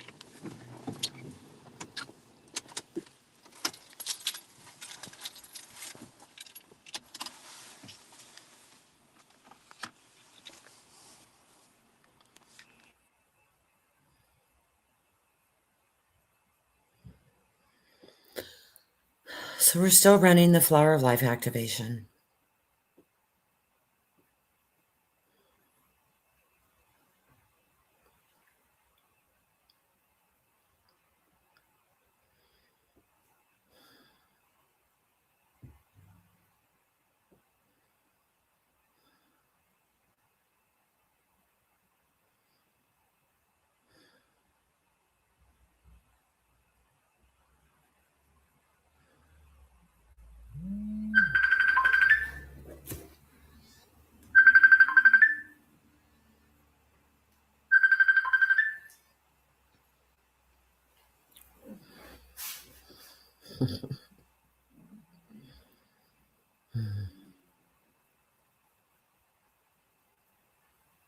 Okay, so just imagine you can connect into Mother Earth.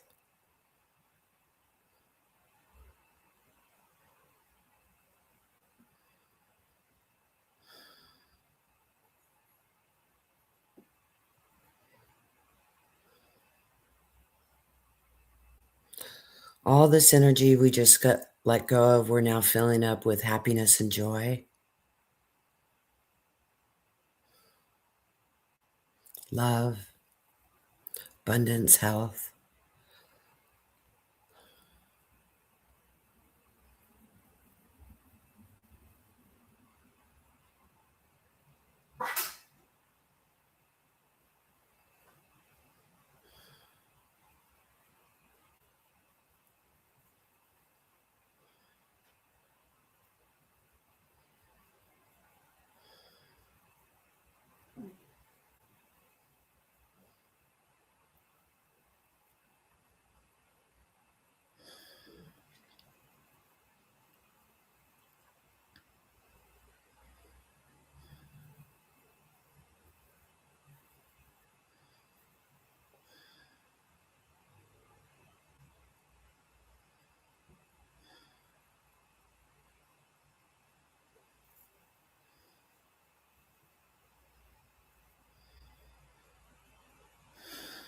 Doesn't that feel good?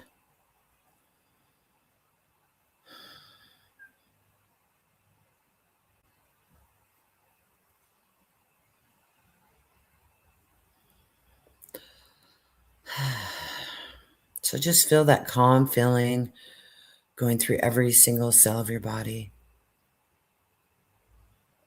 Feeling that peace, love, joy, and happiness.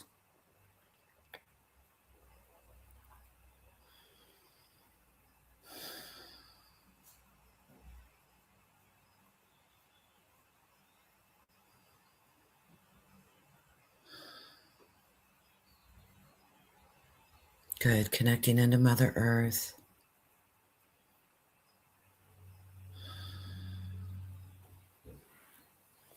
Okay, the energy is now done.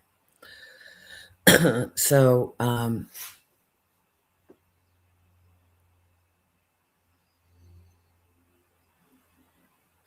sorry, it just feels so good. I hope you're feeling that too. So what's Sacred Activations about? It's about you. It's about you living the life you desire. It's about you having a good time, because we're here on planet Earth to create, to have a good time, to enjoy ourselves. You know, this is a creative planet. That's why we are here. Nobody's a victim. Everybody chose to come here. You know, a lot of us had horrible childhoods or semi-horrible childhoods that are still controlling our lives today. So with Sacred Activations, it clears all that out so you can be the creator of your life. Well, you are the creator of your life, but this frees up all those fears and all those blocks and stuff so that you can really create what it is you desire and to be in your power. So I have about another 10 minutes. We have an event coming up. I think there's only 20 spaces left now. It's Glastonbury, England, and Stonehenge, which is the heart chakra of the world. At the beginning, I was telling you how I went to Stonehenge and I received all this information. Well, there's all these ley lines running through the area that are extremely powerful. And when you're on these ley lines and you're walking this land, your stuff's coming up, right? And it's healing your heart, it's healing your emotions, it's healing your life. And it's magical. I've gotten so many activations there. I've spent so much time in England. I used to, 2012 when I first went. And then I didn't go the next year, but 2015 I did. And then every year I went for 6 months because that's how long my visa was 6 months at a time. So every year I'd go for 6 months at a time. And then I got married, so I didn't go for 2 years. And then now I go for a month a year, and I've been doing that the last 3 years. So this year I'm doing an event. I did one last year. I will not be doing one next year, but to take you to my favorite places in the world. So we'll be going to Avebury, which is one of the first sacred sites I've ever been to. The energy there is just absolutely incredible. We'll be going there. We'll be going to Wells Cathedral and also Stratton Drew. And then we will be doing the tour, which is the 7 chakras, going up the tour. My friend Gary, who is a local there, absolute genius. He'll be giving you guys the full tour on that. We have private access to the Chalice Wells, which is another extremely amazing, powerful place. And then on Friday night, we have private access to Stonehenge, just our group. And we're the last group through. And it's so powerful. And then on Saturday and Sunday, we're doing an event where we're receiving all these ancient codes. There'll be new codes and information's coming in. We have sound baths. It's just incredible, amazing. Glastonbury Abbey. I mean, this is the heart chakra of the world. And right now, the third eye chakra moves around, and right now it's also there. It's also on those ley lines. So what I really think of that is we have the heart chakra and we have the third eye chakra that are lined up. I mean, come on, that really activates your heart and being able to see through your third eye with love. It's so powerful and so incredible and so amazing. I have a video on my website that talks about this, and you can hear from people that went last year.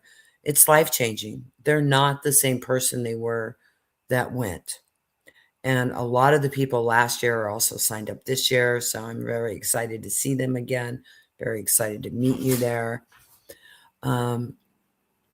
Again, the show, if you're coming to San Rafael, make sure and come by my booth 22. My talk, I'm in the Manzanilla room, and I think I'm at 2:30. I'm not sure. You'll have to check out my booth or the pamphlet or whatever to find out what time I'm talking. I'll be running a master class, be doing activations, what works with the group that's there. I'm a galactic channel or a multiverse channel, whatever you want to talk about or say or call it. I don't know. But so I'll be channeling in information and codes and life-changing subconscious programs to support you. That's what I'm all about. I mean, absolutely, we do all kinds of high frequency activations, but we also do a lot of work through the childhood, through the inner child, through, the relationships with family and soulmate relationships, money relationships. So it's all about you, and it's all about supporting you to live the life you desire. And again, if you want to become a practitioner just to support yourself and your family, or you want to add it to your toolbox, you don't have to be a skilled healer in order to do this. It's very simple. We have people that have never done any healing before. They come to class, you get the golden seals. So when you receive the golden seals, all you have to do is say the name of the activation and it'll start running for you. Or the person you're focusing on. You can do it online. You can do it in person. It doesn't matter. And it's life-changing. So make sure you join that call. Make sure you join my website. Try out more of these sacred activations. My website is tamaraoviet.com. Sign up for the free gift. We have 5 free activations for you. And then we'll send you information about the free call to join in that, to learn more about it, ask questions, find out from some of the practitioners. I was talking to one of the medical intuitive practitioners the other day, and she's a caregiver. And one of her patients had like big lumps on the bottom of her feet. So she's working on the left foot one, and she's working on it. She's like, well, why can't I just pull it out? So she pulls this out, right? and she checks, the lump's gone. So she thought it was a little weird. She wasn't sure what she was doing. She wasn't trusting it. So the next time she saw her, she worked on her right foot and she checked the left foot, completely gone. Worked on the right foot and that completely disappeared too. I think she said it was really, really tiny last she checked. And so you're magical. And we're going to give you these activations to support you, to work on yourself and others, to help people, to be in their power, to heal. I mean, we do psychic surgery. The Octarians come in and give us the codes for the laser blue light. You can use that for healing. Just everything about it is absolutely incredible. And then the Timeline and Parallel Universe class, we're offering you for free, which I've never done before. I'll never do it again. This is just a special for this event. As a matter of fact, when I was telling my practitioners about it, who are coming to support me, I told them what we're offering. All of them went, because our pricing is already such a great price. So to give you one of these free is just incredible. In the Timeline class, what you do is running it with the sacred activations energy. You go back into past lives, and instead of just clearing something in a past life, we pull the whole life program. Yes, the whole life program. And then we install the alternative life. And if there's not an alternative life, if you didn't split off and have two different experiences, then we install happiness and joy. And it changes your whole timeline. I mean, it's just absolutely incredible. And then we go into your future timeline and shift you there. We pull things out that maybe you have that are going to be affecting you in the future. We pull that out of your timeline, and then we put in experiences you want. Why? Because we're like computers. We run on programs. So sacred activations replaces these programs. And yes, you can do that. Yes, you can pull a whole past life. Yes, you can pull a future life or something that's going to happen in your future. Pull it out so you don't have to experience it, because we put these things in our energy field and our timelines, not even knowing what we're doing, especially from 0 to 7 when we're in theta brainwaves all the time. So we get programmed with all of this stuff, all these belief systems. And then, at 50 or at 60, this is going to happen, or at 70, this is going to happen. And then boom, at 60, 50, 70, boom, that stuff starts happening. Well, you don't have to have those experiences, whatever you put there. You can change the program so they don't happen or don't have to happen. And you can put in experiences you want to have happen. I'm telling you, it's life-changing. It really is. It supports you in whatever you're doing in life. If you're a stay-at-home mom, if you're a grandma, if you're a doctor or other modalities, I really think you'll find that you're really going to love sacred activations and adding it into whatever you do. So I'm used to having people in here so I can see your faces and ask you questions.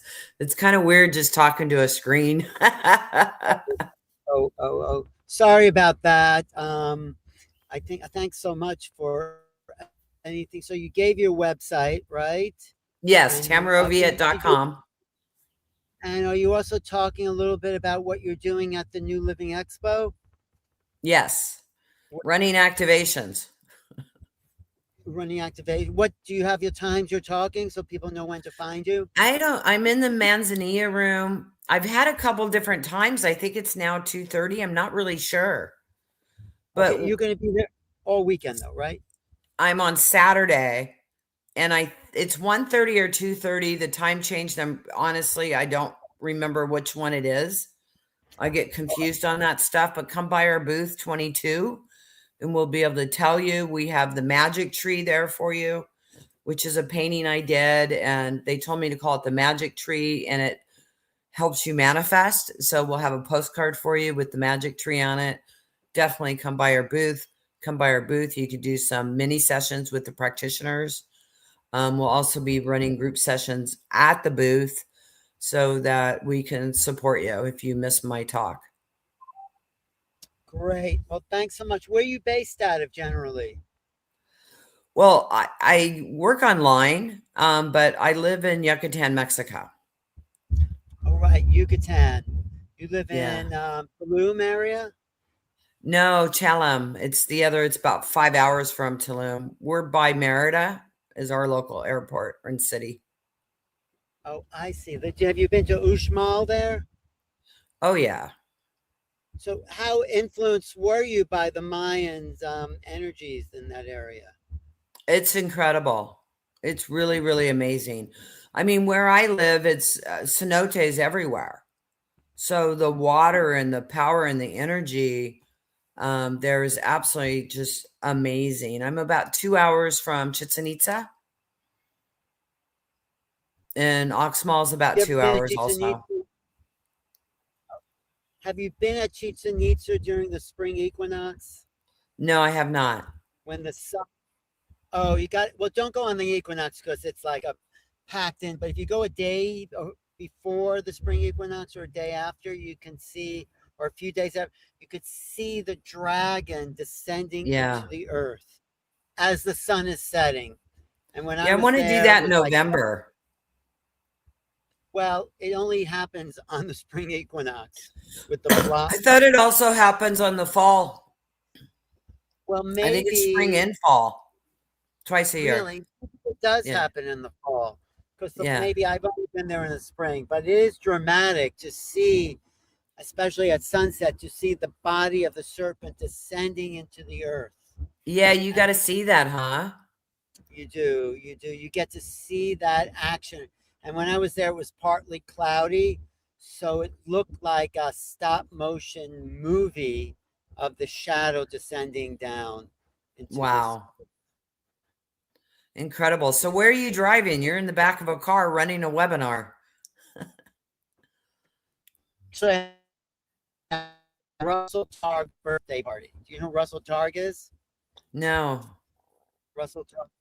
Russell Targ is one of the founders of the remote viewing program at the Stanford Research Institute. Nice. And you know what remote viewing is, right? Oh yeah. I do remote viewing. Well, Russell and Hal Puthoff and Ingo Swann started that program in 1971, I think, for Stanford Research Institute. And he taught me remote viewing. I've been traveling around the world teaching that. I'm going to be doing some of that if people are listening at the New Living Expo. I'm also talking with the Hertogs about UFOs and some of their work in mind dynamics. And you know who the Hertogs are, JJ and Desiree Yeah. Hertog? Yeah, I know who they are. I look forward to seeing them.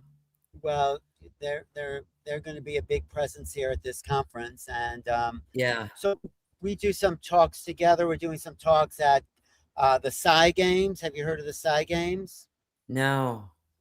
Psi Games are these friendly competitions of different psychic activities like remote viewing, like telekinesis, telepathy, mind sight. And so we're going to do this big kind of gathering in Charlotte, North Carolina. And then we're also going to be at the Contact in the Desert, which is a really, really excellent conference. So I was just waiting for Maria to show up, but thank you for Thank you. Thank you for everything. I'm so excited to meet everybody and experience the expo. I haven't done an expo since 2018. I did LA and I did Vegas and I've done Colorado. And then I was just so busy, I wasn't doing them. And so I'm just so excited to meet everybody and to give everybody hugs. Well, what made you want to do this one? Neil. Oh, where'd you know Neil from? I don't. I saw him online and I said, I want to do the Glastonbury Expo. And so I'll be speaking there in August. And I just liked him so much. That's why I'm doing it, is because I wasn't really thrilled about doing expos. I did some, and it's like, I don't want to just travel around and do that. So I teach online from wherever I am. I was actually a nomad for 2 years. living in different areas and just working online. Oh, So, but I just like Neil so much. I just thought he was a really cool, amazing person so I wanted to do this expo, and I'm so glad I'm doing it. I'm so excited to do this. oh, well, good. I'm really glad you're going to be there.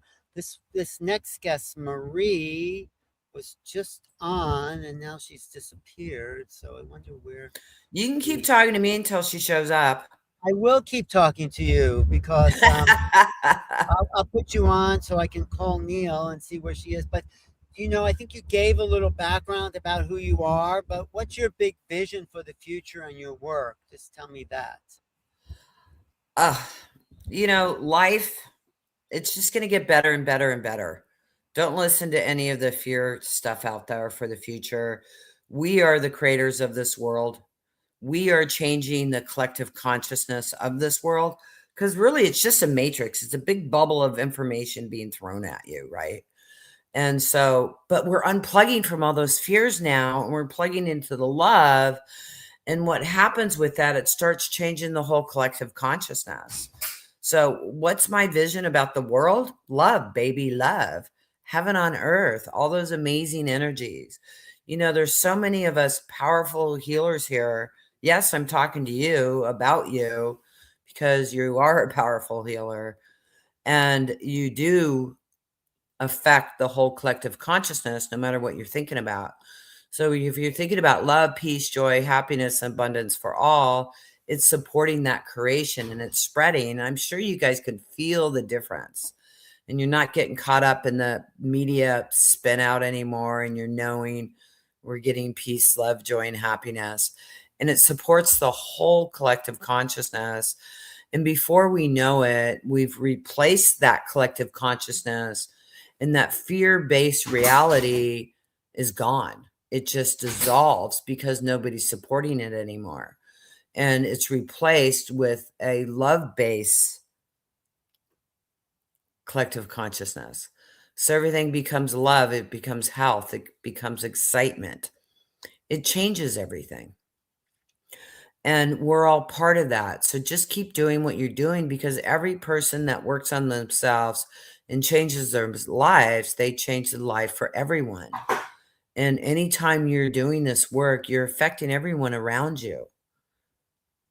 So, like when my husband and I first got together, we were, trying to figure it all out. And instead of me going, oh, he needs to do this and this and this, I went, oh, I need to do this and this and this.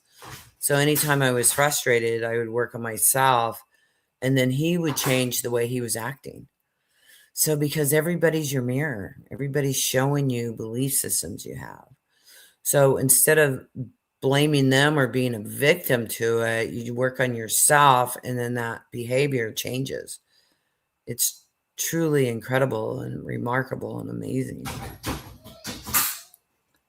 So what do I think about the future? I think peace, love, joy, and happiness, baby. But we're really in a difficult place now as a planet. I mean, there's wars, there's some awful things happening. How do you deal with that? Of course, it's great to have peace, love, but we have to deal with the reality that's happening. So the reality of it is, it's just a freaking video game to keep you spun out and out of your power. If you're focused on war, you're focused on the fear of the future, you're spun out and you're not in your power and you're not creating. It's just a video game. It's just a movie. That's all it is. Don't get sucked into it. I don't get sucked into it. It doesn't, it's affecting us. Isn't it affecting us? Our economy, the money, well, that's what they're telling you it's doing. That's why they're trying to keep you in fear. It's just a spin out movie of the Matrix. That's all it is. It's just a movie. It's just the Matrix. That's all it is. Look beyond it, see beyond it. Don't get caught up in it. And the more you let it go, the faster it dissolves. And the where we're at and the power we're in right now, they're throwing everything they can at us. Right. If we don't listen to the news, everything's fine in this moment.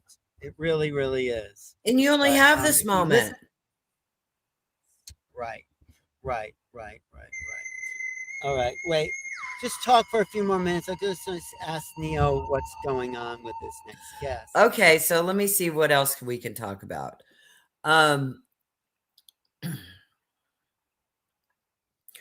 When you're afraid of what's going on in the world, it runs your life. It runs you in fear and sorrow and sadness. And if you're watching the news or reading the news, it spins you out. I don't care what side of politics you're on. It's all about fear. It's all about fear. You know, I had someone tell me, well, Social Security isn't going to be there for us in the future. I've been hearing that my whole life. And well, they have it in writing now. Okay. So it's just these programs that keep going and going and going. It's just the same thing. And when you look at it and see it repeating and repeating, it's the same thing. And it's to keep you in fear. It's to keep you spinning out. And when you're in fear and spinning out, you know, that energy of the matrix lives off of your fear. It lives off of your sorrow, your sadness, your anger. That's what feeds it. And when you stop giving your energy away like that, it's no longer supported and it collapses because it can't be supported that way. I don't hear you. I think you hear me now? Yes. I think Maria Martinez is in the room. There you are, Maria. There she is. Hi, Maria Martinez. Have a great show. Thank you, honey. I look forward to meeting you next week. Thanks for hanging in there until Maria showed up. I mean, absolutely. That was fun. It was Thank fun. you so much. Great to get to know you a little better as well. So, yeah, I look forward to meeting you. Yes. All right. Talk to you. See you this weekend. All right. Have fun, you guys. Thank you. Yeah. Hi, Maria. Hi, Ellen. How are you? Good. I think I introduced you to this event a few years ago, right? Yes, I believe so. The New Living Expo. You're going to be doing healings there and activations. I have to say, you are a great healer. You really helped me with some old stuck energies, and you got to the root of the problem, helped me clear it. So what are you going to be doing at the New Living Expo this weekend? So I'll be doing some of that as well. I'll have sessions at the booth. We'll do sessions, different types of sessions, but DNA activation, clearing old karma. We'll also do bringing everybody into their divine blueprint, activating the divine blueprint, running the codex, their own personal codex. And then I'll have the talk. So actually I have two talks. One of them is exactly what I was talking about, stepping into the divine blueprint, really knowing your divine blueprint and recognizing your own codes and learning to activate them and stepping into that cosmic sovereignty and authority by releasing everything else that is not yours, and also collapsing timelines and moving into the timeline of creation, your own master creation.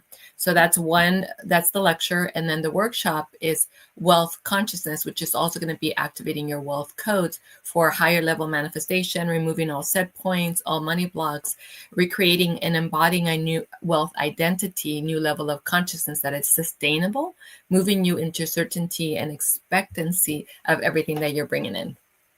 Great. So do you want to lead us through some exercise? You have something planned for right now? Or? Yeah, absolutely. I always like to play. So I always like to give to everybody.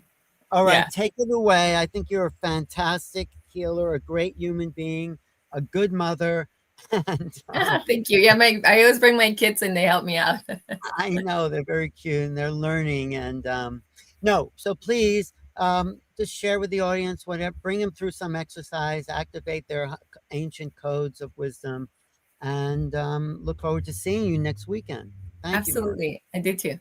Thank you. Well, I'd like to do a little bit of a combination of stepping into your divine blueprint and also bringing in wealth and prosperity. What's important for everyone to do, and I know we're all doing it at different levels, is to always lean into that divine yes. Have a very strong foundation that moves you more into that powerful manifestation. And I'll talk a little bit about what that foundation is. And actually, everybody really knows what that foundation is, but it's how we practice it and how we embody it. The foundation that I'm referring to is at the lower levels of consciousness. So the lower levels of consciousness, or the parts of you that play in the lower levels of consciousness, that can also really propel you to the higher levels of consciousness, or the mental body, emotional body. And if we break those down, then you have the ego, you have the inner child, and you have the part of you that plays the victim. And as we work through our trauma and as we heal ourselves, we're moving into a new powerful identity of being more than enough and believing that everything is possible for us. So I'm just going to walk you through some of the things that I have some of my clients work with at the sort of at the baseline, that later it's really easy to integrate. And even though it sounds very easy and very basic, it's actually very, very powerful. So the first one is I love myself. Second one is I accept myself. Third is I forgive myself. Fourth is I believe in myself. Fifth, I trust myself. I am worthy, number 6. So worthy and value are kind of coupled together. I'm worthy and I am deserving, that's number 7. And then that sort of culminates into I am enough. And the reason that these are important, one, because it helps you rebuild, recreate, redesign that identity, moving you from the 3D all the way up to the 12D and beyond. It helps us move into the alignment and close the gap of separation that was created when we were either moved away, or we were programmed, or we were influenced, or we were manipulated to separate from our true, authentic core star. So I want everybody just to begin to integrate these as a frequency. So think about it as I am. Yeah, so I am, so I accept myself. So we want to move into the I am of everything that is already truth. So I accept myself. I believe in myself. I trust myself. So think about them as a frequency. So I can already see, because every time, we get into the sacred space, I start bringing in codes, and I create the space for everybody to start opening up and reintegrating your truth. So I can already see sort of these little strings of light coming in as you are stepping into your mastery of creation, or the creation that you are. And as we say, I am, or I accept myself, I believe in myself, we're speaking creation into being. So that's why I said, let's step into our divine yes, or it's really important to lean into that.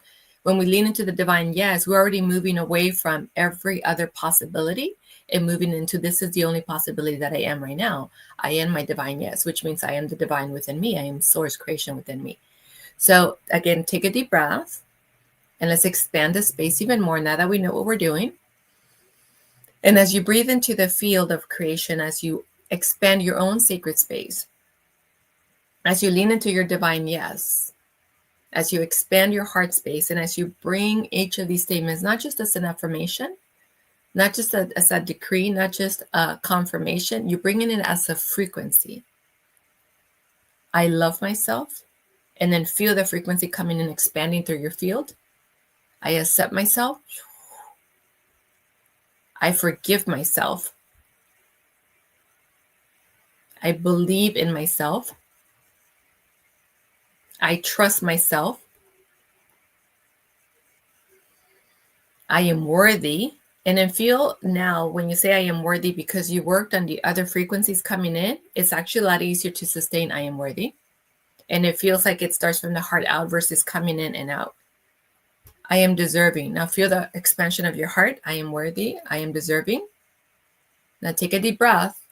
Lean into that alignment. I am enough. So now here we're addressing your multidimensional bodies. We're addressing your mental, your emotional, your energetic, and we're moving into soul, spirit, light body, plasmic body. So now that you have sort of these parts of you awakened and all in, they're all in now. Now we're going to start working on the higher bodies. Go ahead and take a deep breath. And again, continuously see yourself expanding your space. Begin to come into that surrender, that stillness within you. So you went from thinking about, stating it, embodying it. Now you're moving into being. So you're now believing and you're trusting. Go ahead and take one more deep breath. And again, we're moving from the space, any other possibility. We're only holding the highest possibility of creation of I am. One more deep breath. Now, if you're coming in and you had some ailments, whether it was pain, any level of pain, you can even check in your level of pain right now, 0 to 10. What is that? Other symptoms that you were holding? We're going to dissolve the majority of that. Go ahead and take one more deep breath. Again, we're holding sacred space and expanding sacred space. So see it the way I see it and the way it's been shown to me. It's like there's an expansion, and then there's an expansion, and then there's an expansion. So you're expanding into the new, and then you expand into the next you, and then you expand into the next you, and then you expand into the next you. Go ahead and take one more deep breath.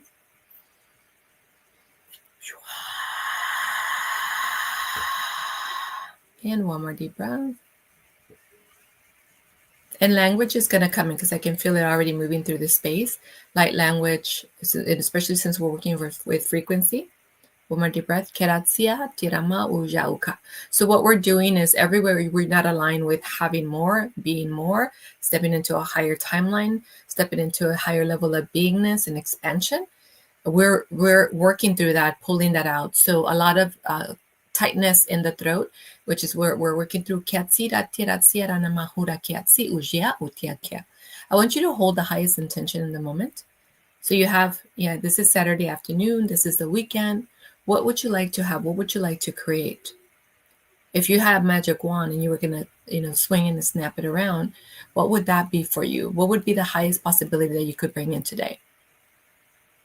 And it could be manifestation. You can be manifesting, let's say, money for travel, a vacation place, a new possibility, opportunity. So again, when we play in this field of infinite possibility, infinite creation, and we move into all higher level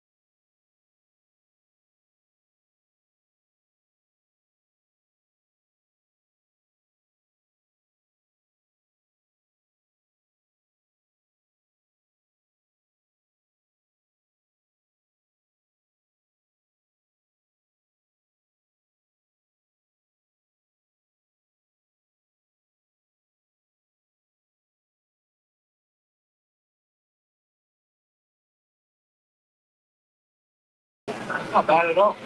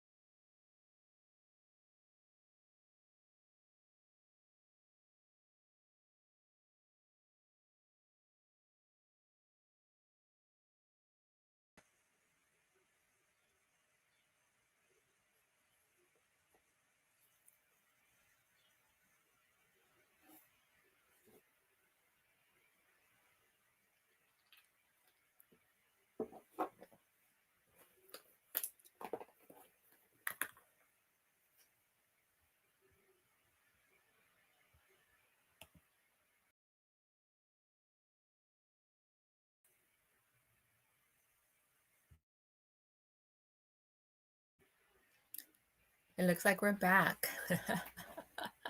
Sometimes that happens when we're playing in the high frequencies. So welcome back, everyone. Yay. Amazing. Okay.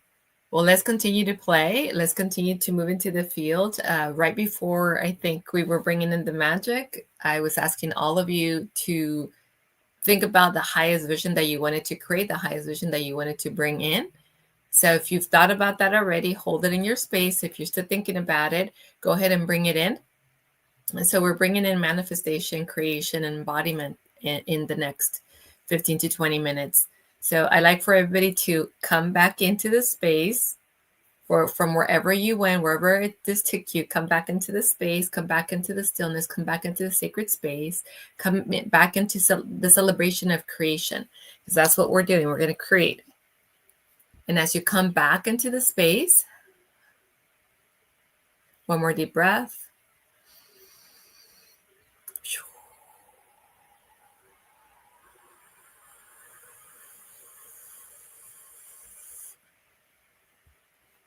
And let's come into that stillness within ourselves.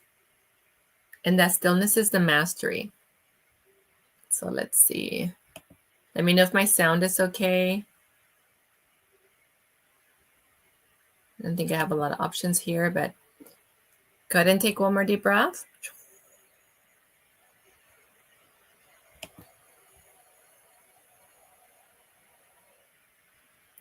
And one more deep breath. I'm going to raise my volume a little bit. All right, so we were building that foundation. We were bringing frequencies of creation, of possibility. We were expanding into the field of infinite possibility and infinite probability. And what that means is we're moving into the expectancy. Go ahead and take one more deep breath. Beautiful. Okay, loving it. Feel free to put down in the chat everything that you want to create. Go ahead and take one more deep breath. Again, we're moving you from this possibility, this timeline, to the new probability, new possibility, new level of creation. We're going to collapse some timelines. Okay, go ahead and take one more deep breath. So I'm seeing everything as it's happening, and I'm also hearing a lot of the information coming through. So what I'm noticing right now for everybody, you have everything that you're playing in, which is the timeline that you're in, and then everything that you're bringing up, and that's sort of over here. It's like coming in because we're moving into that timeline. And what we want to do is we want to lean further into the I am already. One more deep breath. And I'm going to go ahead and open up your timelines and lifetimes. And we're going to get to the root. So we're going to release the places where you didn't believe that this could happen to you, or you didn't believe, or you didn't give yourself permission, or you felt you needed permission from others in order to step into havingness and having it all. One more deep breath. Get out Satyaji Nanhanakia Kuruka Mahanakatsuashia Sahirazia Haraka Karatsatusha Yoromahuna Yutut Sutoshi Taranatsati Hahakiakeratsia Rotso Soroman Yuna Yuturu Kukuratsi Tajiana Yete Hu Karahe Hetsetesha Mahanakatsia Tireke. Go ahead and take one more deep breath. Earlier I picked up the energy in the throat, and that is the I don't believe is possible for me. And that is I speak the words, but I'm not in alignment with them. Or I'm saying it, but I don't believe it. So we want to get in alignment with your authority, with the power of your word. Again, your powers are creation. You're speaking creation into being. So go ahead and take one more deep breath. Yeah. So as I'm calling this out, I can see where in the throat, the back of the throat, the access port or the occiput, where this is held. And I can see for some of you also in the pineal gland and pituitary gland. So I open up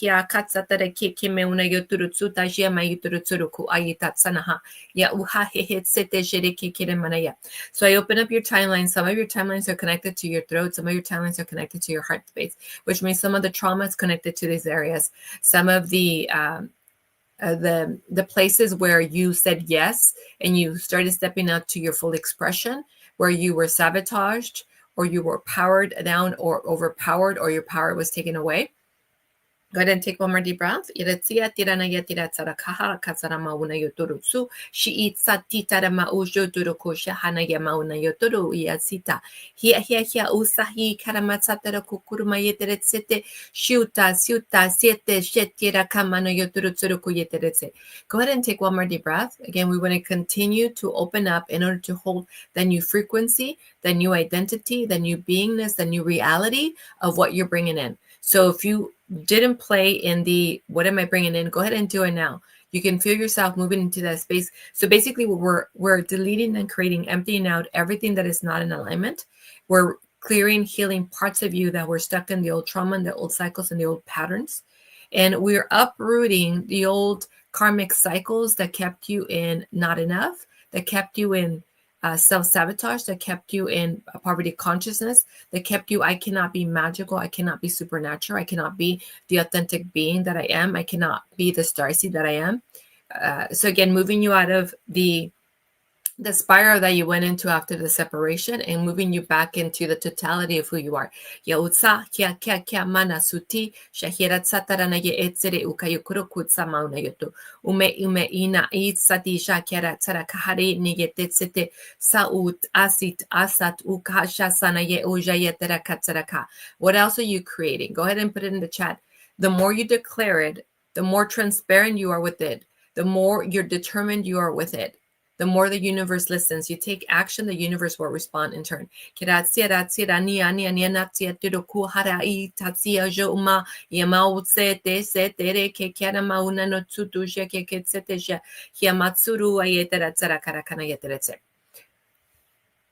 hear some questions coming up of, I want to create something, I have a service or I have a mission, I have a transmission that I want to bring to the world, and through that transmission, I would design and create my life. And then there's a part of that we're working on, which is the self-actualization, which is the alignment, which is in the embodiment, which is you expanding and calling in, aligning with the higher self. That a lot of times we think we could hold on that, or if we just focus on service, the other stuff will take care of itself. But it doesn't always happen that way, because you just focus on service and you're not focused on serving you as well as the creator that you are. Then what will happen is that you begin to overgive and or prove yourself or work so hard, put a little effort forward, because you're not holding your value. So we want to hold the value though, and we want to live in the space of worthiness and deservingness. And as we live in that space of worthiness and deservingness, we're moving ourselves into expectancy. I expect this to happen. I expect my reality, everything I am manifesting, to happen. Go ahead and take one more deep breath. So we're going to tap into the value, and the value is important both for you to become the supernatural being that you are, the divine essence, the divine human that you are, and also for you to really activate the power of manifestation within you, as well as bring your technology online. So I want you to feel into your worth, your worthiness, your deservingness. So when I ask that of you, some of you are right going into that place. And some of you are kind of tracking along like, oh, okay, let me do that. And some of you are resisting. So go ahead and feel into yourself. Am I resisting? Did I jump right into my worthiness and deservingness and value? Or am I kind of moving through the pace one step at a time? If you're not jumping in right away, you haven't forgiven yourself. You're still judging yourself. You still don't believe that you're enough. You don't believe that you deserve this or you can have this. You don't trust yourself. So go ahead and take one more deep breath and just feel into yourself and look at what areas, where in your life you don't believe, you don't trust, you haven't forgiven yourself, you haven't accepted yourself, you don't see the value in who you are, and you haven't decided, I am completely and totally good enough. Go ahead and take one more deep breath.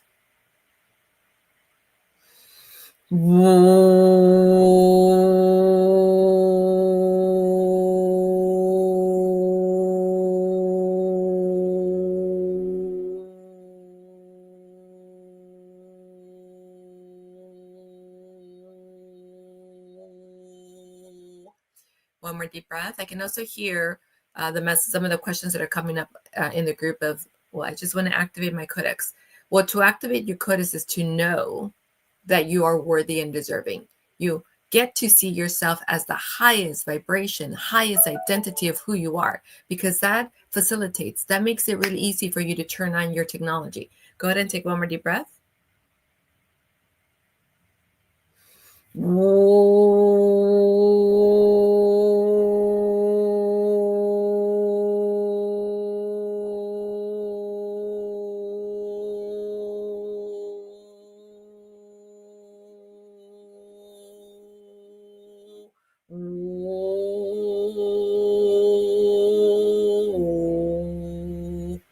Go ahead and take one more deep breath. The other questions that are coming up from the group are, I don't want to focus on that. I've already focused enough on that. I just want to be in the higher realms. Well, you're multidimensional. Your mental, emotional, physical, energetic, spiritual, soul, plasmic, light body, and so many more bodies. If you deny yourself, you're actually rejecting yourself. If you deny spending time in the lower bodies, like the inner child, the victim, the ego, any aspect of your lower body, you're rejecting yourself. So you're putting that part on hold. So what you're doing is you're creating an anchor, or you're creating a block for yourself. Go ahead and take one more deep breath. We're going to do this with love. There's no judgment. Where you are is where you are. And I want you to notice, this is where I am and this is where I want to be. So if you're saying, I want to be in a place of complete joy, complete fulfillment, complete happiness, fully express, completely in my mission, expressing my mission, serving many or serving millions. If that's what your desire is, but right now you are where you are, notice which parts of you are either standing still, they're saying, I'm not ready for that yet, or I don't want to go there, or they're saying, I can't do that. Go ahead and take one more deep breath. And some of these parts are from this lifetime, some of them from other lifetimes. But what we want to recognize is every part of ourselves that is sort of creating a trigger for us, a resistance or a block.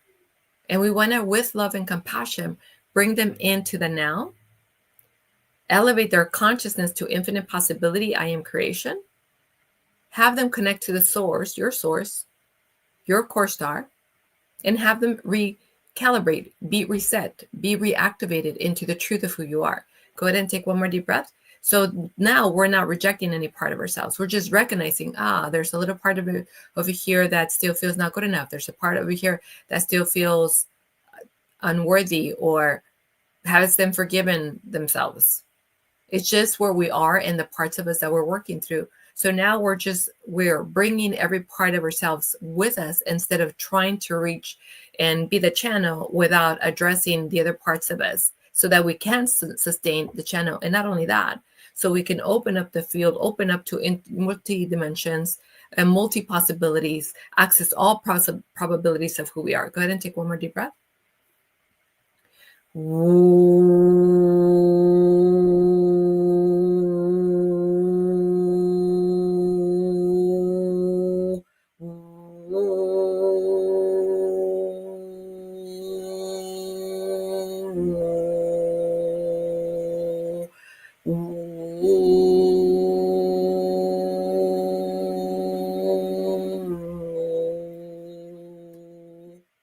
And one more deep breath. Okay, so I'm checking all of you as a group, but I'm also seeing individual people in the group. I can see the throat being blocked. That seems to be sort of the common thing for the group, the throat being blocked. For some of you, it's the top of the head, so your crown, but it's mainly your channel. The heart space is mostly open. There's some debris in the front, toward the front of the heart space. The power center, for some of you, it feels like you're really, really using your power center. For some of you, it feels like you can lean and be more in the power center. So that's your fire. That's your tenacity. That's your drive. That's your determination. That's your resolve. That's the ferocity within you. That's the seed of your spirit. Go ahead and take one more deep breath. So you want to embrace that power that you have there. When I look at the sacral and the root, the majority of you are out of the sacral and the root. The lower chakras are the bridge to the 3D. So a lot of times it's easier for many of us to be in the higher, in meditation, connect to the light, be up here. but we also want to bridge it down. That's the manifestation. So we want to know all the possibilities that are available to us, but we want to bring them into this reality so that we can live our fulfilled life as contributors, as way showers, as leaders, as flame holders, as facilitators, as visionaries, in service, as awakeners to humanity and to Mother Earth. Go ahead and take one more deep breath. So we're going to start bringing all the light through, all the way down, down, down, down, down. Okay, go ahead and take one more deep breath. And as we're bringing the light down, I'm just going to clear all these places within you that feel either a little bit off, that feel there's particles there, that feel distorted, that feel empty. For some of you, feel certain parts feel empty. Go ahead and take one more deep breath. We're just going to clear things out of the way. Now, we're doing this because one, we want to be present. We want to be the authority in our life. And two, we want to bridge the 5D and above with the 3D, because this is where we live, right? We're here and we want to make the best of it while we're here. We want to leave here, or we want to leave Earth better than we found it. Okay, go ahead and take one more deep breath. Kirama ha ha natsita shado tsotoro kuhiere tsete yanaya ure de de mau karasa ure lina asatu jetia keka ure la nayata ratsaraka haraka ashahara mayutu saratu jete ashara maharaka tsutura yanaya tsutaraku saranegete tereke ahat tutareshi utsati janegete ke yadutsatire terekere yanana. Go ahead and take one more deep breath, and I want you to start. If you haven't done so already, say yes, yes, yes. I am the divine within me. I am the source, the fountain. I am the core star. I am the great central sun within me. I am the divine within me. I am totality within me. I am creation. I am creator. I am cosmic. I am sovereign. I am sovereignty. Go ahead and take one more deep breath. And everything else that is suffering, everything else that is delay, everything else that is effort, everything else that is pain, everything else that is survival, everything is that it's, takes time. Let's go ahead and delete and then create that from your field. Delete it and create that from your field. So as we're deleting and create that, I can see some of you really going up into the next timeline. So as soon as you integrated that, and this is what we want to do. Instead of thinking about what's coming in, instead of thinking about how we're processing that, let's just move into the divine within ourselves and be that channel for ourselves and accept the programming right away. Go ahead and take one more dip. We're going to we're going to delete and then create a delay. We're going to delete and create having time to integrate it, or needing time to integrate. We actually don't need to delay anything. We can just say, I receive it now, I allow it now. And when we do that, we expand our capacity to hold that next level of who we are. Go ahead. Yeah, beautiful, beautiful, beautiful. I'm seeing all these higher versions of yourself connecting with many of you.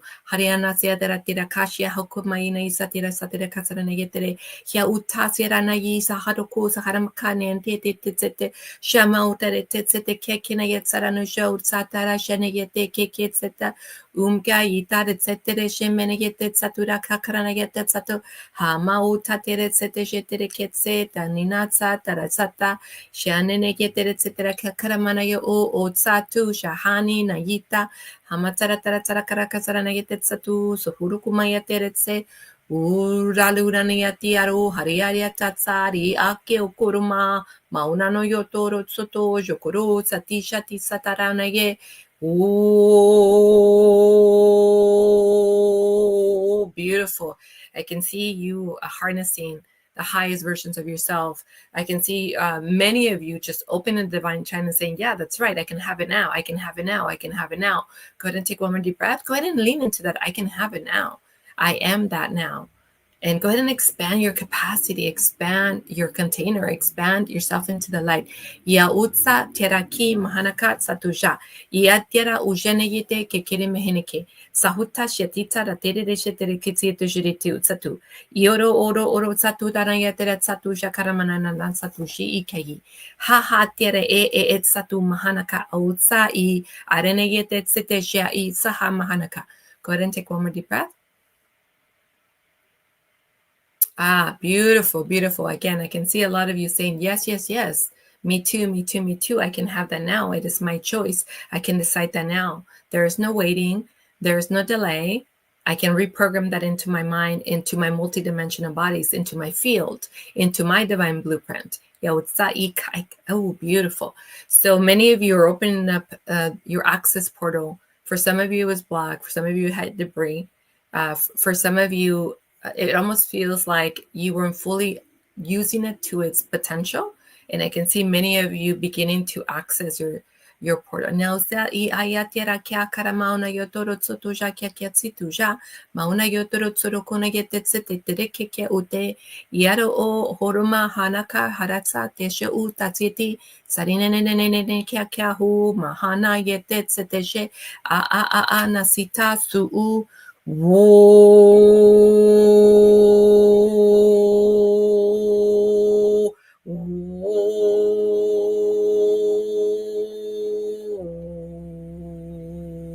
Yaromai sahi nanayi haro tsotojodo meruta tsuraka. So with the light language is coming into you.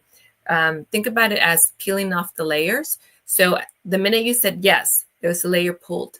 And then the more you keep leaning in and you say, yes, that's your internal divine yes, I am the totality. I am the divine being. I am the divine channel within me. I am creation within me. My words speak creation into being, and you're moving into that alignment, and you're affirming that, and you're reclaiming that. The codes are coming in and just they're pulling what used to be the old programming, the illusions that were created on you, the stories that were created around you, everything that was a block, a barrier, a limitation, or a set point. Go ahead and take one more deep breath. Kelmahu tiasita si ahaya tiara mauna yetet sete je keketsatu sahatiera mana yotoro kohorot satu jana yetet sehi sa mauna yotera tsera kekaratsara kana yetara satu sa wokia kekene yetet sete jiu. One more deep breath.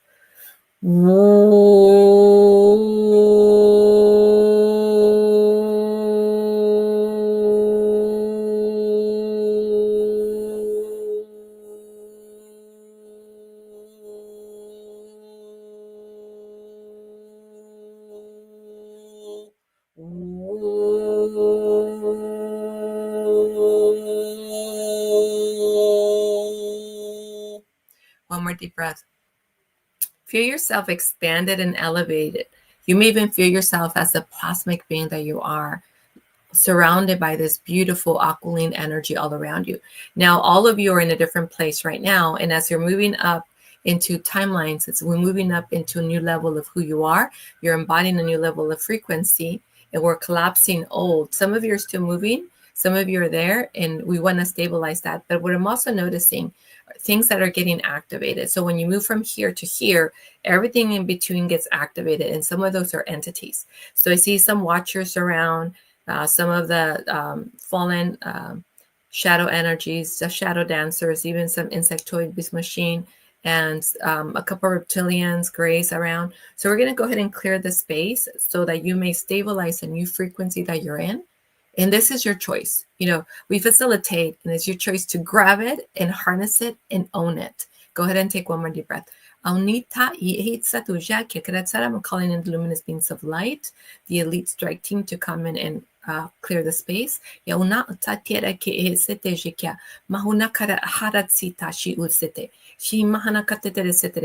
Okay, so for some of you, you have it almost looks like a collar to your throat, and especially when it comes to you doing something that is different. So you're breaking from the old rules that were set up for you. So there's, as soon as you started breaking away, the yank on the collar, meaning like stay in line, stay where you are.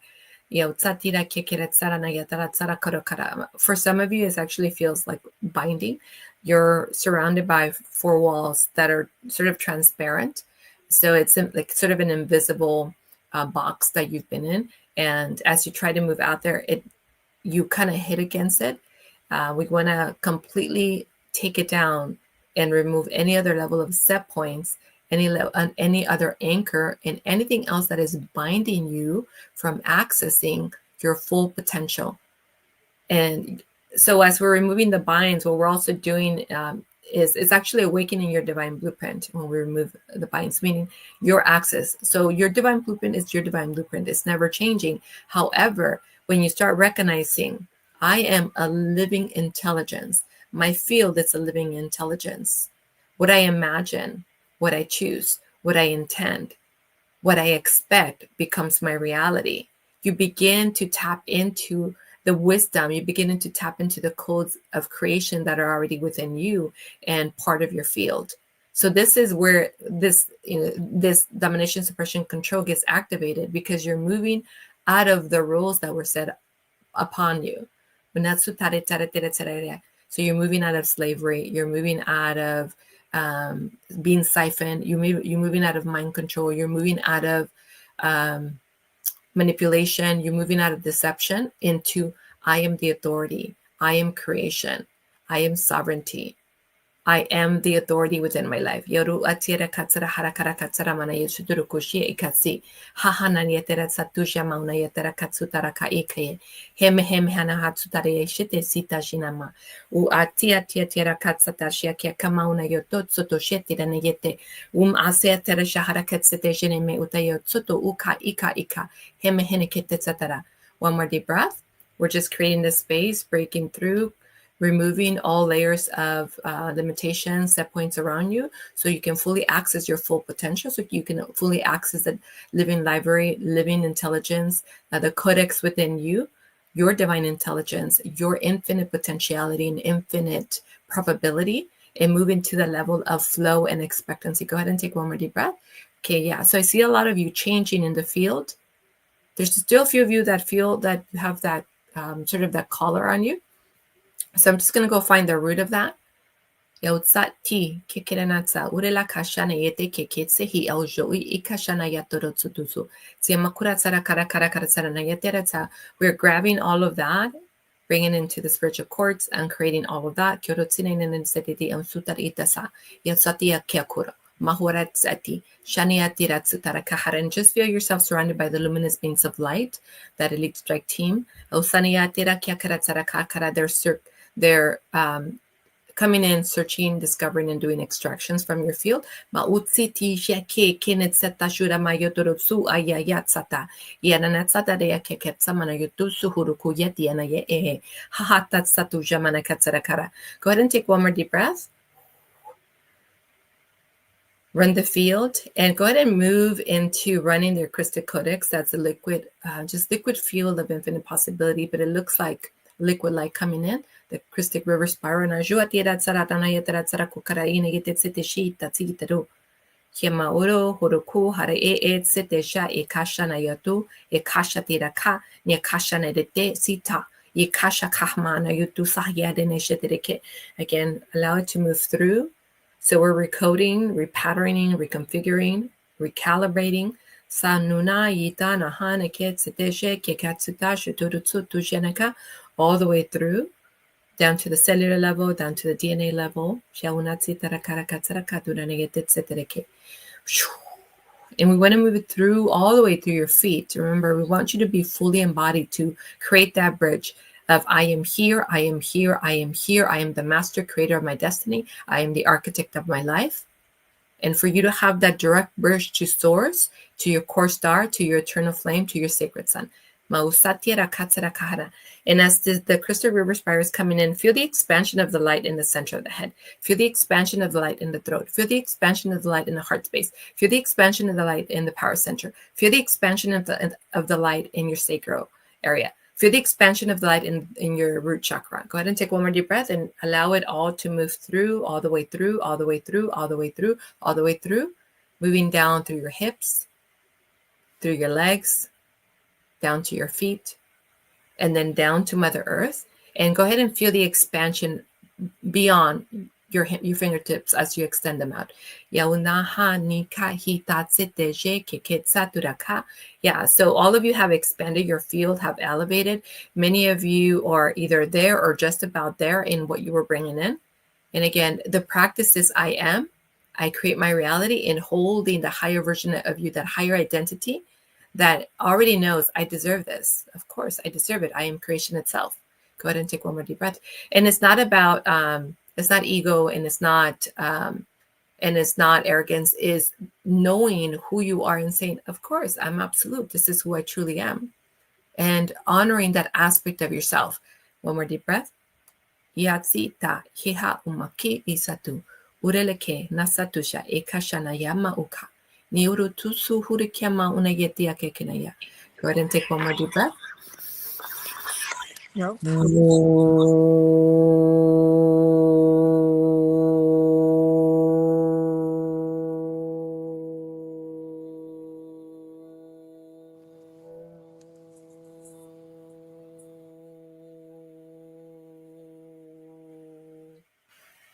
Beautiful, beautiful, beautiful. Lots of energy moving, lots of all these frequencies that we're bringing in, they kind of look like fireworks all around you. Lots is being reintegrated. Again, we're recalibrating, upgrading, reconfiguring, awakening. So lots of movement around your field. So all you have to do is just say yes. This is who I truly am. I accept it. I call it in. I reclaim it. I allow it. I receive it. I am more than enough. I have the capacity. And then hold the space of infinite possibility within you. And that is the practice. And that's how you continue to sustain it. I am the highest identity, the highest version of myself, the highest version of myself. And you can even see, perceive, and imagine yourself as the highest version of you, as that angelic Elohim, as that Arcturian, as that Andromedan, or as that hybrid Arcturian Andromedan, whoever you connect to, whoever you believe, whoever you can see, whoever you know yourself to be, whoever you want to become in the world here. Allow yourself to align with that highest version of you. And that could be something different. It could be a multimillionaire. It could be a visionary. It could be an influencer. It could be an awakener, whatever that is for you. But tap into that field and sustain it. Tap into the next level and sustain that.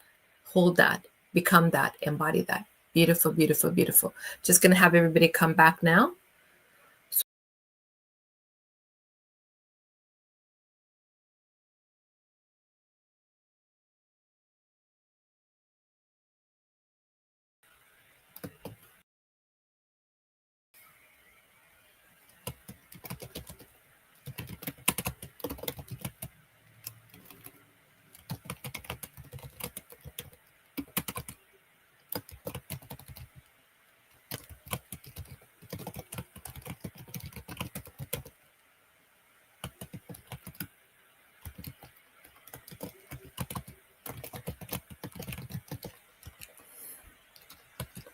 All right, everyone. I was just typing in the chat that it's been a pleasure to be with you today. Lots of love to all of you. Blessings. You are the Christic being. You are the change that is already happening in the world. You are a contribution and a gift to the world. Lots of love. I look forward to seeing you at New Living Expo. Come by and say hello. Come by and experience the transmissions that all the speakers are going to have. And I look forward to seeing you. You can visit me at 360 Prosperity or evolve360.online. I look forward to seeing you all. Beautiful, beautiful, beautiful, beautiful, beautiful. So you're now all aligned. We worked through your chakras. We connected to higher levels of you. We moved some timelines. We cleared a lot from your space. We lean into the possibility of creation, and we began to embody that. Beautiful, beautiful, beautiful. My website is 360 Prosperity, and I'll put it in the chat again. Thank you, Alan.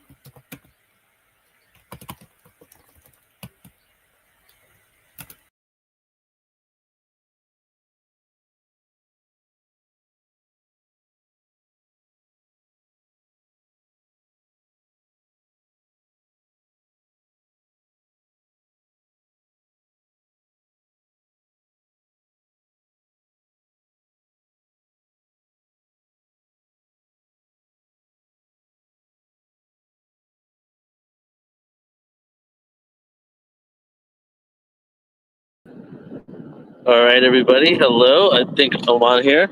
Alan had to step away, and Joan's camera's not working, so I'm on here now. Thank you so much, Maria. Thank you so much for everybody tuning in. We've been Alan, myself, and Joan are in transit all day today, getting ready for the New Living Expo. So thank you for Alan and Joan jumping in. And appreciate and love you all. I hope you receive some beautiful downloads today. We'll be back again tomorrow, same time. And the same, we'll also end at the same time too with some amazing people. So you all have a beautiful rest of your day, and we'll catch you tomorrow. Take care, everybody.